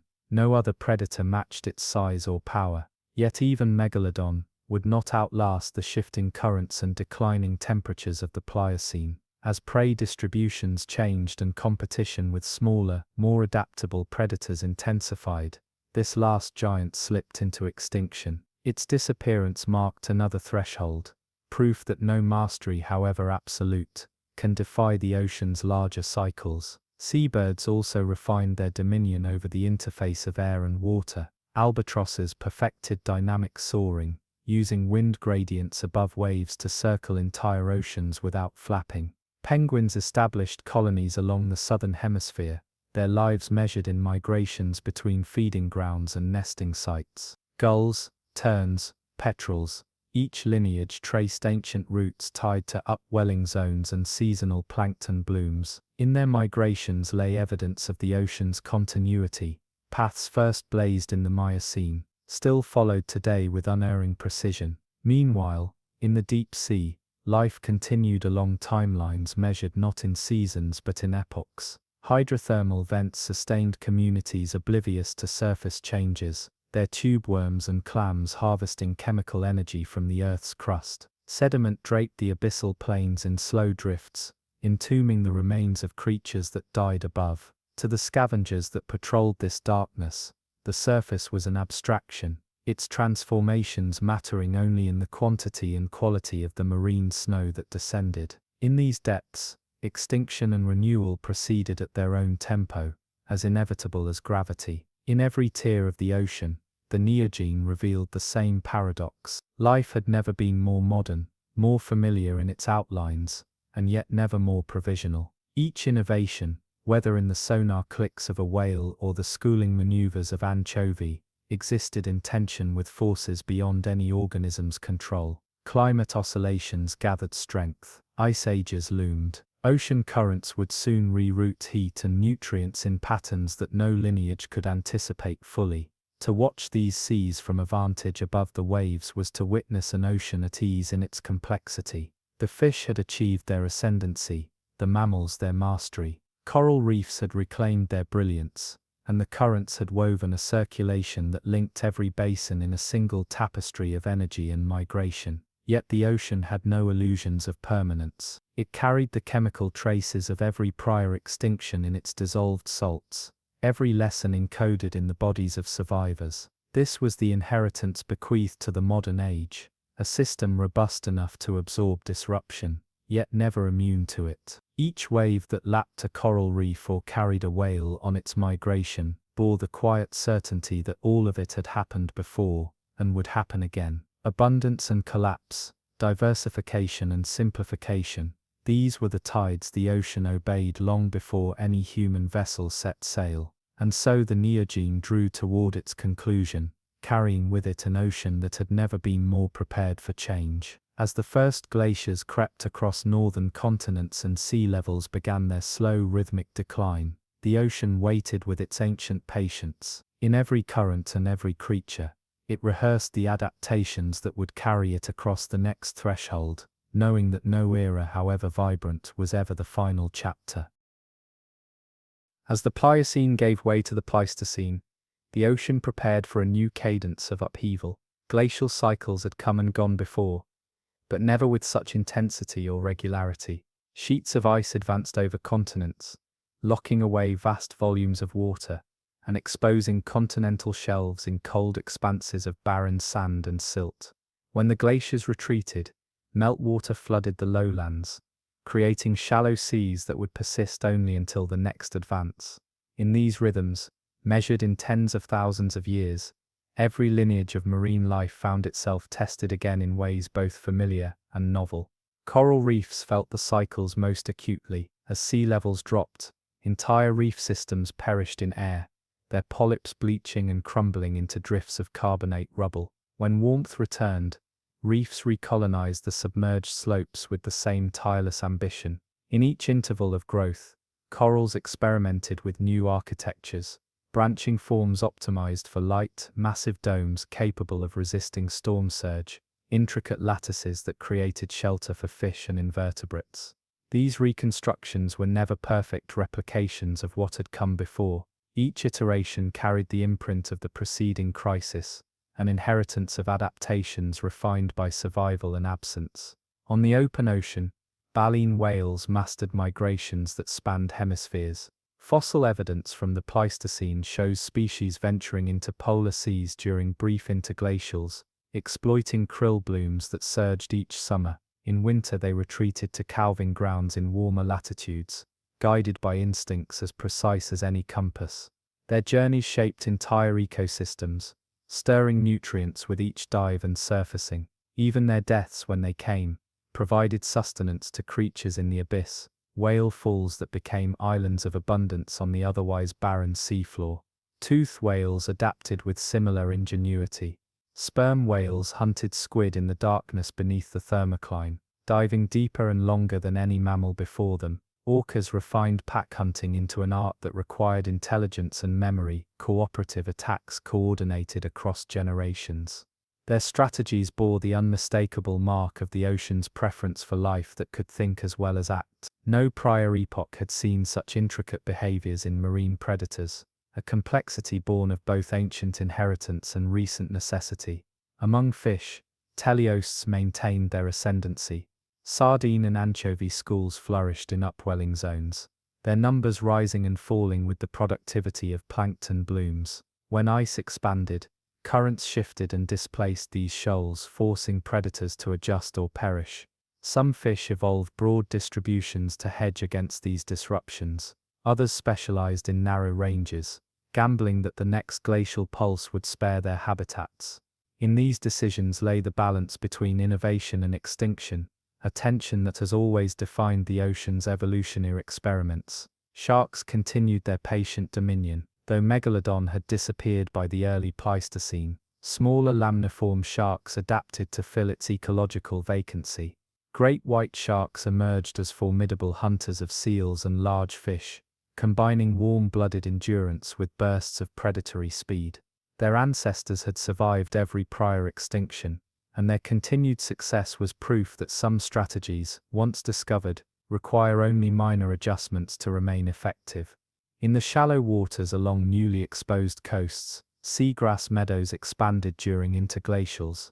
Dugongs and manatees, whose lineage diverged millions of years earlier, grazed these pastures in migrations tied to seasonal changes in water temperature. Their slow passage left trails in the vegetation, opening spaces for juvenile fish and invertebrates to flourish. When glaciers advanced, these meadows receded, and the grazers retreated into warmer refuges, waiting with the same patience that had carried them across epochs. The currents that linked all these regions became more elaborate as ice sheets advanced and retreated. The North Atlantic deep water formed when cold, salty water sank off Greenland's coasts, driving a conveyor belt that transported heat to northern Europe. In the Pacific, El Niño cycles began to oscillate with a frequency that shaped rainfall and upwelling across entire ocean basins. Every pulse and lull in these currents changed the fortunes of countless creatures, redistributing nutrients and altering the pathways of migration. The ocean did not resist these adjustments, it simply absorbed them, rebalancing in the only way it knows, by allowing life to adapt or disappear. Even the abyss reflected the cycles of glaciation. As sea levels fell, organic matter from coastal productivity declined, thinning the marine snow that sustained deep communities. Yet vent ecosystems remained almost untouched, their existence secured by chemical energy rather than the fickle abundance of surface blooms. In these dark enclaves, clams, tube worms and archaea continued their quiet harvest of the Earth's heat, carrying forward processes that predated the first reefs by hundreds of millions of years. The ocean, it seemed, always reserved a corner where the most ancient modes of life could endure unchallenged. Seabirds adapted to the shifting coastlines with remarkable plasticity. As glaciers sculpted fords and flooded valleys, new cliffs and islands emerged to host nesting colonies. Puffins and murres found perches on freshly exposed rock. Albatrosses followed currents that led them thousands of miles from any shore. Every breeding season required recalibration, a negotiation between inherited instinct and the changing geography of land and water. In these adaptations lay the same unspoken lesson the ocean had always taught: flexibility is the closest thing to permanence. To drift over a Pleistocene sea was to witness an ocean both ancient and provisional. The same lineages that had survived the Cretaceous extinction and Neogene cooling now tested themselves against the most dramatic climatic oscillations in recent Earth history. Each glacial cycle thinned the ranks of specialists and rewarded the generalists. Each interglacial invited a renewal of abundance that felt for a moment as secure as anything could be. And always in the background the tides continued their unbroken rhythm, indifferent to the scale of change. As the last glaciers began their slow retreat, and the modern age dawned, the ocean carried forward a memory no chart could record. It remembered the warmth that nurtured coral kingdoms. It remembered the darkness that erased entire lineages. It remembered the cold that scoured continental shelves. In that memory lay the knowledge that nothing endures unchanged, but that everything lost can be reclaimed, reimagined, renewed. And so the ocean entered the threshold of our time, a realm as old as the planet itself, still refining its balances, still testing the resilience of every life that dares to inhabit its depths.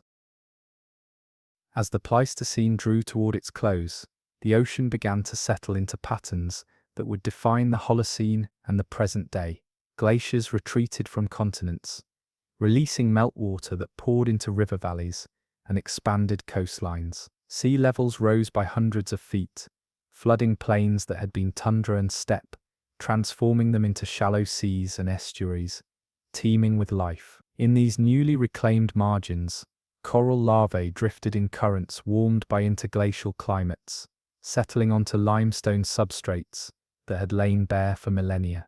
Over generations, reefs grew upward, reclaiming their old places, inch by inch. Along these restored coasts, seagrasses established broad pastures, their blades waving in tides that had not touched those soils since the last warm epoch. Dugongs and manatees returned to graze, tracing migrations that followed the seasonal growth of vegetation. Juvenile fish found shelter among the roots, their schooling behaviors rehearsed against predators that had never truly disappeared. Every cycle of advance and retreat left its signature in the genetic memory of these animals, adaptations honed by the necessity of enduring both flood and famine. In open water, baleen whales refined the great migrations that remain among the most remarkable journeys on the planet. Blue whales, whose ancestors had tested the limits of gigantism, evolved into creatures longer than any reptile, heavier than any other animal that ever lived. Their presence was a testament to the ocean's generosity, to the upwelling currents that gathered krill into dense clouds, capable of sustaining such immensity. Each year, these whales moved between polar feeding grounds and tropical calving waters in cycles dictated by an instinct as old as the Pleistocene itself. Beneath them, entire food webs adjusted in anticipation of their passing, schools of fish dispersing when their shadows loomed, seabirds gathering where whales drove krill toward the surface. Toothed whales also pressed their advantage, diversifying into forms that tested every possibility of predation and social behavior. Sperm whales dove to depths no other mammal could follow, their clicks echoing through darkness in search of squid. Orcas patrolled coastal waters in matrilineal pods, each group perfecting hunting strategies passed from mother to calf. Some pods specialized in fish, coordinating attacks with a precision that required memory and planning. Others hunted seals or even other whales, demonstrating that intelligence could become as decisive an adaptation as any tooth or fin. These cetaceans embodied the ocean's preference for versatility, creatures willing to blend ancient instinct with learned ingenuity. Sharks continued their reign with a quiet confidence earned across 400 million years of testing. Great whites inherited the role Megalodon once held, hunting seals and large fish along continental shelves. Their migratory routes stretched thousands of miles, guided by cues no human fully understands. Hammerheads patrolled seamounts, their wide heads equipped with sensors that could detect the faintest trace of prey hidden in sand. In each of these lineages, evolution had distilled predation into an art so refined that no further elaboration seemed necessary. Their forms were as close to perfect as any the ocean had ever produced. Coral reefs reached an apex of diversity in the Holocene, expanding into the familiar labyrinths of branching and boulder corals that now ring tropical coasts. Fish refined colors and behaviors that turned reefs into living kaleidoscopes. Anemones partnered with clownfish, offering shelter in exchange for defense. Cleaner wrasses established stations where larger fish arrived to have parasites removed. Sponges filtered seawater in volumes measured in thousands of liters a day, cycling nutrients through the reef's endless exchanges. In these communities, every niche was contested, every surface colonized, every adaptation tested against the pressures of competition and predation. The reef was never a place of peace. It was a place of perpetual negotiation. In the pelagic zones, teleost fish continued to thrive in numbers that defy human comprehension. Sardines and anchovies formed shoals that stretched for kilometers, their movements dictated by currents and the migrations of predators. Tuna evolved into apex hunters capable of crossing oceans, their bodies warm-blooded to maintain power and endurance. These fish connected regions separated by thousands of miles, carrying energy from rich upwellings to distant waters in cycles as old as the continents themselves. At the margins where land met sea, seabirds settled into patterns recognizable today. Albatrosses circled entire oceans on winds that never ceased. Penguins raised their young on ice shelves that advanced and retreated with each season. Gulls and terns nested in colonies that measured their histories in centuries. In every generation, their migrations traced routes first laid down in epochs when glaciers ruled the north and south. The constancy of these paths was a reminder that the ocean's story was not merely one of change but also of continuity, an unbroken inheritance of movement and purpose. Beneath the surface, the deep sea remained as it always had, a realm indifferent to surface revolutions. Hydrothermal vents sustained oases of life that owed nothing to the sun. Trenches swallowed the remains of whales and fish, accumulating carbon in layers that recorded the planet's slow transformations. Even here, in darkness and pressure, evolution continued its patient work. New lineages of shrimp and worms adapted to chemical gradients, too subtle for human senses to detect. Each life was an affirmation that no corner of the ocean was immune to innovation. By the dawn of the Holocene, the ocean had assumed a form that would persist into the era of human witness. Its currents circulated heat across the globe, shaping climate and weather. Its migrations drew whales and fish along invisible highways. Its reefs and seagrass meadows created nurseries for life whose abundance surpassed any terrestrial habitat. Yet for all its familiarity, the ocean remained provisional. It carried within it the memory of every extinction, and the certainty that nothing was ever truly secure. In this way, the rise of modern fish and mammals was never a culmination, but merely another rehearsal. The same forces that had lifted coral reefs from obscurity and driven mosasaurs into extinction still shaped every tide. Climate would shift again, currents would change course, and in each transformation the ocean would demand that life adapt or perish. To drift over a Holocene reef, to watch a blue whale pass beneath, to hear the clicks of a hunting dolphin was to glimpse a world both ancient and unfinished. The ocean remained a place where nothing stood still, where every achievement was a momentary arrangement of possibility, and in that restless continuity lay the promise that no matter how many chapters closed, there would always be another waiting to begin. When the Holocene began its slow unfurling, the ocean stood at the threshold of a world newly warmed by the retreat of ice. Yet the memory of glaciers lingered in every current and coastline. For nearly 3 million years, the Pleistocene had orchestrated cycles of glaciation and interglacial reprieve, carving continents, lowering and raising sea levels, and rewriting the ocean's map again and again. Even as the glaciers waned, their legacy remained woven into the ocean's deepest rhythms. Currents shaped by temperature and salinity, migrations tuned to ancient coastlines, and sediments layered with the records of advance and retreat.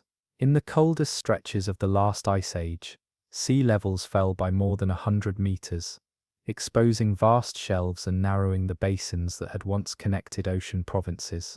Coral reefs perished as their foundations rose into air, bleaching and crumbling into drifts of pale rubble. Mangrove forests and seagrass meadows withered where shallow lagoons drained away. Entire fisheries disappeared as coastlines retreated, forcing marine mammals and seabirds to follow food into narrowed refuges. Along these new margins, fish populations compressed into dense schools, their abundance a precarious bulwark against the predators that still prowled the cold, clear water. Currents, too, transformed in response to the shifting weight of ice. As the Laurentide and Fennoscandian ice sheets pressed down upon the continents, they altered the tilt and elevation of the seafloor, changing the paths by which warm and cold water circled the globe. The North Atlantic circulation that once brought heat to Europe slowed under a flood of glacial meltwater. In the Pacific, gyres reoriented as coastlines extended outward, creating eddies and upwelling zones in places that had never known them. Each adjustment rippled through the food web, plankton blooms moving with the shifting fronts, fish migrations recalibrated to follow them, and predators learning new routes in the endless contest for survival. In the Southern Ocean, the encircling Antarctic circumpolar current intensified, sealing the continent in a gyre of frigid water that prevented warm currents from reaching its shores. This isolation locked Antarctica in an epoch of glaciation, laying down mile-thick ice that would persist into modern time. Yet even there, life adapted. Krill populations rose and fell with the productivity of seasonal phytoplankton, their swarms providing the foundation for entire ecosystems. Penguins and seals timed their breeding cycles to match the bloom of plankton and the return of fish to the ice edge. Baleen whales traced migrations that carried them from polar feeding grounds to tropical calving seas, their journeys as long as any ever undertaken by a living creature. Farther north, coral reefs persisted only in isolated refuges, their colonies diminished but not extinguished. In the western Pacific, where sea levels remained high enough to sustain shallow lagoons, corals survived the glacial maxima in pockets of warm water. These refuges became genetic reservoirs, storing the diversity that would recolonize coastlines when the ice retreated. When interglacials arrived and the seas rose again, coral larvae drifted on warming currents, settling onto limestone terraces laid bare by the last low stand. In these moments of recolonization, the ocean revealed its oldest secret, that every catastrophe contains the seed of renewal. On the continental slopes and abyssal plains, the cycles of glaciation left their signature in fine layers of sediment.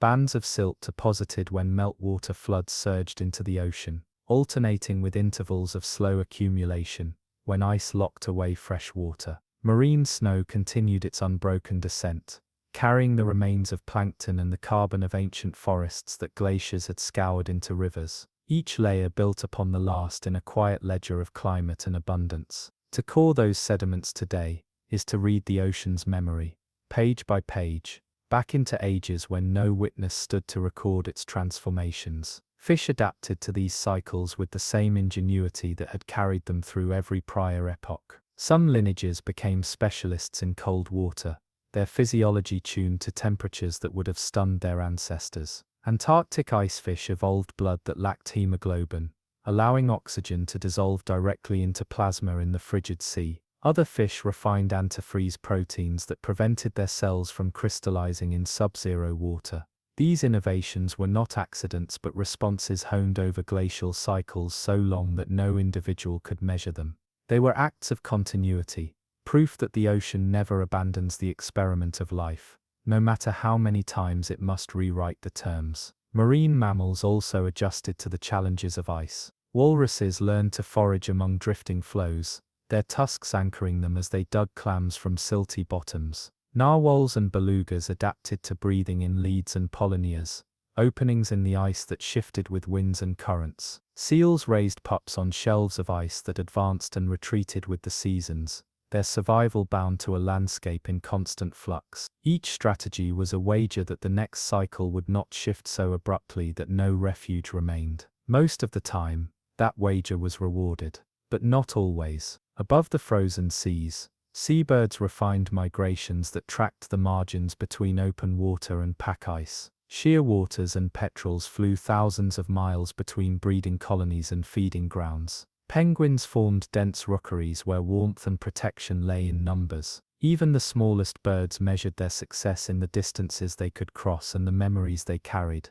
mental maps that linked continents, oceans and the thin bands of water where life persisted through the longest winters. When the last glacial maximum finally receded and the Holocene began, the ocean responded with the same patient confidence that had carried it through every prior transformation. Reefs surged back across submerged shelves, mangroves reclaimed drowned river valleys, fish and marine mammals repopulated habitats that had been corridors of ice. To an observer drifting above these reborn coasts, the abundance would have seemed effortless, as though no catastrophe had ever intervened. Yet beneath every shoal of fish and every coral head lay the record of loss, a history etched in limestone and silt waiting to be discovered. In this long apprenticeship to impermanence, the ocean rehearsed the same lesson it had offered since the first tides washed across a newborn world. Nothing endures unchanged. Every abundance is temporary. Every absence prepares the ground for return, and in that rhythm of loss and renewal, life discovers not merely the means to persist but the will to begin again. As the Holocene warmed the world into an interlude of relative stability, the ocean gradually composed itself into patterns that would feel familiar to any modern witness. Yet beneath the apparent calm lay currents, still shaped by the memory of ice, roots and barriers drawn by glacial advances and retreats. Each coastline was a palimpsest of change. Reefs resurrected on terraces once exposed to wind estuaries, flooding valleys carved by glaciers, mangroves creeping inland as the tides reclaimed their old dominion. Among coral reefs, the sudden availability of submerged platforms created an opportunity for an expansion. Larvae drifted across tropical currents, colonizing shelves that had been barren for thousands of years. Massive coral heads rose into buttresses strong enough to blunt waves, their surfaces tessellated with branching colonies that hosted every manner of symbiosis and predation. Within a few millennia, entire provinces of biodiversity reassembled, as though the ocean were restoring a cathedral it had only briefly abandoned. The fish that returned to these labyrinths refined the behaviors their ancestors had developed before the ice. A choreography of feeding, hiding, spawning and defending. To drift among the coral towers was to witness life resuming a script, interrupted but never forgotten. In the open ocean, plankton blooms followed the shifting borders of warm and cold water. Where upwellings returned, the sea turned green with diatoms, their silica shells accumulating in drifts that would one day become the sedimentary record of the Holocene.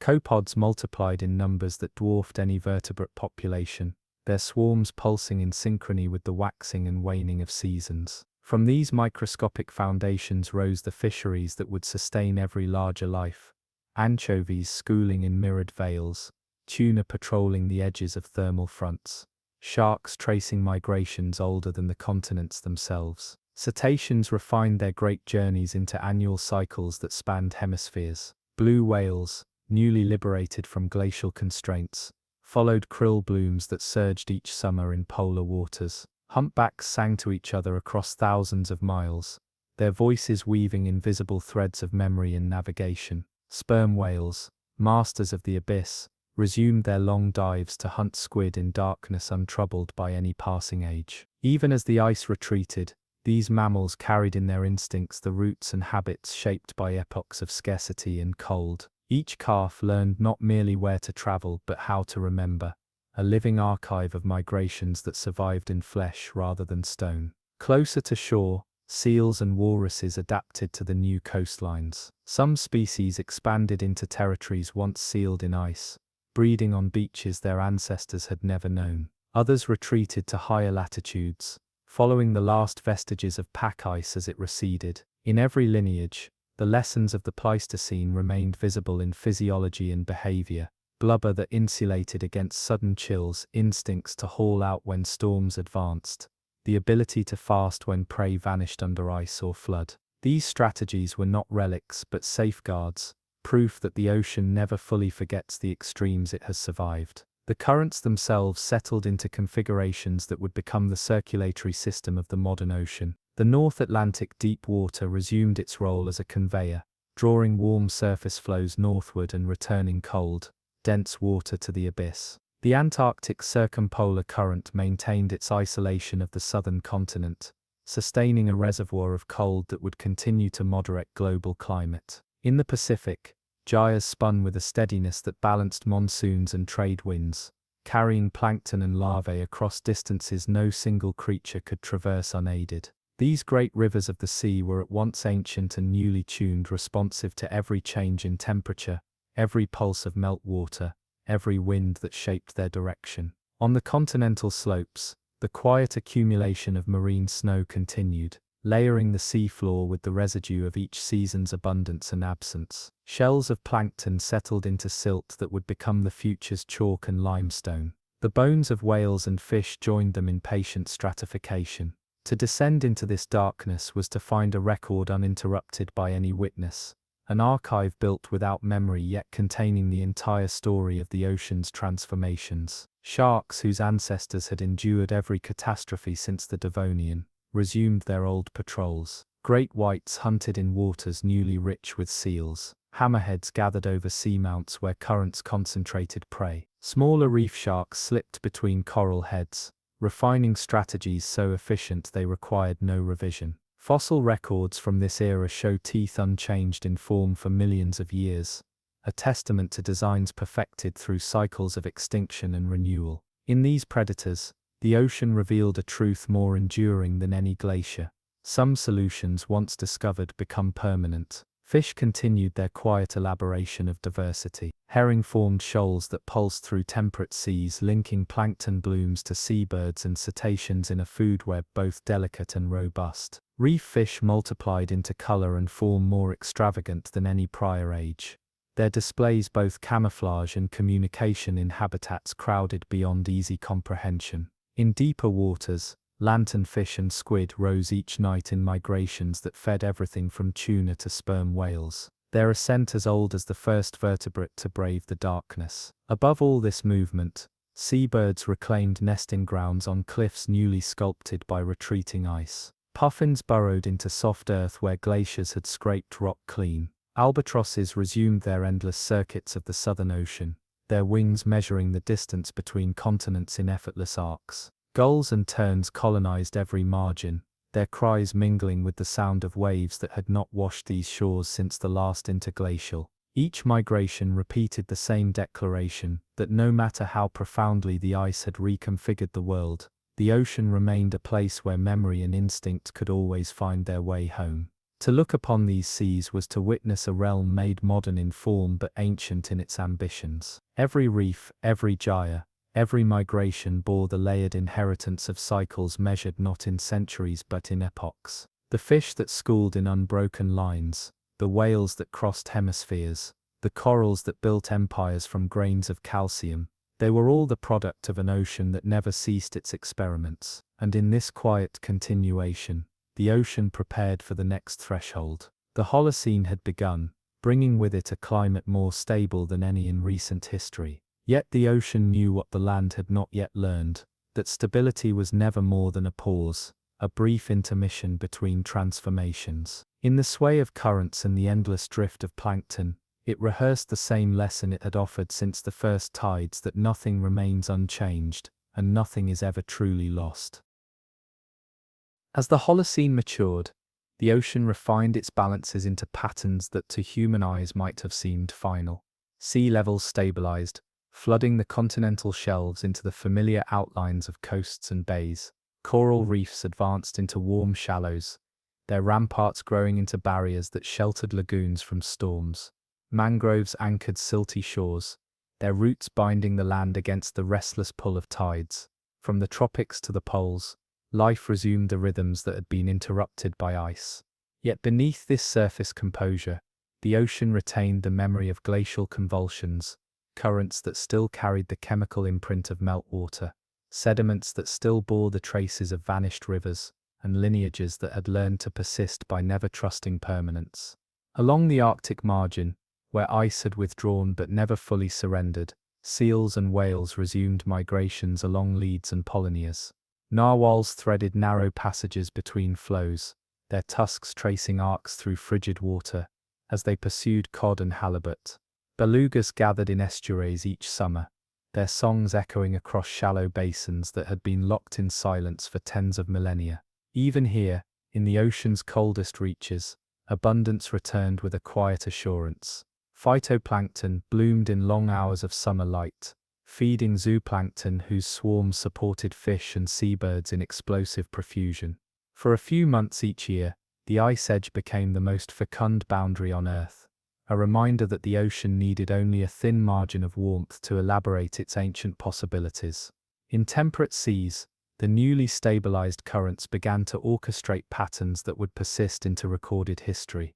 The Gulf Stream gathered heat from the tropics and ferried it northward, warming European coasts and sustaining fisheries that would one day draw the first human mariners. The Kuroshio Current flowed along Asia's edge, bringing plankton and juvenile fish to reefs that pulsed with color and motion. These rivers of water were more than conveyors of temperature.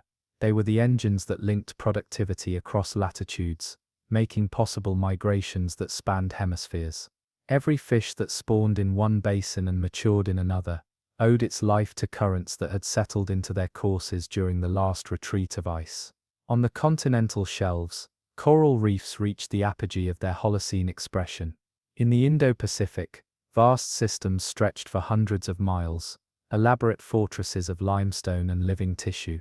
Each generation of corals extended their colonies upward, their skeletons layering into structures older than the cities that would one day rise on distant shores. Fish and invertebrates multiplied into forms more extravagant than any prior age, refining the competitions and collaborations that made reefs the most diverse ecosystems the ocean had ever produced. To drift through these labyrinths was to enter a realm where every surface was alive, where every shadow contained a contest, and where every color declared an allegiance or a warning. Farther offshore, teleost fish continued their ascendance. Schools of sardines and anchovies traveled in shimmering veils, linking plankton blooms to the appetites of seabirds, dolphins and sharks. Tuna ranged across entire ocean basins, their migrations calibrated to the pulse of currents and the availability of prey. In these open waters, every success depended on a capacity to move, an inheritance from ancestors that had survived glacial contraction by never remaining in one place for long. Their bodies, tuned to endurance and speed, embodied the ocean's faith in mobility as the surest refuge against change. Cetaceans adapted their migrations to the new climate, with the same ingenuity that had carried them through every transformation. Humpbacks refined their journeys into precise seasonal circuits, feeding in polar seas during summer's bounty, carving in tropical bays, where predators were fewer. Blue whales followed krill blooms along routes older than humanity. Sperm whales dived into abyssal darkness, their heads shaped into resonant chambers for echolocation that could track squid in the blind depths. Each lineage retained behaviors that had first evolved when glaciers gripped the world, a living testament to the persistence of memory when all else has shifted. Seabirds colonized cliffs and islands revealed by the rising tides. Puffins burrowed into soft soils where glaciers had once scoured rock bare. Terns nested in colonies that turned shorelines white with life.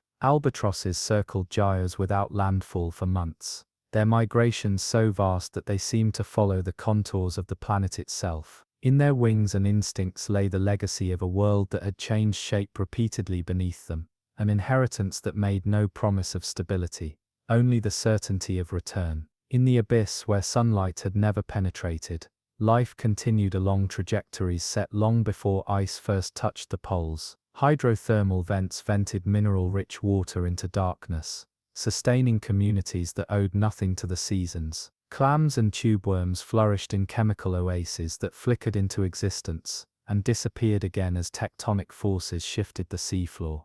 The slow drift of marine snow remained as dependable as gravity, carrying carbon and nutrients into the quietest chambers of the ocean's memory. The Holocene was an interlude of relative calm, but the ocean never mistook it for permanence. Each eddy and upwelling still bore the imprint of the last glacial melt, the gradients of salinity and temperature that marked the routes by which life had fled and returned. Fish that spawned in estuaries retained instincts shaped by rivers that no longer existed. Coral larvae drifted on currents that had once been channeled between icebound continents. The ocean held these memories in the bodies of its creatures and in the chemistry of its water, a record more complete than any archive built by human hands. As the first humans began to cross coasts in dugout canoes to cast nets into shoals that had never known a predator with hands, the ocean received them with the same indifference it had shown to every new lineage. It offered abundance without promise, resilience without assurance. The same currents that fed fish also spread plankton blooms that could collapse without warning. The same reefs that provided food and shelter could bleach and erode in a single season of heat. The same estuaries that filled with life could vanish beneath a rising or falling sea. In this unsteady generosity, the ocean revealed its oldest lesson that no era, however prosperous, is immune to the cycles that define life beneath the waves. To stand on a Holocene shore, to watch whales breach beyond the surf, to see flocks of seabirds wheel over currents older than any nation, was to glimpse the ocean not as a stage for human endeavor but as a force that would continue long after every witness had disappeared. The glaciers had come and gone. The continents had drifted. The species had risen and vanished. Yet the ocean remained, carrying within it the sum of every transformation, every recolonization, every memory suspended in salt. And so it waited, patient as ever for the next ice to return or the next warmth to deepen, knowing that in the end, every tide is only a moment in the unbroken history of water. When the last of the Pleistocene glaciers receded for the final time, the ocean resumed the familiar shape that would cradle the dawn of human civilization. Sea levels rose in slow pulses, swallowing river valleys and carving coastlines that settled into outlines recognizable even now. Where once tundra had stretched unbroken to the horizon, shallow seas formed in broad embayments, their sediments enriched by the runoff of retreating ice. Estuaries became laboratories of rebirth, places where salt and fresh water mingled in a chemistry that invited experiment and diversification. Every shore was a new beginning, every submerged plain, a blank page on which the ocean began to rewrite abundance. In these flooded margins, coral reefs advanced with an ambition as patient as it was relentless. Larvae carried on warming currents, anchored themselves to rock and fossilized limestone, establishing the first colonies that would grow into the cathedrals of biodiversity familiar to modern divers. As each polyp died and was entombed within calcium carbonate, the reef rose millimeter by millimeter, a living monument to persistence. Fish returned in kaleidoscopic assemblages, parrotfish grinding coral to sand, dam shellfish defending patches of algae, wrasses cleaning parasites from passing giants. Crustaceans crept into crevices to graze and brood. Sponges filtered entire volumes of water in a day, clarifying the lagoons that became nurseries for countless generations. From a foundation laid before the ice, the reef assembled itself again, as if no interruption had ever occurred. Farther offshore, the currents that had shaped each glacial epoch refined their courses into the flows that still define marine life today. The Gulf Stream strengthened into a ribbon of heat that carried tropical water north, tempering European winters. In the Pacific, the Kuroshio Current traced the continent's edge, ferrying plankton and fish larvae across thousands of miles. The Antarctic Circumpolar Current maintained its cold gyre around the southern pole, a fortress of frigid isolation that preserved the last great ice sheets. In every gyre and upwelling lay a choreography older than language, a circulation that moved heat, nutrients, and life itself in a pattern as enduring as the shape of the ocean basins.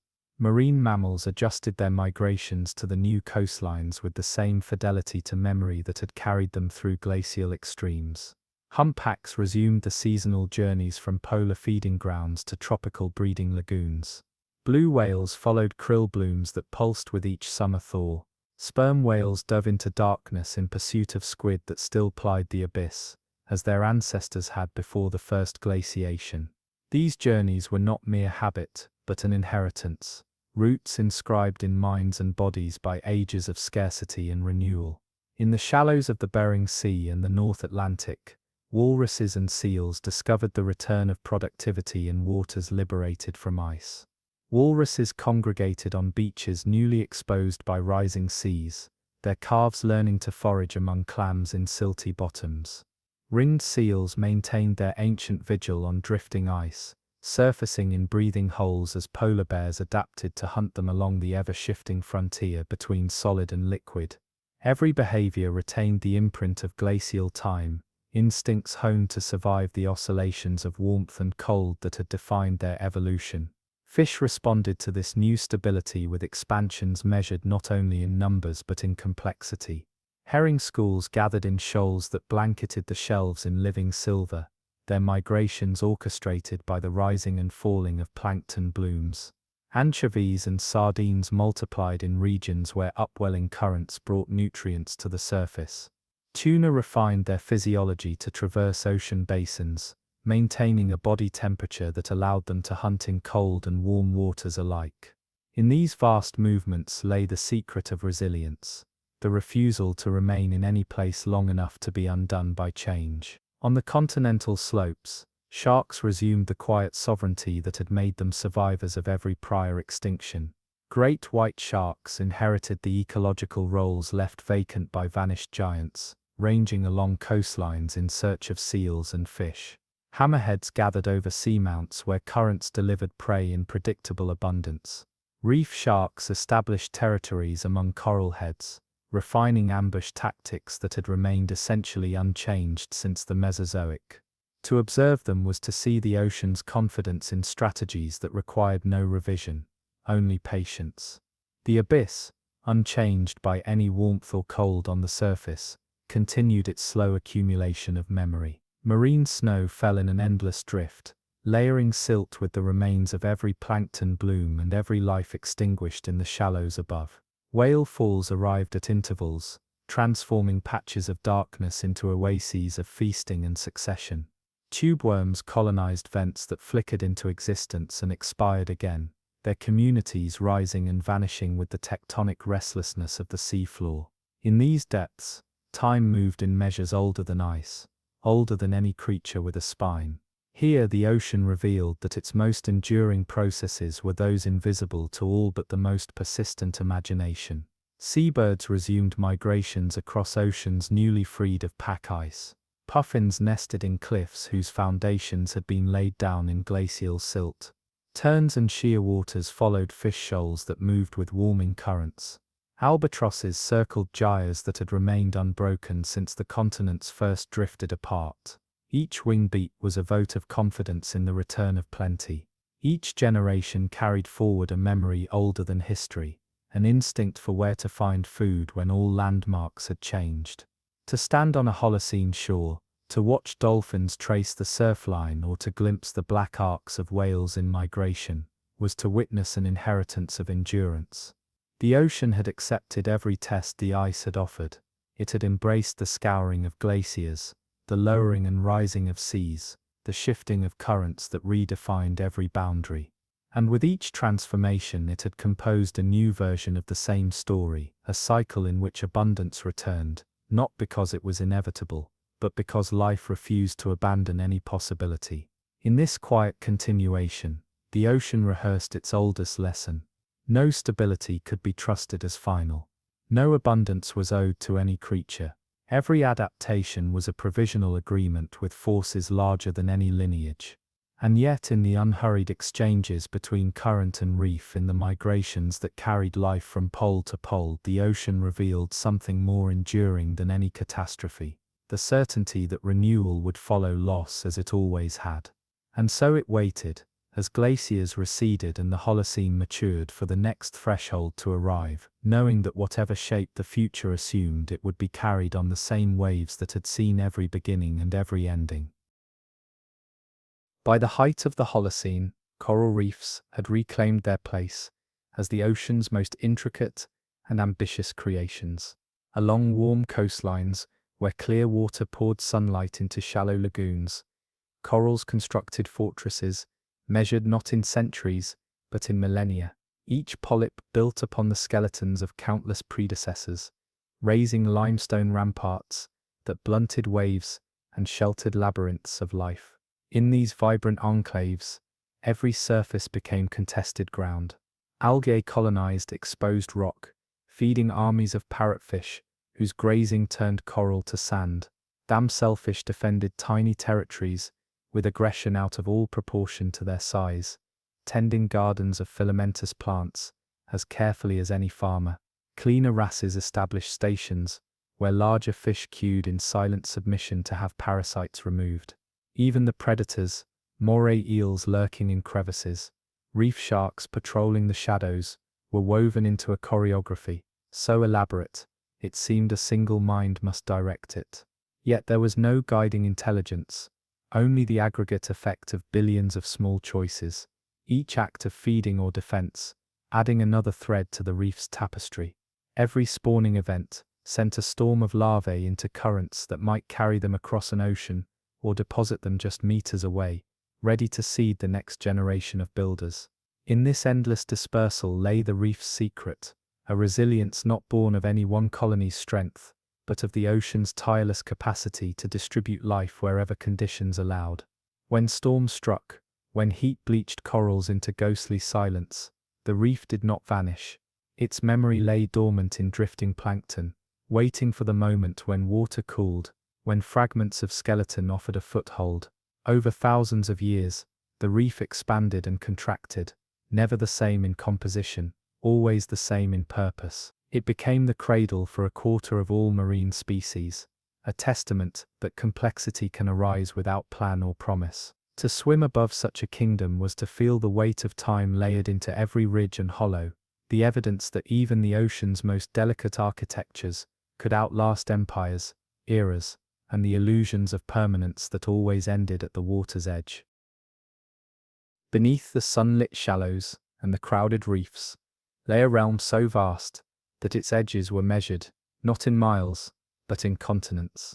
The deep sea, silent and unlit, occupied more than half the Earth's surface, a landscape of trenches deeper than mountains are tall, of plains so flat they seemed infinite. For most of human history, it was a place imagined, but unseen. Only when vessels descended beyond the reach of light did its true nature emerge.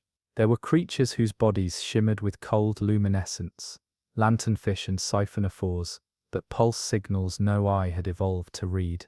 Giant squid moved in slow undulations, their arms trailing in a darkness older than any reef. Tube worms, clustered in silent gardens around hydrothermal vents, fed not on the sun's energy but on chemical alchemy, bacteria transforming hydrogen sulfide into life. These vents flickered into existence without warning, rising in plumes of mineral-rich water hotter than boiling, only to vanish again as the crust shifted and new seams opened. The abyssal plains, carpeted with fine silt, accumulated the remains of everything that died above: plankton shells, fish bones, the drifting bodies of whales that became oases of scavengers and decomposers. No tides disturbed this quiet, only the slow procession of time marked by the fall of marine snow. To the creatures that lived here, the surface might as well have been another world. Their metabolism slowed to a whisper, their lifespans measured in centuries, their reproductive cycles timed to the rare arrival of food. Even their bodies told a story of adaptation beyond imagination: translucent flesh, bones reduced to the barest scaffolding, organs tuned to pressure that would crush any visitor. Yet for all its alien strangeness, the deep sea was no less integral to the ocean's story. It stored the carbon that cooled the planet, cycled nutrients back to the surface, and preserved in its sediments a perfect archive of extinction and renewal. To lower a camera into that darkness was to witness the ocean's truest inheritance, a memory unbroken by ice or heat, a place where life had persisted through every catastrophe. And in that stillness lay a reminder that the ocean's most profound resilience was never visible from any shore, waiting instead in the fathoms where no sunlight ever fell. When humans first ventured beyond sight of land, the ocean seemed an inexhaustible frontier, a domain so vast that no oar, sail, or net could ever diminish it. Early navigators read the currents by the drift of seaweed and the migrations of birds. Polynesian wayfinders crossed thousands of miles, guided only by the patterns of swells against their hulls. On every coast, fishers learned the habits of tides and seasons, setting traps where spawning shoals passed and drying their catch in winds scented with salt and promise. For millennia, this commerce was humble, an exchange between small communities and a sea whose depths remained inviolate. But with each advance, larger vessels, stronger lines, the slow spread of engines and steel hulls, the balance began to tilt. Nets lengthened into invisible walls, capable of sweeping entire schools from the water. Harpoons, once thrown by hand, became cannons that could breach the thick hides of whales that had never known a predator more cunning than orca. By the 19th century, whale oil lit lamps in cities that would never see a breach or a spout. Cod fleets crossed the Atlantic to strip banks that had spawned abundance since the last ice age. The ocean's resilience, so vast it had survived asteroid impacts and ice ages, proved vulnerable to a single species clever enough to exploit it at scale. Yet even as fish stocks faltered and coral reefs began to bleach under warming seas, the ocean did not surrender its ancient patience. Currents still ferried nutrients across continents. Plankton still bloomed in cycles older than language. In every tide lay the same quiet invitation, to understand rather than to conquer. And in the deep, where no trawl or dredge could yet intrude, life continued its slow, luminous procession. To stand on the deck of a ship, watching the horizon tilt with the swell, was to feel both power and humility, to know that no matter how many maps were drawn, how many hulls crossed the water, the ocean remained a force that would outlast every chart, every empire, every ambition.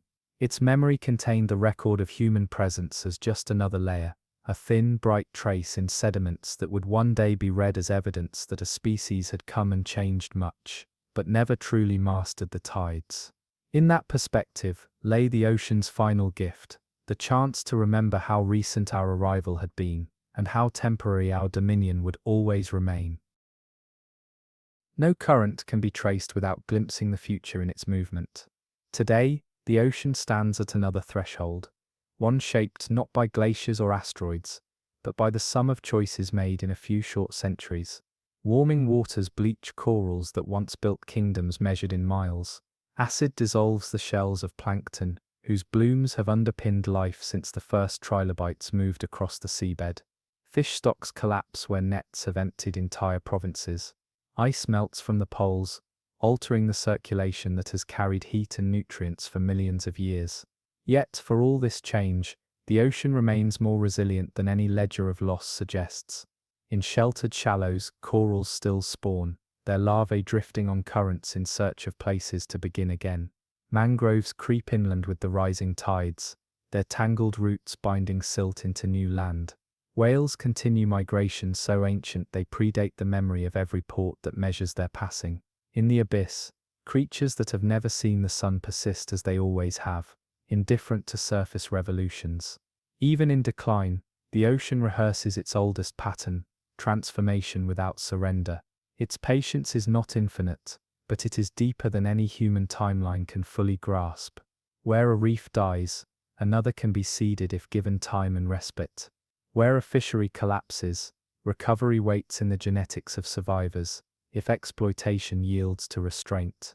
To imagine the future ocean is to hold in mind two visions, one of diminishment and scarcity, another of renewal made possible by humility. The tide has always contained both truths. No wave ever returns unchanged, but no wave is ever final. What humanity decides in the coming decades, what it protects, what it restores, will shape the currents that carry life into centuries no witness will see. And so the ocean waits, as it has through every extinction and every reawakening, ready to accept whatever comes. To stand at the shore now, feeling the pull of tides against your ankles, is to touch that continuity, a force that will remember us long after our ships are gone, and perhaps, if given the chance, will forgive us in the language it has always spoken, the quiet resumption of abundance where no one thought it could return. If you've drifted with us through these hours, across tides older than any nation, through darkness deeper than any night, know that you've shared in a story still unfolding. The ocean has never needed our witness, but it grants us the gift of perspective when we dare to look beyond the surface. Every wave carries the memory of continents in motion, of glaciers grinding stone to silt, of creatures rising and vanishing in cycles no map can chart. To listen is to remember that nothing we build will outlast the patient work of currents. No triumph or sorrow on land is untouched by what happens here, in the world beneath the horizon. As you return to the quiet of your room, or to the hush before sleep, may some part of this vastness remain with you, a reminder that resilience is measured in generations, that renewal begins when certainty ends. The ocean has always been more than water. It is the oldest archive, the first cradle, and perhaps the last mirror we will ever need. If you felt even a moment of wonder, consider leaving a comment to tell us where you listened from. Share this journey with someone who needs to remember how old and forgiving the world can be. And when you're ready, come back. The ocean will still be here, telling its story in the language of tides. Sleep well.